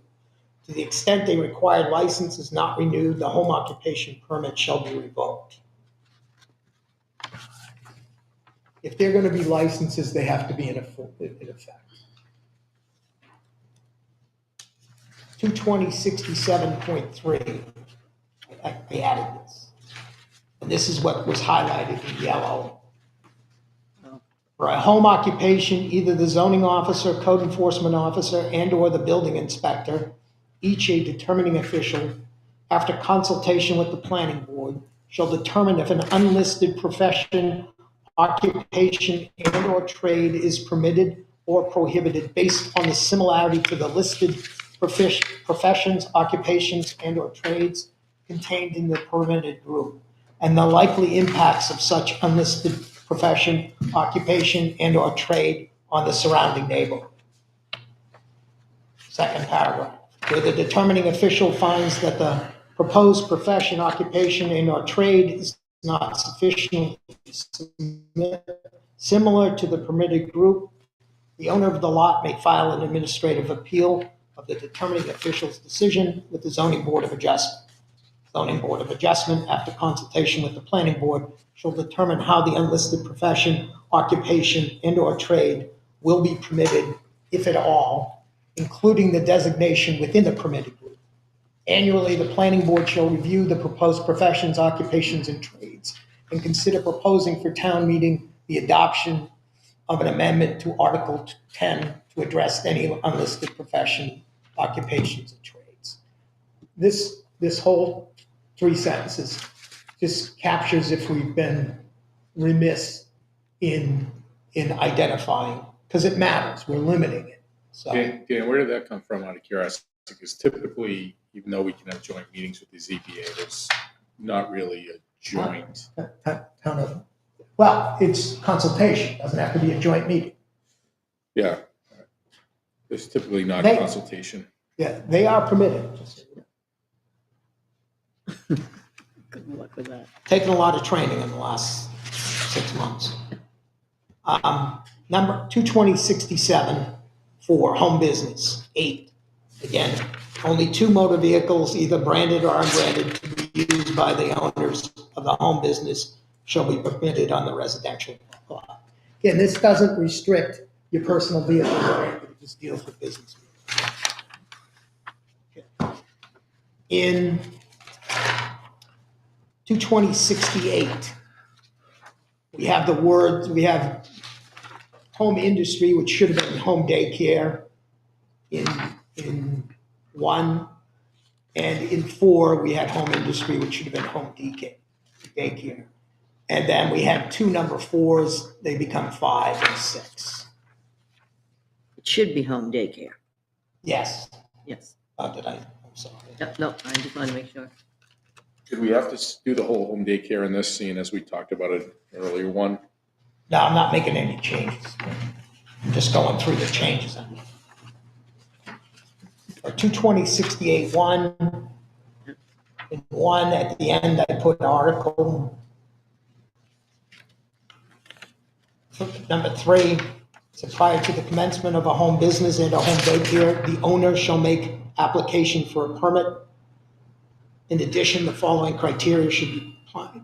A certificate of occupancy shall be required. I took out based on the level of approval. We're only talking about daycare and home business. Prior to the issuance of certificate of occupancy, the code enforcement officer or the building inspector will inspect the lot and dwelling and/or accessory structure to ensure that any conditions required for the operation of the actual home operation have been met. Number 3, the owner of a home business and or home daycare, which is the added, shall submit. 22068.1, existing home operation uses. Based on a conversation with NHMA, I clarified this a little bit. The provisions of this article should not apply to any lawfully existing home occupancy, because that's what it's called now. Okay? Uses under the current ordinance. For the purposes of this article, the term lawfully existing means any lawful existing conforming use and any pre-existing lawful non-conforming use which predated the adoption of the current Article 10 by the local legislative body. That's what creates the non-conforming. Right. Then definitions, only thing I changed was home office. Types of home offices may include the professions, occupations, and or trades listed in Article 10 to 2066 A through C.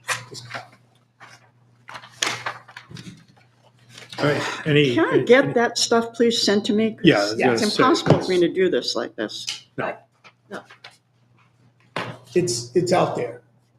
You can have my copy. You made all the changes? Or this, they were already done? These are proposed edits. It was But the other. we Wait, have wait. we have to vote on. Okay, I don't need pages. this, I do have Yeah. this. I was reading extemporaneously. Thank you. Okay, so we all have that, right? Yes, we do.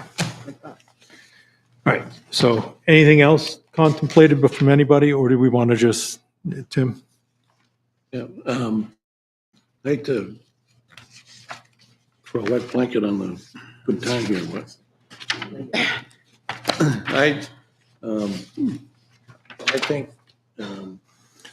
I think there's a lot of good things here. I like the splitting out of home operation, home, the 3 or 4 things. What I don't agree with is allowing this to be permitted by a conditional use permit. The current home occupancy is permitted by a special exception, and I think that should remain in place for a couple reasons. The planning board looks at it, the zoning board looks at it from a different perspective, another set of eyes on the application to make sure everything is meeting all the codes and zoning, et cetera.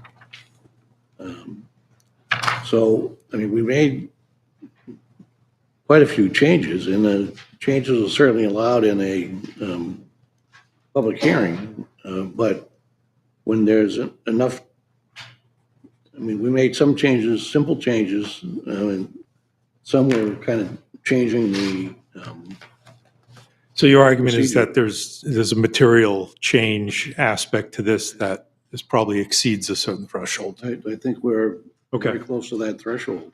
Yeah. So I guess I guess I'm proposing that we delay this for a year. What? Can't do that for a year. I'm not delaying this for a year. Well, is that a motion on the table?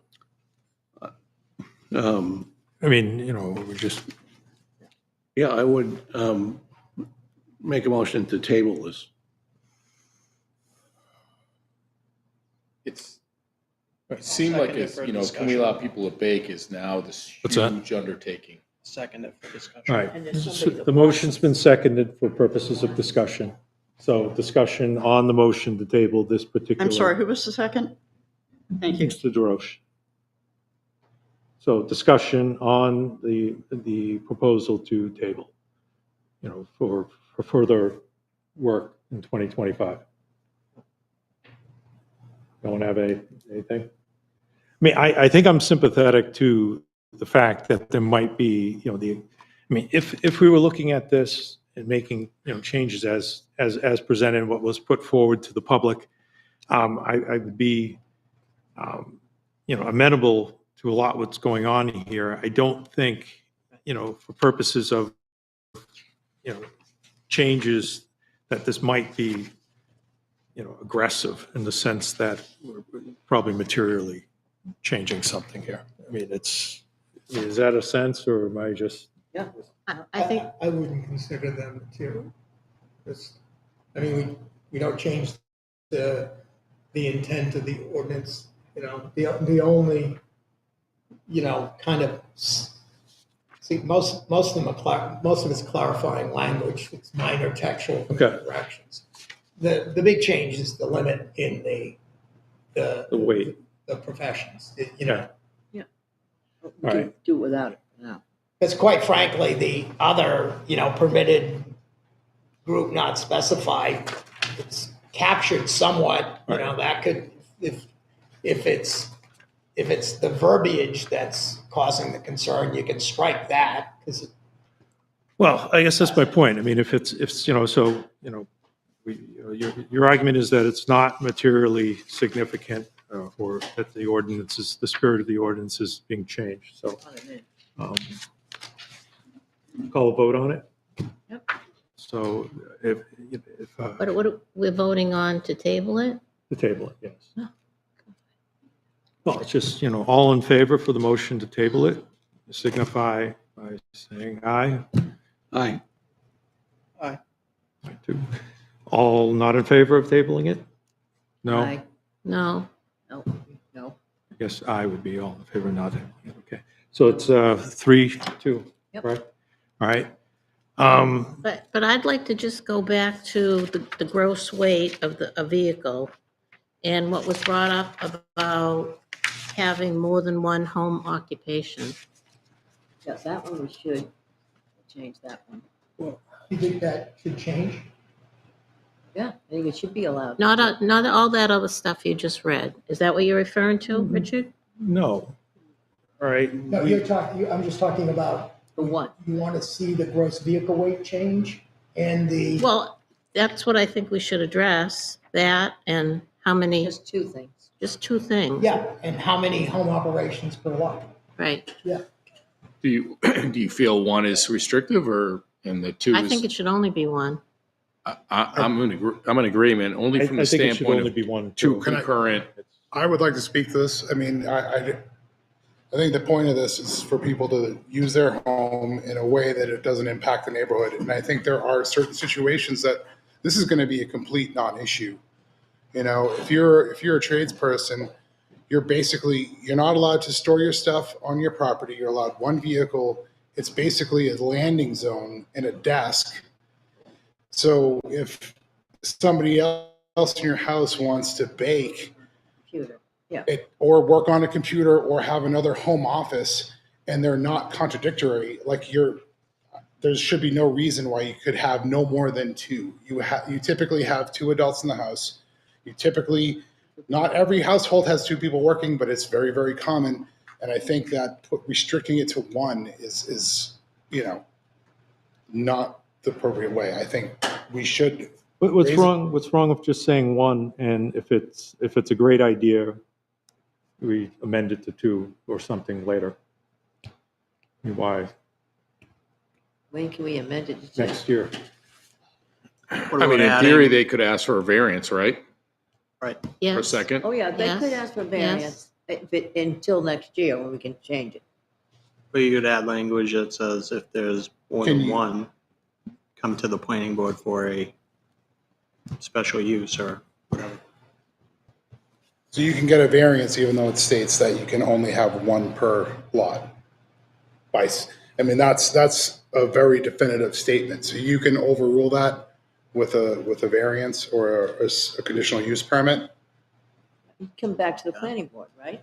Yeah. 'Cause Well, it's pretty cut and dry. The way I read it is one.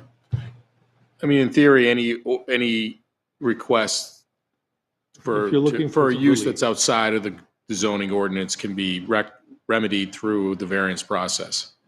So if something isn't allowed and you want to do it, you can go get a variance to do it. Whether you get it granted or not is another question, but. Yeah, well, that's. I mean, if someone. Let's just say I'm an electrician and I use my home as my office, and then there's somebody in the house that wants to run a home, homestead up. That they'd have to come and get a variance, even though it's technically allowed. Yeah, There's just no like people- interruption of the neighborhood. Just like people already probably do homestead stuff as it is. I mean, who goes and says, I come home from my jobs and I use my desk to do the paperwork. I mean, I don't know that anybody's having to say that they do that, right? And then I have to. I have this. I don't see clients at my house. I don't store anything at my house. Yeah. I have to have a home occupancy. Literally there's no change in what I was doing when I was working for another contractor. I have a van in my driveway. Essentially it's a landing point. And it's like I had to get that to actually register my vehicle, which is a commercial vehicle, at my house. All right, so the question is whether or not to have more than one. I think it's reasonable to say one. And if there's something that specific relief that needs to be done, then, those cases should be addressed on a case-by-case basis. Okay, so where did they go though? Because we ought to tell people now, if they're not going to be able to do that, what did they go for? A variance, or did they come back to the planning board? It would have to be a variance. Yeah. This is an ordinance.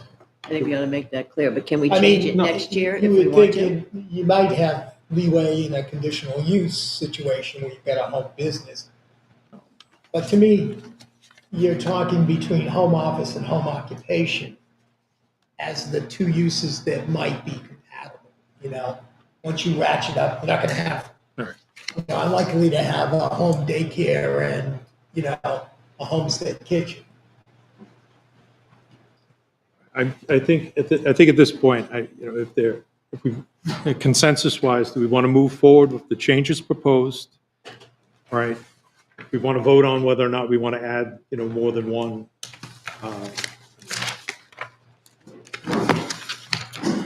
I mean, my feeling is I'd leave it at one, and I think 16,000. This is a comprehensive ordinance. I think if there are things that we need to address, we Change, we can could do address it it. next year. Right. Right? Personally. Okay. So, all right, I'm going to make, I'm going to close the public hearing for Z25. Let me out here. This is Z20, we're Z25-5, correct? Yes. So I'm going to close the public hearing for Z25-5 at 10, 11, and 12.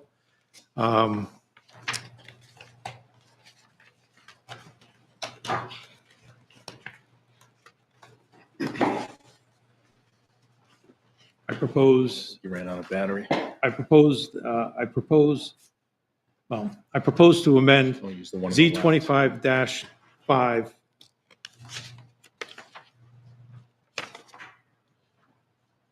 per the amendments as outlined that we talked about in total.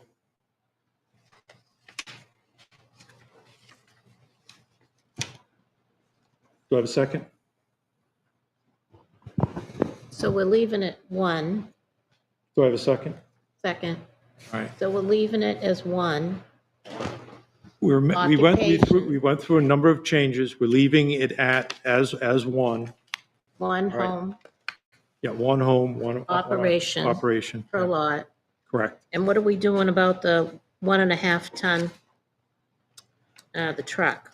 The proposal there was to limit it as a gross vehicle weight of 16, nothing Those more than changes are here. Those changes are 16,000. here. Yeah, the Yes. changes Okay. are already there. 16,000, Okay, which is pretty equivalent, just so you know. okay, They're in the same. that's fine.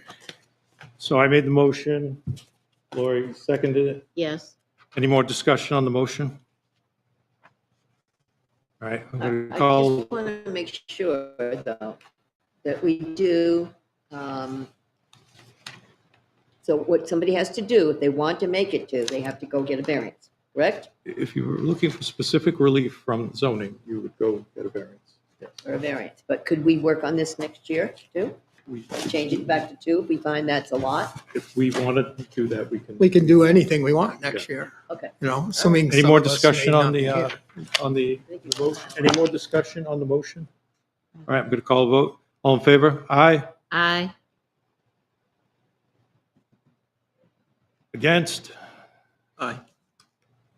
So it's a 2. All right. What was the vote? Wait a minute. Okay. Is there someone abstained? Yeah, Yeah, someone, no, I'll Did do you vote? yes. Yep. What happened? all right, all in favor of the motion to amend as discussed, Change it. Z25-5, all in favor? Aye. Aye. Okay, aye. So it's 4. All right, all opposed? All right, 4-1-0. All right. I move the proposed zoning amendment Z25-5 to warrant as being recommended by the planning board. Do I have a second? Second. All right. All in Was favor? it? Which one? Second. Give it to Karen. Didn't you just do this? No. We voted did the that, okay. amendment. Now we're Sorry, moving sorry. into Lori warrant. seconded it. All in favor? Aye. Aye. No, it's 4, No, 4, and then all opposed? no. 1. Okay, 4-1-0. All right.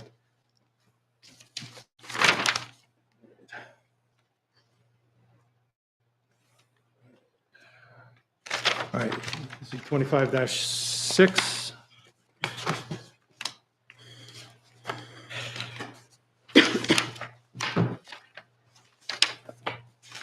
And you'll have a copy of that, Charlene, those changes, that's going to be per the document. Yeah, it was came, it's out of order, right? Like the United States tax code. Oh my God, It's not in this. Very detailed. It was out of order, so 6 is going to be ahead of 5. Yes. Very detailed. It's the initial years being a high school English 6 teacher. is And ahead then of 5.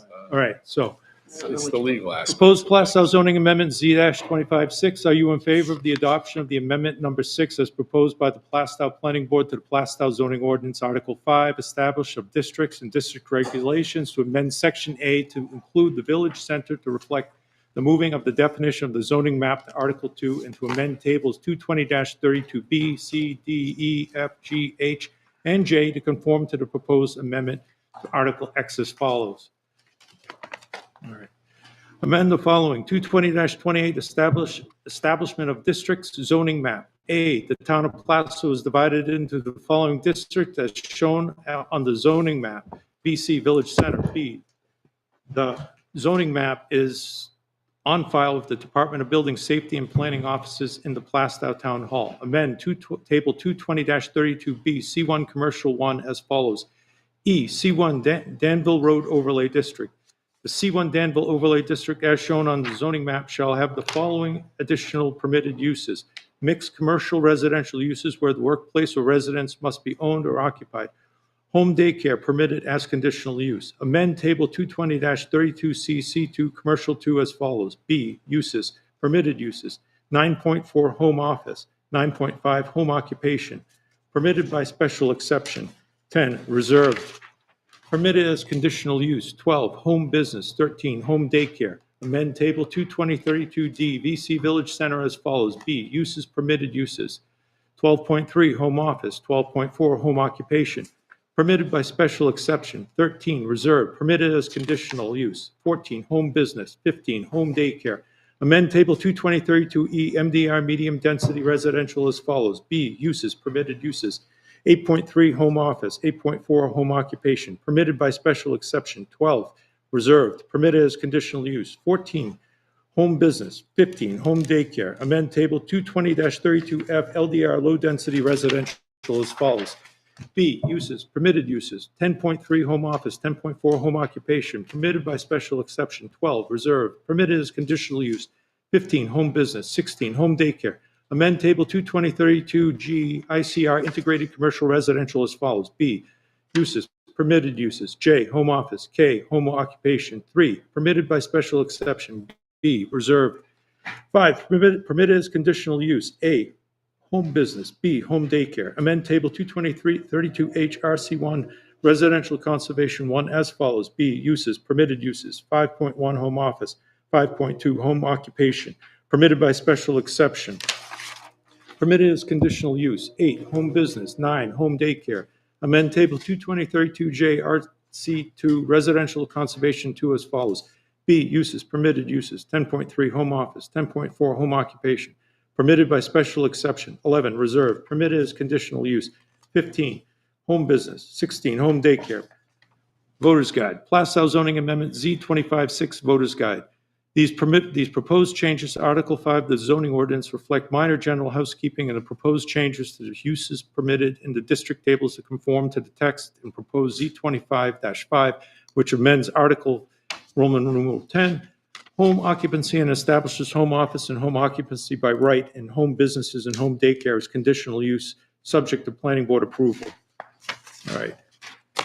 I'll open the public hearing. Discussion on the board. Any questions? Anything you want to add? Jim, anything? Yeah, I'll make the same recommendation I did the previous one on the permitted use. Would scratch out permitted as a conditional use and retain the permitted as special exception. So you're saying permitted as conditional use? Where? What page? Strike that. What page? First one Daycare, what? occurs second, top of the second page.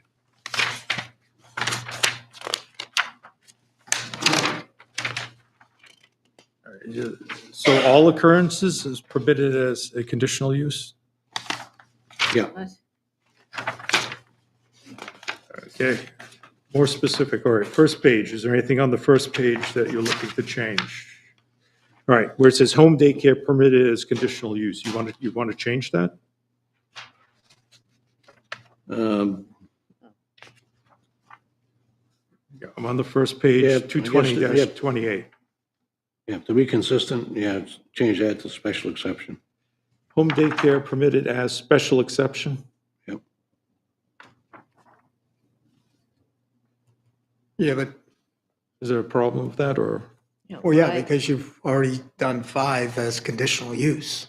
All right, is that going to be problematic, Tim, in light of the fact that? This it's light- just ties Okay. the districts to what the ordinance you already created. Anything particularly problematic with that logic, Tim? Take a vote. Anything from the public? No? All right. Ooh, all right. I move the proposed zoning amendment Z25. I'm going to close the public hearing for Z25-6 at 11:22. All right, I move to post the proposed zoning amendment Z25-6 to warrant as being recommended by the planning board. Do I have a second? Second. All in favor? A discussion? Any discussion on it? We're voting on just the way it is, correct? Yes. Right. Just making sure. Any discussion? All right. All in favor? Aye. Aye. Opposed? No. No. All right, so 3-2-0. Were you in? You said no. All right. Sorry, I'll speak up.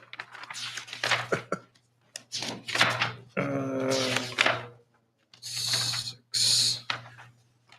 All right. C25-9.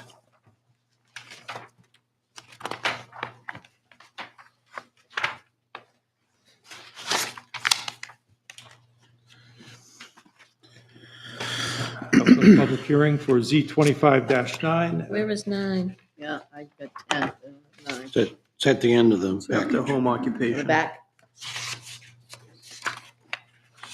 Open a public hearing for Z25-9 at 11:24. Proposed Plastow zoning amendment Z25-9. Are you in favor of the adoption of amendment number 9 as proposed by the Plastow Planning Board to the Plastow zoning ordinance article? What is that?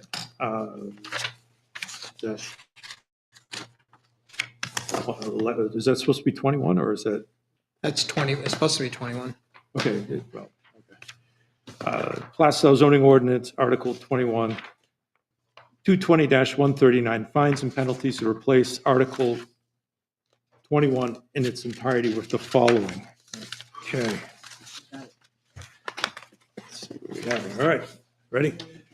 Yep. Article 21, zoning administration and enforcement, 220-139, administration and enforcement of the ordinance. The Town of Plastow Board of Selectmen is responsible for the administration and enforcement of the ordinance. The Board of Selectmen is further empowered to confer upon a town administrative official the duty of administering and enforcing the provisions of the ordinance. The appointment of a town administrative official does not supersede the Board of Selectmen's authority or obligation as it relates to the administering and enforcing of the ordinance.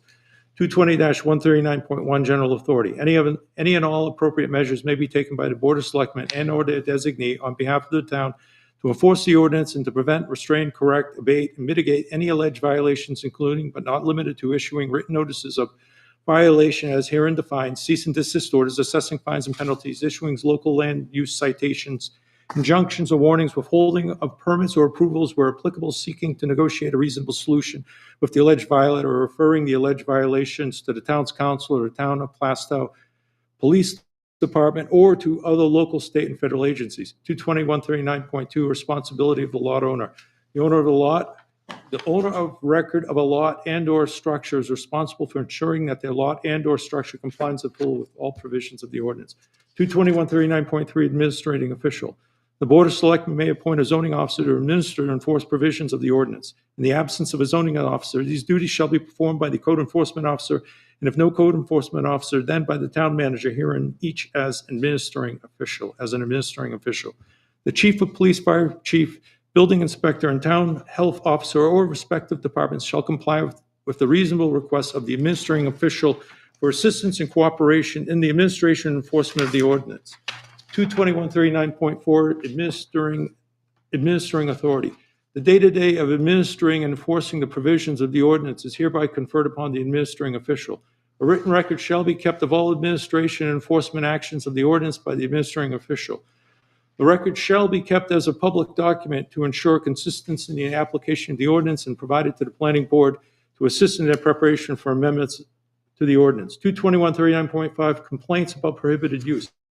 Any person who desires that the town take action to cure a use of land that is obnoxious, offensive, or detrimental to the public or the owners or occupants of adjacent property or prejudicial to the general welfare of the community or otherwise prohibited by the ordinance must file a signed written complaint with the administering official, who shall process such complaint under the provisions of this article. The administering official shall acknowledge in writing receipt of such complaint within 2 weeks of receipt. The administering official shall promptly investigate all complaints and make a specific written determination of fact as to the validity or lack thereof of the complaint. 220-139.6, violations visible from public streets. If the administering official observes a violation from public streets in the ordinary course of their work, the administering official may commensurate with the severity of the violation, take any action to address the violation, including but not limited to commencing administrative enforcement of the ordinance, issuing a cease and desist order as provided in RSA 676:17-A, as amended from time to time, or requesting the Board of Selectmen initiate other appropriate action or proceeding at law or in equity as provided in RS 676:15, as amended from time to time to address the imminent hazard. 220-140, administrative enforcement of the ordinance. To permit the efficient and orderly resolution of violations that do not pose an imminent threat to public safety, health, and/or welfare, the ordinance hereby adopts RSA 31:39-C. Administrative enforcement of ordinances as amended from time to time. Accordingly, the ordinance establishes the following process for the administrative enforcement of any violations of the ordinance. A, informal resolution. In situations where the violation does not pose an imminent threat to public safety, health, or welfare, or prior to the issuance of any citation as herein defined and/or the assessment of any fines and penalties, the administrating official shall provide the offending party with a verbal warning and the opportunity to promptly correct and/or all violations. In the opinion of the administrating official, all violations have been corrected. No further action by the administrating official and/or the town shall be taken. B, written notice violation. Should the informal resolution process not resolve the violation, the administrating official shall issue a written notice of violation informing the property owner of the violation and the opportunity to cure. The written notice of violation shall contain the following information at a minimum. A, the precise regulation, provision, specification, or condition that is being violated. B, the facts constituting the violation, including the date of any inspection from which these facts were ascertained. C, the corrective action required, including a reasonable time with which such action shall be taken, and D, a statement that a failure to promptly correct the violation shall lead to further corrective action. The written notice of violation shall not assess fines and penalties, but indicate that fines will begin to accrue under RSA 676:17 as amended from time to time, and should the violation not be cured in a timely manner, in the opinion of the administering official, all violations have been cured as a result of the written notice of violation. No further action by the administering official and/or the town official will be taken. 220-140.1 legal enforcement of the ordinance. A, issuance of a local land use citation. Upon failure by the offending party to promptly correct the violation after having been given the opportunity to correct it in accordance with 220-140, the administering official shall issue a local land use citation conforming to the provisions of RSA 676:17-B as amended from time to time, the citation, to the owner or to any other person responsible for the erection, construction, reconstruction, conversion, alteration of a structure, or change in use or extension or displacement of use of any structure or lot in violation of any approved plan, information, or drawing pertinent thereto, or in violation of a permit or certificate issued under the provisions of the ordinance. Such citation shall direct the immediate discontinuance of the lawful action, use of citation, and the abatement of the violation. B, acceptance of citation. If the recipient of the citation promptly corrects the violation and does not wish to contest any fines, penalties they may have been assessed as a result of the violation, they may pay such fines and penalties by mail as provided in RSA 676:17-B, Section 2, as amended from time to time. C, owner to secure site from hazard. Any owner of any lot and/or structure which has been served of a citation and ceases to have any work or other activity shall not leave any structure or lot in such a condition as to be a hazard or menace to the public health, safety, or welfare, general welfare. D, prosecution of violation.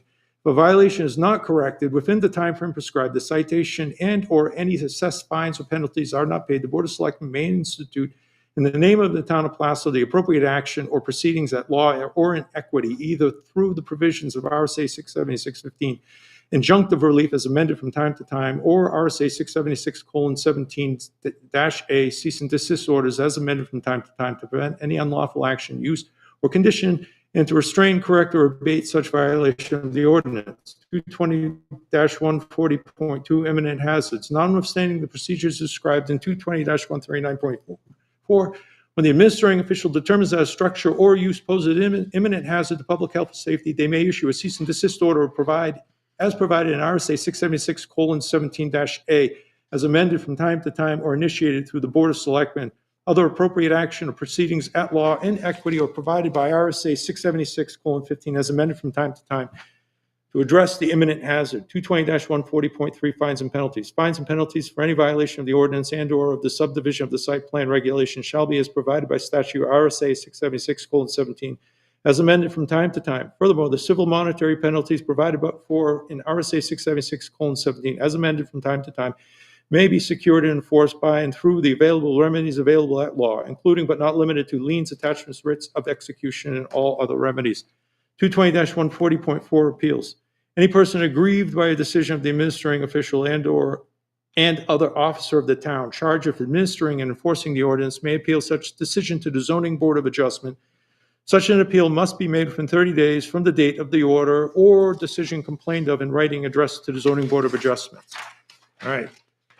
Plastow Voters Guide. Plastow Zoning Amendment Z25-9 Voters Guide. This proposed ordinance establishes clear-cut guidelines as how the zoning ordinance is administered and enforced. It takes an informal resolution process before fines, penalties are assessed, and legal action is taken. It also permits the town to prosecute violations through the district court, which is less costly option to the town and its taxpayers in Superior Court. All right, I'll open it up for discussion to the board. Yes, anyone? It's great. Jay, Mr. DeRoche, sorry. It will be short and sweet. I thought this was a pretty good, well-written amendment, so. Excellent.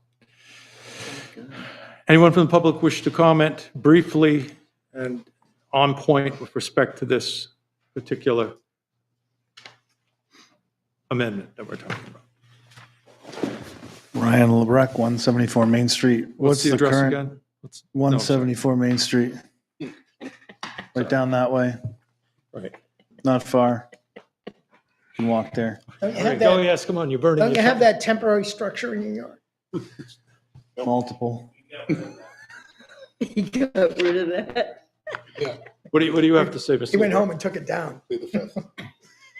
I could. I'll put blue tarps up, tattered ones that are blowing in the wind. Cross chatter. What is the current process for all of this that you just read? It's easy. Look at fines. Look at the section on fines.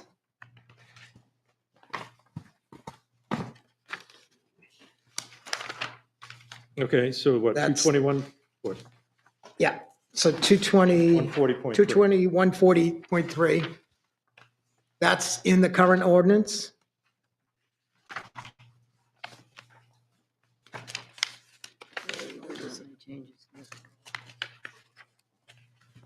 All right. Okay. And then there's a sentence that I've taken from, because it's short. Very short.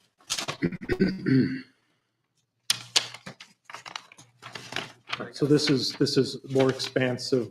It Oh, it's, fleshes out the process in a way that is currently not fleshed out. I mean, the process is the process right now is, you got two things the enforcement action can do: fine you or drag you to court. You know, so there's no mechanism right now to, you know, it leaves a lot at the discretion of the official and the Board of Selectmen. But it's a big gap. There's no specificity to it. And the intent here was to try to actually create a process and have an, informal opportunity. Is I see a violation at your house, I'm the enforcement official, I come by and say, hey, you got to fix this. You know, I leave you a note. Then you don't. And I come by and then I write you a letter and saying, hey, really, you got to fix this. It's kind of two strikes. If you don't fix it by after those two notices, then, the process kind of starts to go into effect. You get a letter, you get fined. And then still you're allowed to kind of work your way out of it if you just pay the fine, without having to go to court. The other aspect of it is it allows the town to pursue district court actions, which are much cheaper. They don't even need a lawyer to go do it in cease and desist. Versus right now they're going to Superior Court almost all the time if it gets to that point. All right. So it saves the taxpayers money. And again, there has to be an enforcement. The main part of ordinance is order. There needs to be a mechanism to do this. And I think it creates that. And this is all a byproduct of the tons of training the town was kind enough to pay for me to go. Silberg, any other questions? That's all for now. All right. Anything else from the board? Then I'm going to close the public hearing on Z25-9 at 11:39.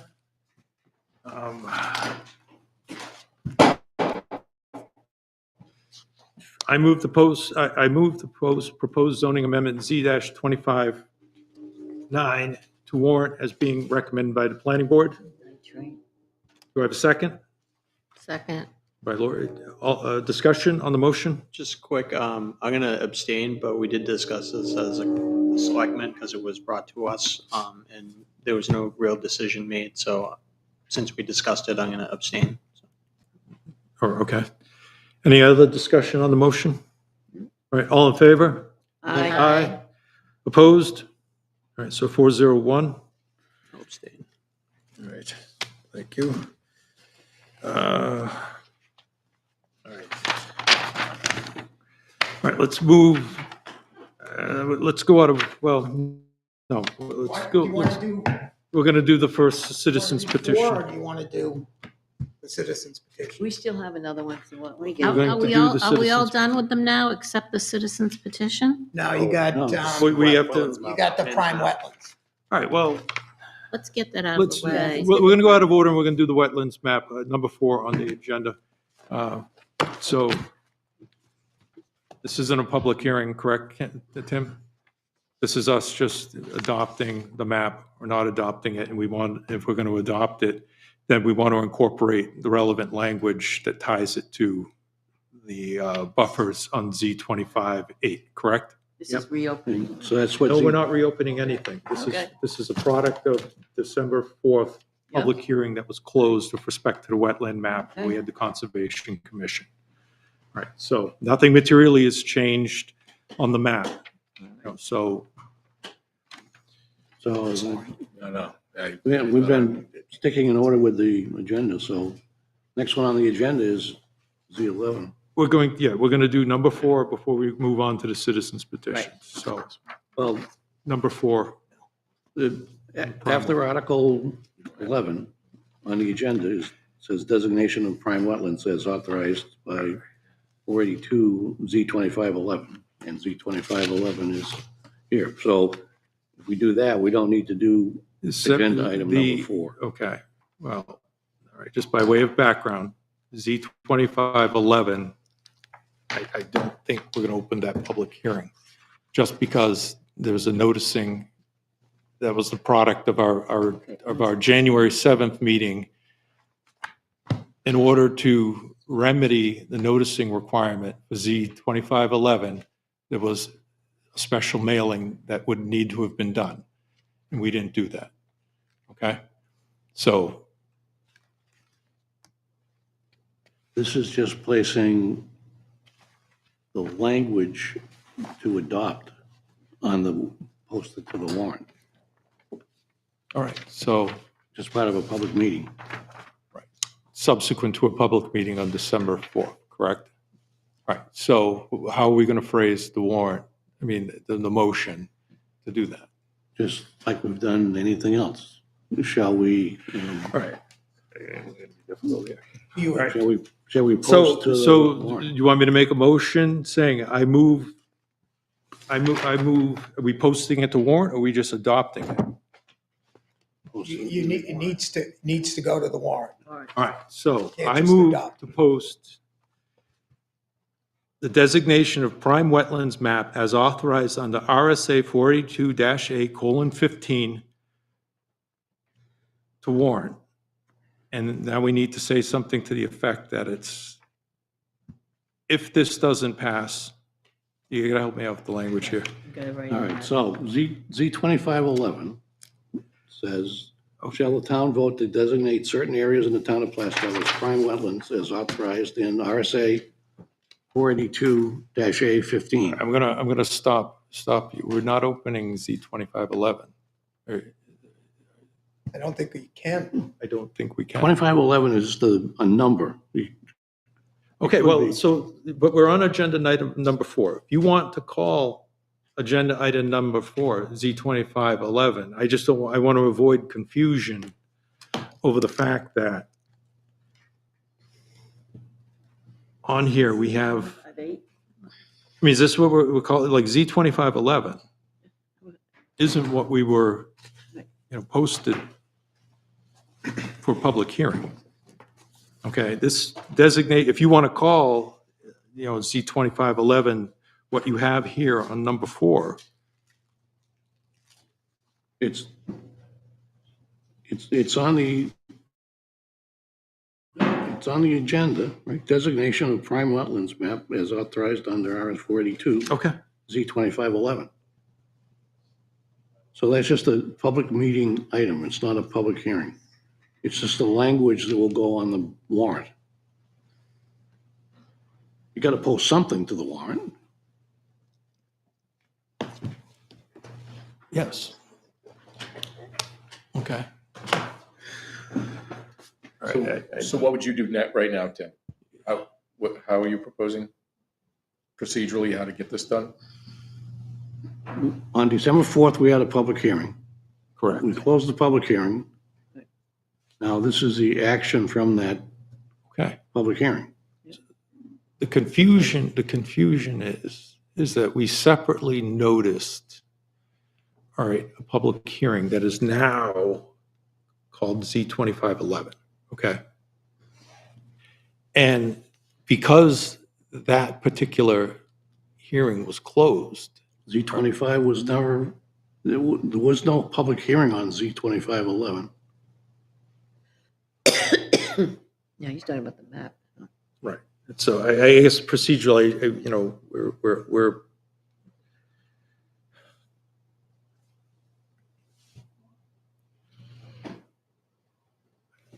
I want to be clear about what we're talking about. We're talking about posting to the warrant language for the town to adopt. Okay, and that's designated- that's coming from the joint conservation and planning board meeting that we held on December 4th that we closed.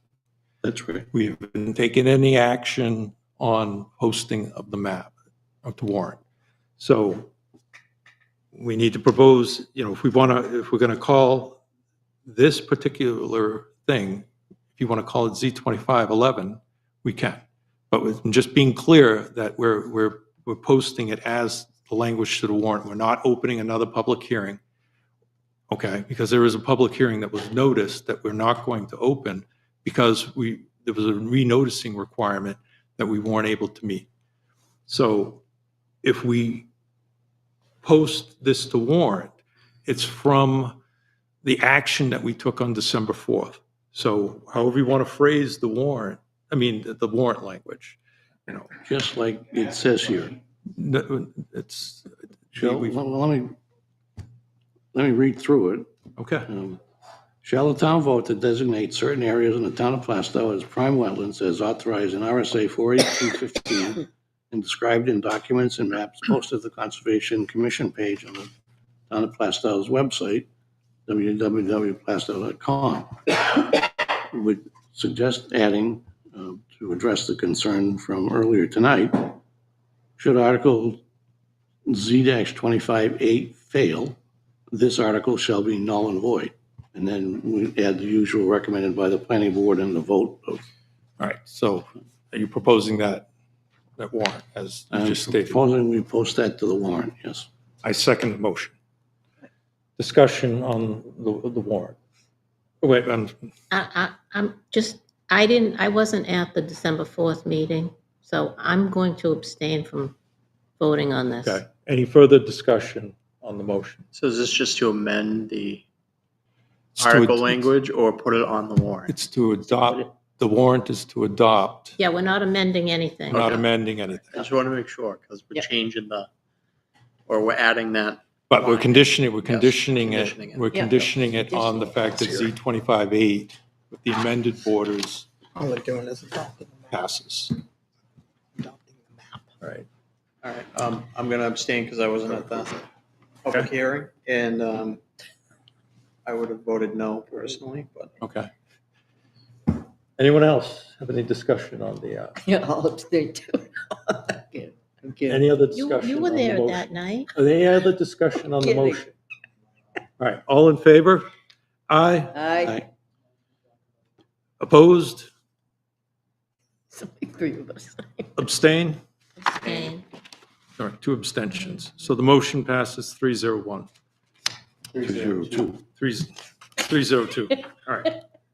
I did write 2 and Jay and called it Lori 1. abstaining. Yeah, I know. There's a disconnect between. All right. I don't understand how you guys just voted.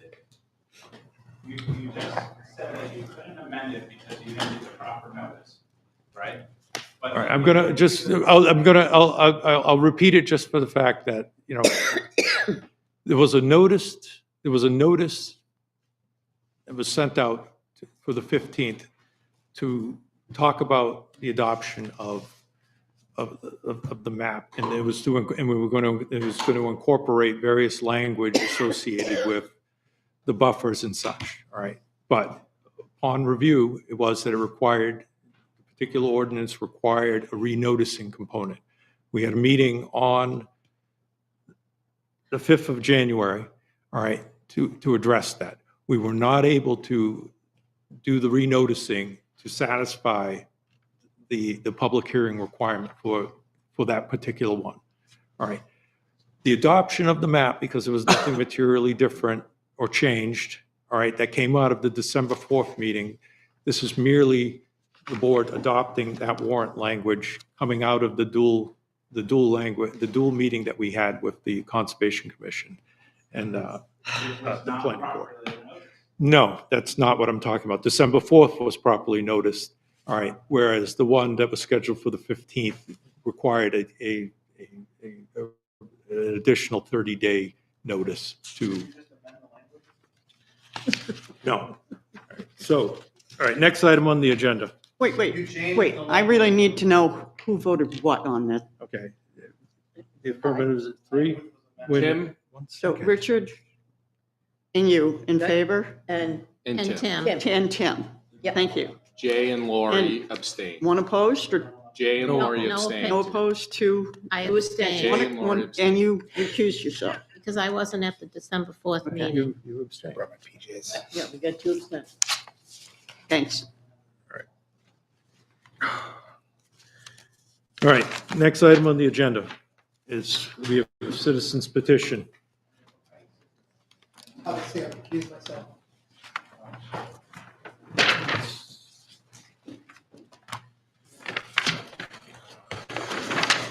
which one are we doing? Citizens petition? Train of thought. Yeah, which one? We got 2. All right, we have CP 25-1. Is that agritourism? Yes. All right. CP 25-1. See, it's going to be the agritourism one. All right, I open the public hearing for CP 25-1 at 11:50.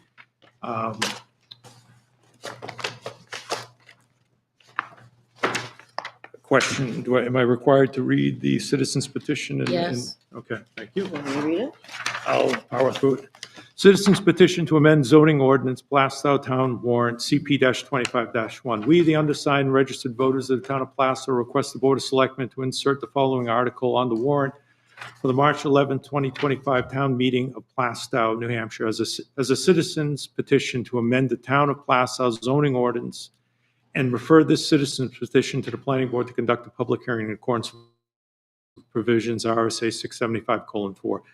Shall the town vote to approve the following amendment to the town of Plastow zoning ordinance, Article 5, agritourism overlay district as follows. Language to be added is noted in bold italics. Language to be deleted is noted in striked out bold blue.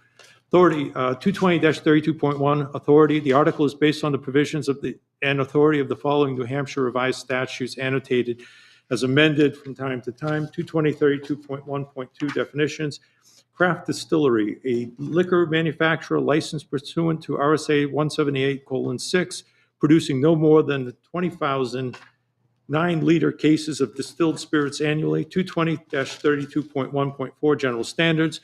The new AOD structures shall be located, designed, and operated so as not to interfere with the agricultural operations, activities, and practices on an active farm.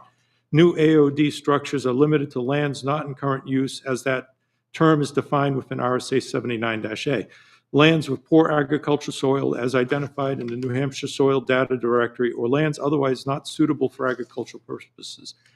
No new AOD structures are permitted if they would have a demonstrated adverse effect on public health or safety or on the value of adjacent property. 6, safe vehicular access and customer parking shall be provided on site such that vehicles are not required to back onto public roads. AOD structures and parking shall be located outside of public right-of-ways. All parking and loading standards related to an AOD use or structure will comply with the town of Plastow subdivision and site plan review regulations. 7, exterior lighting installed related to an AOD use or structure shall be appropriately shielded and directed generally downwards to minimize traffic safety impacts and light pollution. All lighting related to an AOD use or structure will comply with the town of Plastow subdivision site plan review regulations. 220-32.1.5 exempt AOD uses and structures.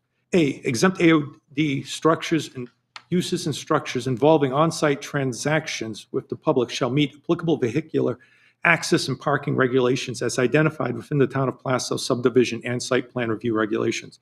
J, agriculturally related experiences occurring on a farm where no structure is involved, i.e. corn, crop mazes, hay bales, sculptures, and similar crop art installations, animal feedings, petting zoos, archery ranges, fee fishing, and similar low-intensity activities in conformance with all standards contained in this article and all other applicable sections of the Town Plastow zoning ordinance. Permitted AOD uses and structures. The following AOD uses and structures are permitted within the AOD on an active farm, subject to the Town of Plastow subdivision site plan review regulations and site plan approval by the Town of Plastow Planning Board. 4B, short-term events exceeding 30 days per year and/or involving more than 150 individuals daily may be permitted with the approval of the Planning Board through a conditional use permit. 4C, on-site parking shall be provided in accordance with the Town of Plastow subdivision site plan review regulations. Citizens Petition Voters Guide. The purpose of this proposed amendment to the Town of Plastow zoning order is to correct a math error, fix a typographical error, and further clarify which farm structures and uses must comply with the town's subdivision site plan review regulations. All right, if you're in favor of including the above proposed amendment to the Town of Plastow zoning ordinance, Article 5, agritourism overlay district to be included in the Plastow town warrant, please indicate your approval by signing below. There's an attached series of vetted endorsements. All right. Mr. Kane, would you like to speak to your citizens? Yeah, this is pretty simple. As you can see, most of these are typographical corrections. Either a term that was defined wasn't used as a defined term as in agricultural operations. The only thing here of substance is there is a bad cell area in my calculations of limiting craft distillery. These, if you remember the old ordinance, we had craft, beer, cider maker, craft distillery, small scale winery, small scale craft beverage. Well, they were all limited to 20,000, 20,012 750 milliliter cases, because they all produced relatively the same amount of money. So this was all a math thing. So that's what was fixed. I would have run this, I think my original plan was to just run this normally through the planning board like any citizen recommending. I just thought, given how close I was to the original ordinance, it seemed better if I just did this as a citizen's petition. All right. Any questions from the board? All right. I just had one question. Can you just elaborate on like 4B? Like what is that, those types of events? Just curious. Like a farm festival? Yes, so there were weddings, Weddings, it's okay. all stuff that's actually in the main ordinance. Yeah. And right now, it just ended in 4B, it just ended with the approval of the planning board, but it created no mechanism how the planning board would approve it. So it's a conditional use Yes, so I permitting would have to, process that you're going you'd have to come and get permission. We already do, right? Any other questions from the board? All right. If there are no questions, I'm going to close the public hearing on CP 25-1 at 11:59. Make a motion. I move to recommend CP 25-1 on the March town meeting ballot. Do I have a second? Second. Discussion? Any discussion? All right, all in favor? Aye. Opposed? Abstained? So 5-0-0. Right. We have another citizen's petition. Last one. Right. I'm going to open the public hearing for CP 25-2 at 11:59.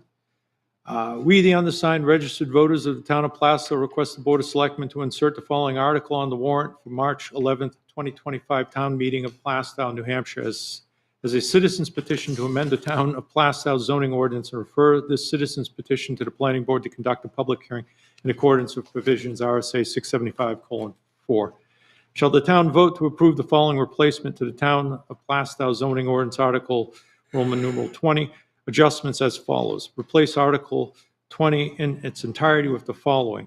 Article 20, Zoning Board of Adjustments, 22-137, Authority. The Town of Plastow Zoning Board of Adjustments was established under the ordinance pursuant to RSA 673.1, Establishment of Local Land Use Boards. 220-137.1, Members in terms of the Zoning Board of Adjustment. 1, the members of the Zoning Board of Adjustment, herein a member or members, shall be elected at the annual town meeting. The Zoning Board of Adjustment shall consist of 5 members conforming with the duties and responsibilities contained within the provisions of Chapters 673 and 674 of the New Hampshire Revised Statutes, annotated as amended from time to time. Vacancies in the Zoning Board of Adjustment occurring other than through the expiration of a term shall be filled in accordance with RSA 673:12 as amended from time to time. 2, the Board of Adjustments may provide for the appointment of not more than 5 alternate members to the Zoning Board of Adjustment, and the terms of alternate members shall be 3 years in accordance with Chapter 673:6, Roman numeral 2-A, as amended from time to time of the New Hampshire Revised Statutes annotated. Alternate members may fulfill the duties and responsibilities of a regular member when a regular member is either absent or disqualified in consideration of a particular application. 3, current appointed members to the Zoning Board of Adjustment shall serve out their appointed term, and when the term of each appointed member expires, each new member of the Zoning Board of Adjustments shall be elected at the next regular town meeting for the term provided under Chapter 673:5, Roman numeral 2, as amended from time to time of the New Hampshire Revised Statutes annotated. Terms of the current appointed members and/or alternates that expire from the date of this provision is approved through the town meeting can be reappointed, but in no case can their term exceed beyond the next regular town meeting. The term of any appointed alternate members appointed after the date of this provision is approved through town meeting expires at the next regular town meeting. 4, no member, including an alternate member, shall simultaneously serve on another local land use board or on the Board of Selectmen. No member, including an alternate member, shall also be an employee of the town of Plastow. 220-137.2, Organization and Rules of Procedure.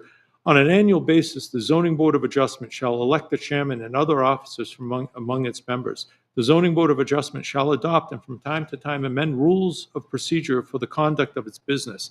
The rules of procedure shall establish an application process and a regular meeting schedule so as to allow for the expeditious consideration of appeals. 220-137.3, Powers and Duties of the Zoning Board of Adjustment. 220-137.4, Interpretation of the Ordinance.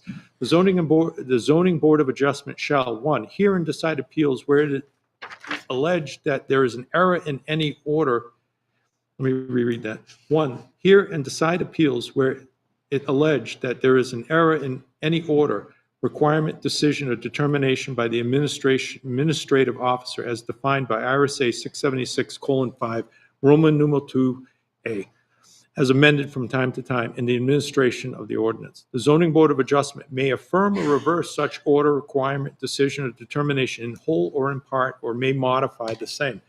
2, hear and render determinations on any requirements relative to the meaning of the text of the ordinance. And 3, hear and render determinations on any questions relative to the exact location of any district boundary shown on the zoning map.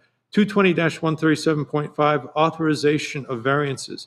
Upon appeal, the Zoning Board of Adjustment may authorize a variance from the terms of the ordinance for a particular use, a parcel of land, an existing building, or a proposed building. 1, the Zoning Board of Adjustment may authorize a variance from the ordinance only where it confirms in writing all of the following. A, literal enforcement of the provision of the ordinance would result in unnecessary hardship. Unnecessary hardship means that owing to special conditions of the property that distinguish it from other properties in the area. 1, no fair substantial relationship exists between the general public purpose of the ordinance provision and the specific application of that provision to the property. And 2, the proposed use is a reasonable one. 3, if the criteria in subparagraphs 1 and 2 are not established, an unnecessary hardship will be deemed to exist if, and only if, owing to special conditions of the property that distinguish it from other properties in the area, the property cannot be reasonably used in strict conformance with the ordinance, and the variance is therefore necessary to enable a reasonable use of it. B, authorization of a variance will not be contrary to the public interest. And C, the spirit of this ordinance shall be observed and substantial justice done in the authorization of a variance. And D, no diminution in the value of surrounding properties would be suffered as a result of the authorization of the variance. 2, the applicant bears the burden of presenting evidence sufficient to allow the Zoning Board of Adjustment to reach conclusions and make findings to support the authorization of a variance. 3, in authorizing a variance, the Zoning Board of Adjustment may impose such conditions and stipulations as it deems necessary and proper in full to fulfill the purposes and intents of the ordinance. 4, if the use or construction so authorized by a variance has not commenced within a 2-year period from the date of the decision, then the variance shall be deemed to have expired and the Zoning Board of Adjustment's authorization shall be considered null and void. 5, if after commencement a variance is abandoned for a period of 2 years, then the variance shall be deemed to have expired and cannot be reestablished without a new application process and affirmative decision of the Zoning Board of Adjustment. 6, variances and special exceptions granted prior to December 31, 2013, but not exercised by the March 30th, 2022, shall be considered abandoned. Note, abandonment under this section of the ordinance shall not preclude submission of a new application for the same variance or special exception. 220-137.6, granting of special exceptions. The Zoning Board of Adjustment shall hear and decide requests for special exceptions that are specifically permitted in Article 5, establishment of districts and district regulations or otherwise in the ordinance. 1, the Zoning Board of Adjustment shall grant a request for a special exception only where it confirms in writing each of the following findings. A, the use requested is specifically permitted in the ordinance. B, the requested use will not create undue traffic congestion or unduly impair pedestrian safety. C, the requested use will not overload any public water, drainage, or sewer system or any other municipal system, nor will there be any significant increase in stormwater runoff onto adjacent property or streets. D, the requested use will not create excessive demand for municipal, police, fire protection, schools, or solid waste or disposal services. E, any requirements and standards for use as set forth in Article 3 general provisions of the ordinance are fulfilled.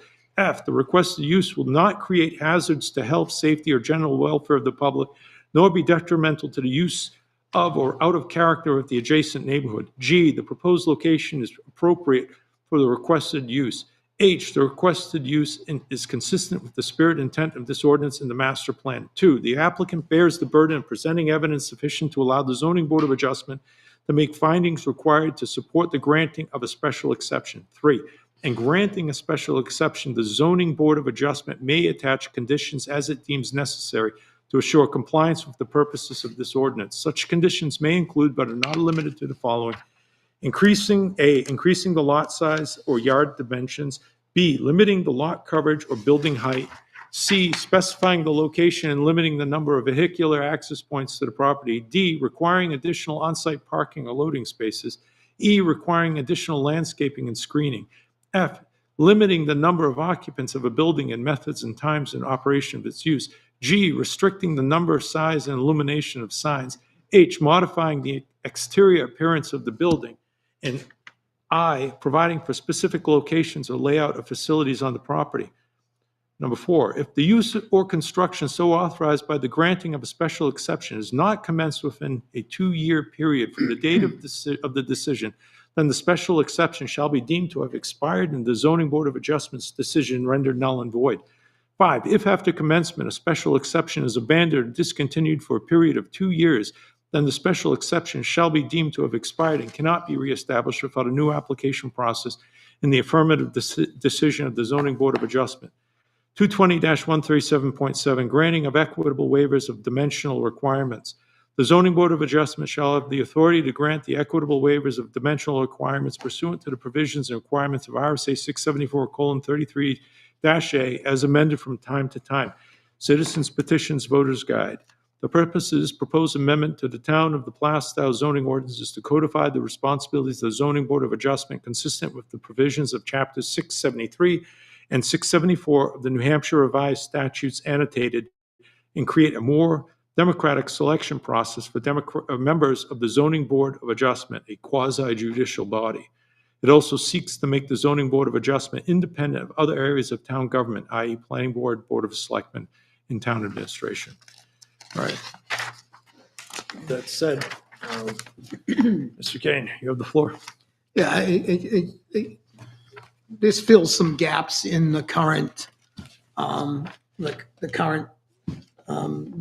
Article 20, particularly as it describes the variance and particularly equitable waivers, and it streamlines the 3 or 4 pages of special exceptions. But the heart of this is how we want to have our ZBA governed. And, either as it currently is appointed, or as I'm recommending through an election. And also is there are naturally incompatible things that happen in the current ZBA. Right now, the way things should work in a perfect world is the planning board drives the legislative aspect, the Board of Selectmen administers and enforces the ordinance, and the ZBA interprets it. I don't think any of those members should be on the same boards. I think they're distinct enough positions. They can be contaminated, I think, by one view moving between all 3, or moving between any 2. And this is a simple attempt to bring this to the voters of the town of Plastow and let them vote and see what they want to do. But I'm a big believer in people should be, people generally should be elected to boards. I get the alternate piece. I'm an alternate one. But if I was going to commit to a long-term, involvement in either planning, the Board of Selectmen, the ZBA, I'd run for election. Because I think that's critical. And having that responsibility and that accountability is, I think, makes democracy work better. And people, I've heard whispers that this is like we don't like X, Y, or Z. That's BS. Like, I know these people. I may not always agree with them, but I've never been, discourteous or uncordial. I respect the fact that they volunteer. I respect the fact that they give their time. I'm just, concerned that I think there's more room for error here than not. That's just my. Excellent.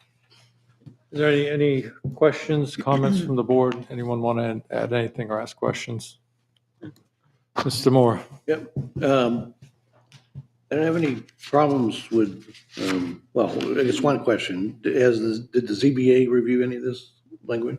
No, it's not really for me to do that, there's no mechanism for, I did this as a citizen. Yeah, so, that's, that's fine, but I don't agree with the elected ZBA. We have a hard time finding people to serve in any capacity. And the fact that if somebody has to run for election, I don't know. It's worked well for this board and the Board of Selectmen, right? I think before I just want to pull prerogative here for a second. Again, look at the planning board. We have a fully staffed board, all right. And we have 3 alternates, all right. And the elections have been contested, I think regularly for the last 3 years at least. So it's a board that people want to be on, and so even when unenviable time that we're doing this too. So so I think that's just a counterpoint. I'd almost think that if you did have an elected type situation, maybe you would have more people on the ZBA. Well, the provision's there to, too, if you don't get enough members, correct? It's, Yeah, that's how you fill vacant yeah, slots. it's, and You know, they if you serve have the term. If you have alternates, I mean, it's all about numbers. I think the main reason is that some towns don't have any, neither one of the boards are elected. And then there are towns that actually do have the both elected. I just think where there is democracy, and I think that's what it is, I think the town should be more involved in picking, choosing, and selecting members for the different boards. Now, the selectmen are, planning board is, why not the ZBA also? And I just don't see, you will get more people because there are a lot of people that do not feel like writing a letter and then having an appointment, being appointed by one or two people, which is what it goes to. Whereas if you're in an election, they get to hear you. You also speak of what you're going to do and why you want to be on the board. And a lot of times it gives an opportunity to people that would nevertheless never do it, come up to the people, but they will try to run for it and write their own, be able to express their own feelings, why they're going on it, rather than being just committed to it and that's it. There's no rules, there's no regulations. So- Actually, eloquently put, actually. That encapsulates my feeling exactly. Anyone else, any more comment? All right, so then as of 12:16, I closed the public hearing for CP 25-2. I move to recommend CP 25-2 on the March town ballot meeting. Do I have a second? Second. All the discussion on the motion? All in favor? Aye. Aye. Opposed? Hey. So, I abstain. okay, so where are we? 311. Thank you. 311. Jay abstains, Tim opposes. All right, I think we're going to, there's no further business, or if there is further business. There Just is. one quick item, Richard. Yes. The February workshop meeting. I don't think we have anything to do there, so unless somebody has something they want to talk about at that workshop, I would suggest we cancel it. All right, do we have a consensus? No February workshop meeting? Consensus? Yeah, there's a very important February 6th meeting to go to as well. Yes. Deliberative. Thank you. Is it? All right, so February Mr. DeRoche. I just have one more thing. I mentioned this last night at the budget committee meeting, but if committee members and alternates need to speak with town employees, please work through your chair, and the chair will work through the town manager to set up an appointment. So just passing that along. And we're passing that along to all of our committees. That's something that we're putting in place for the foreseeable future. So I thought That's all I had. I thought that was how it was Yeah, I did too. some years ago. that's how I thought it was too. Yeah, well, all Apparently it's gotten away from that, so. right. So is this the energy committee that's busting in on people? Is that what's Yeah, happening? Yeah, it must be. they're zapping people left and right. All right, there's nothing else. I'm going to close this meeting at Did you abstain? 12:19. Thank you.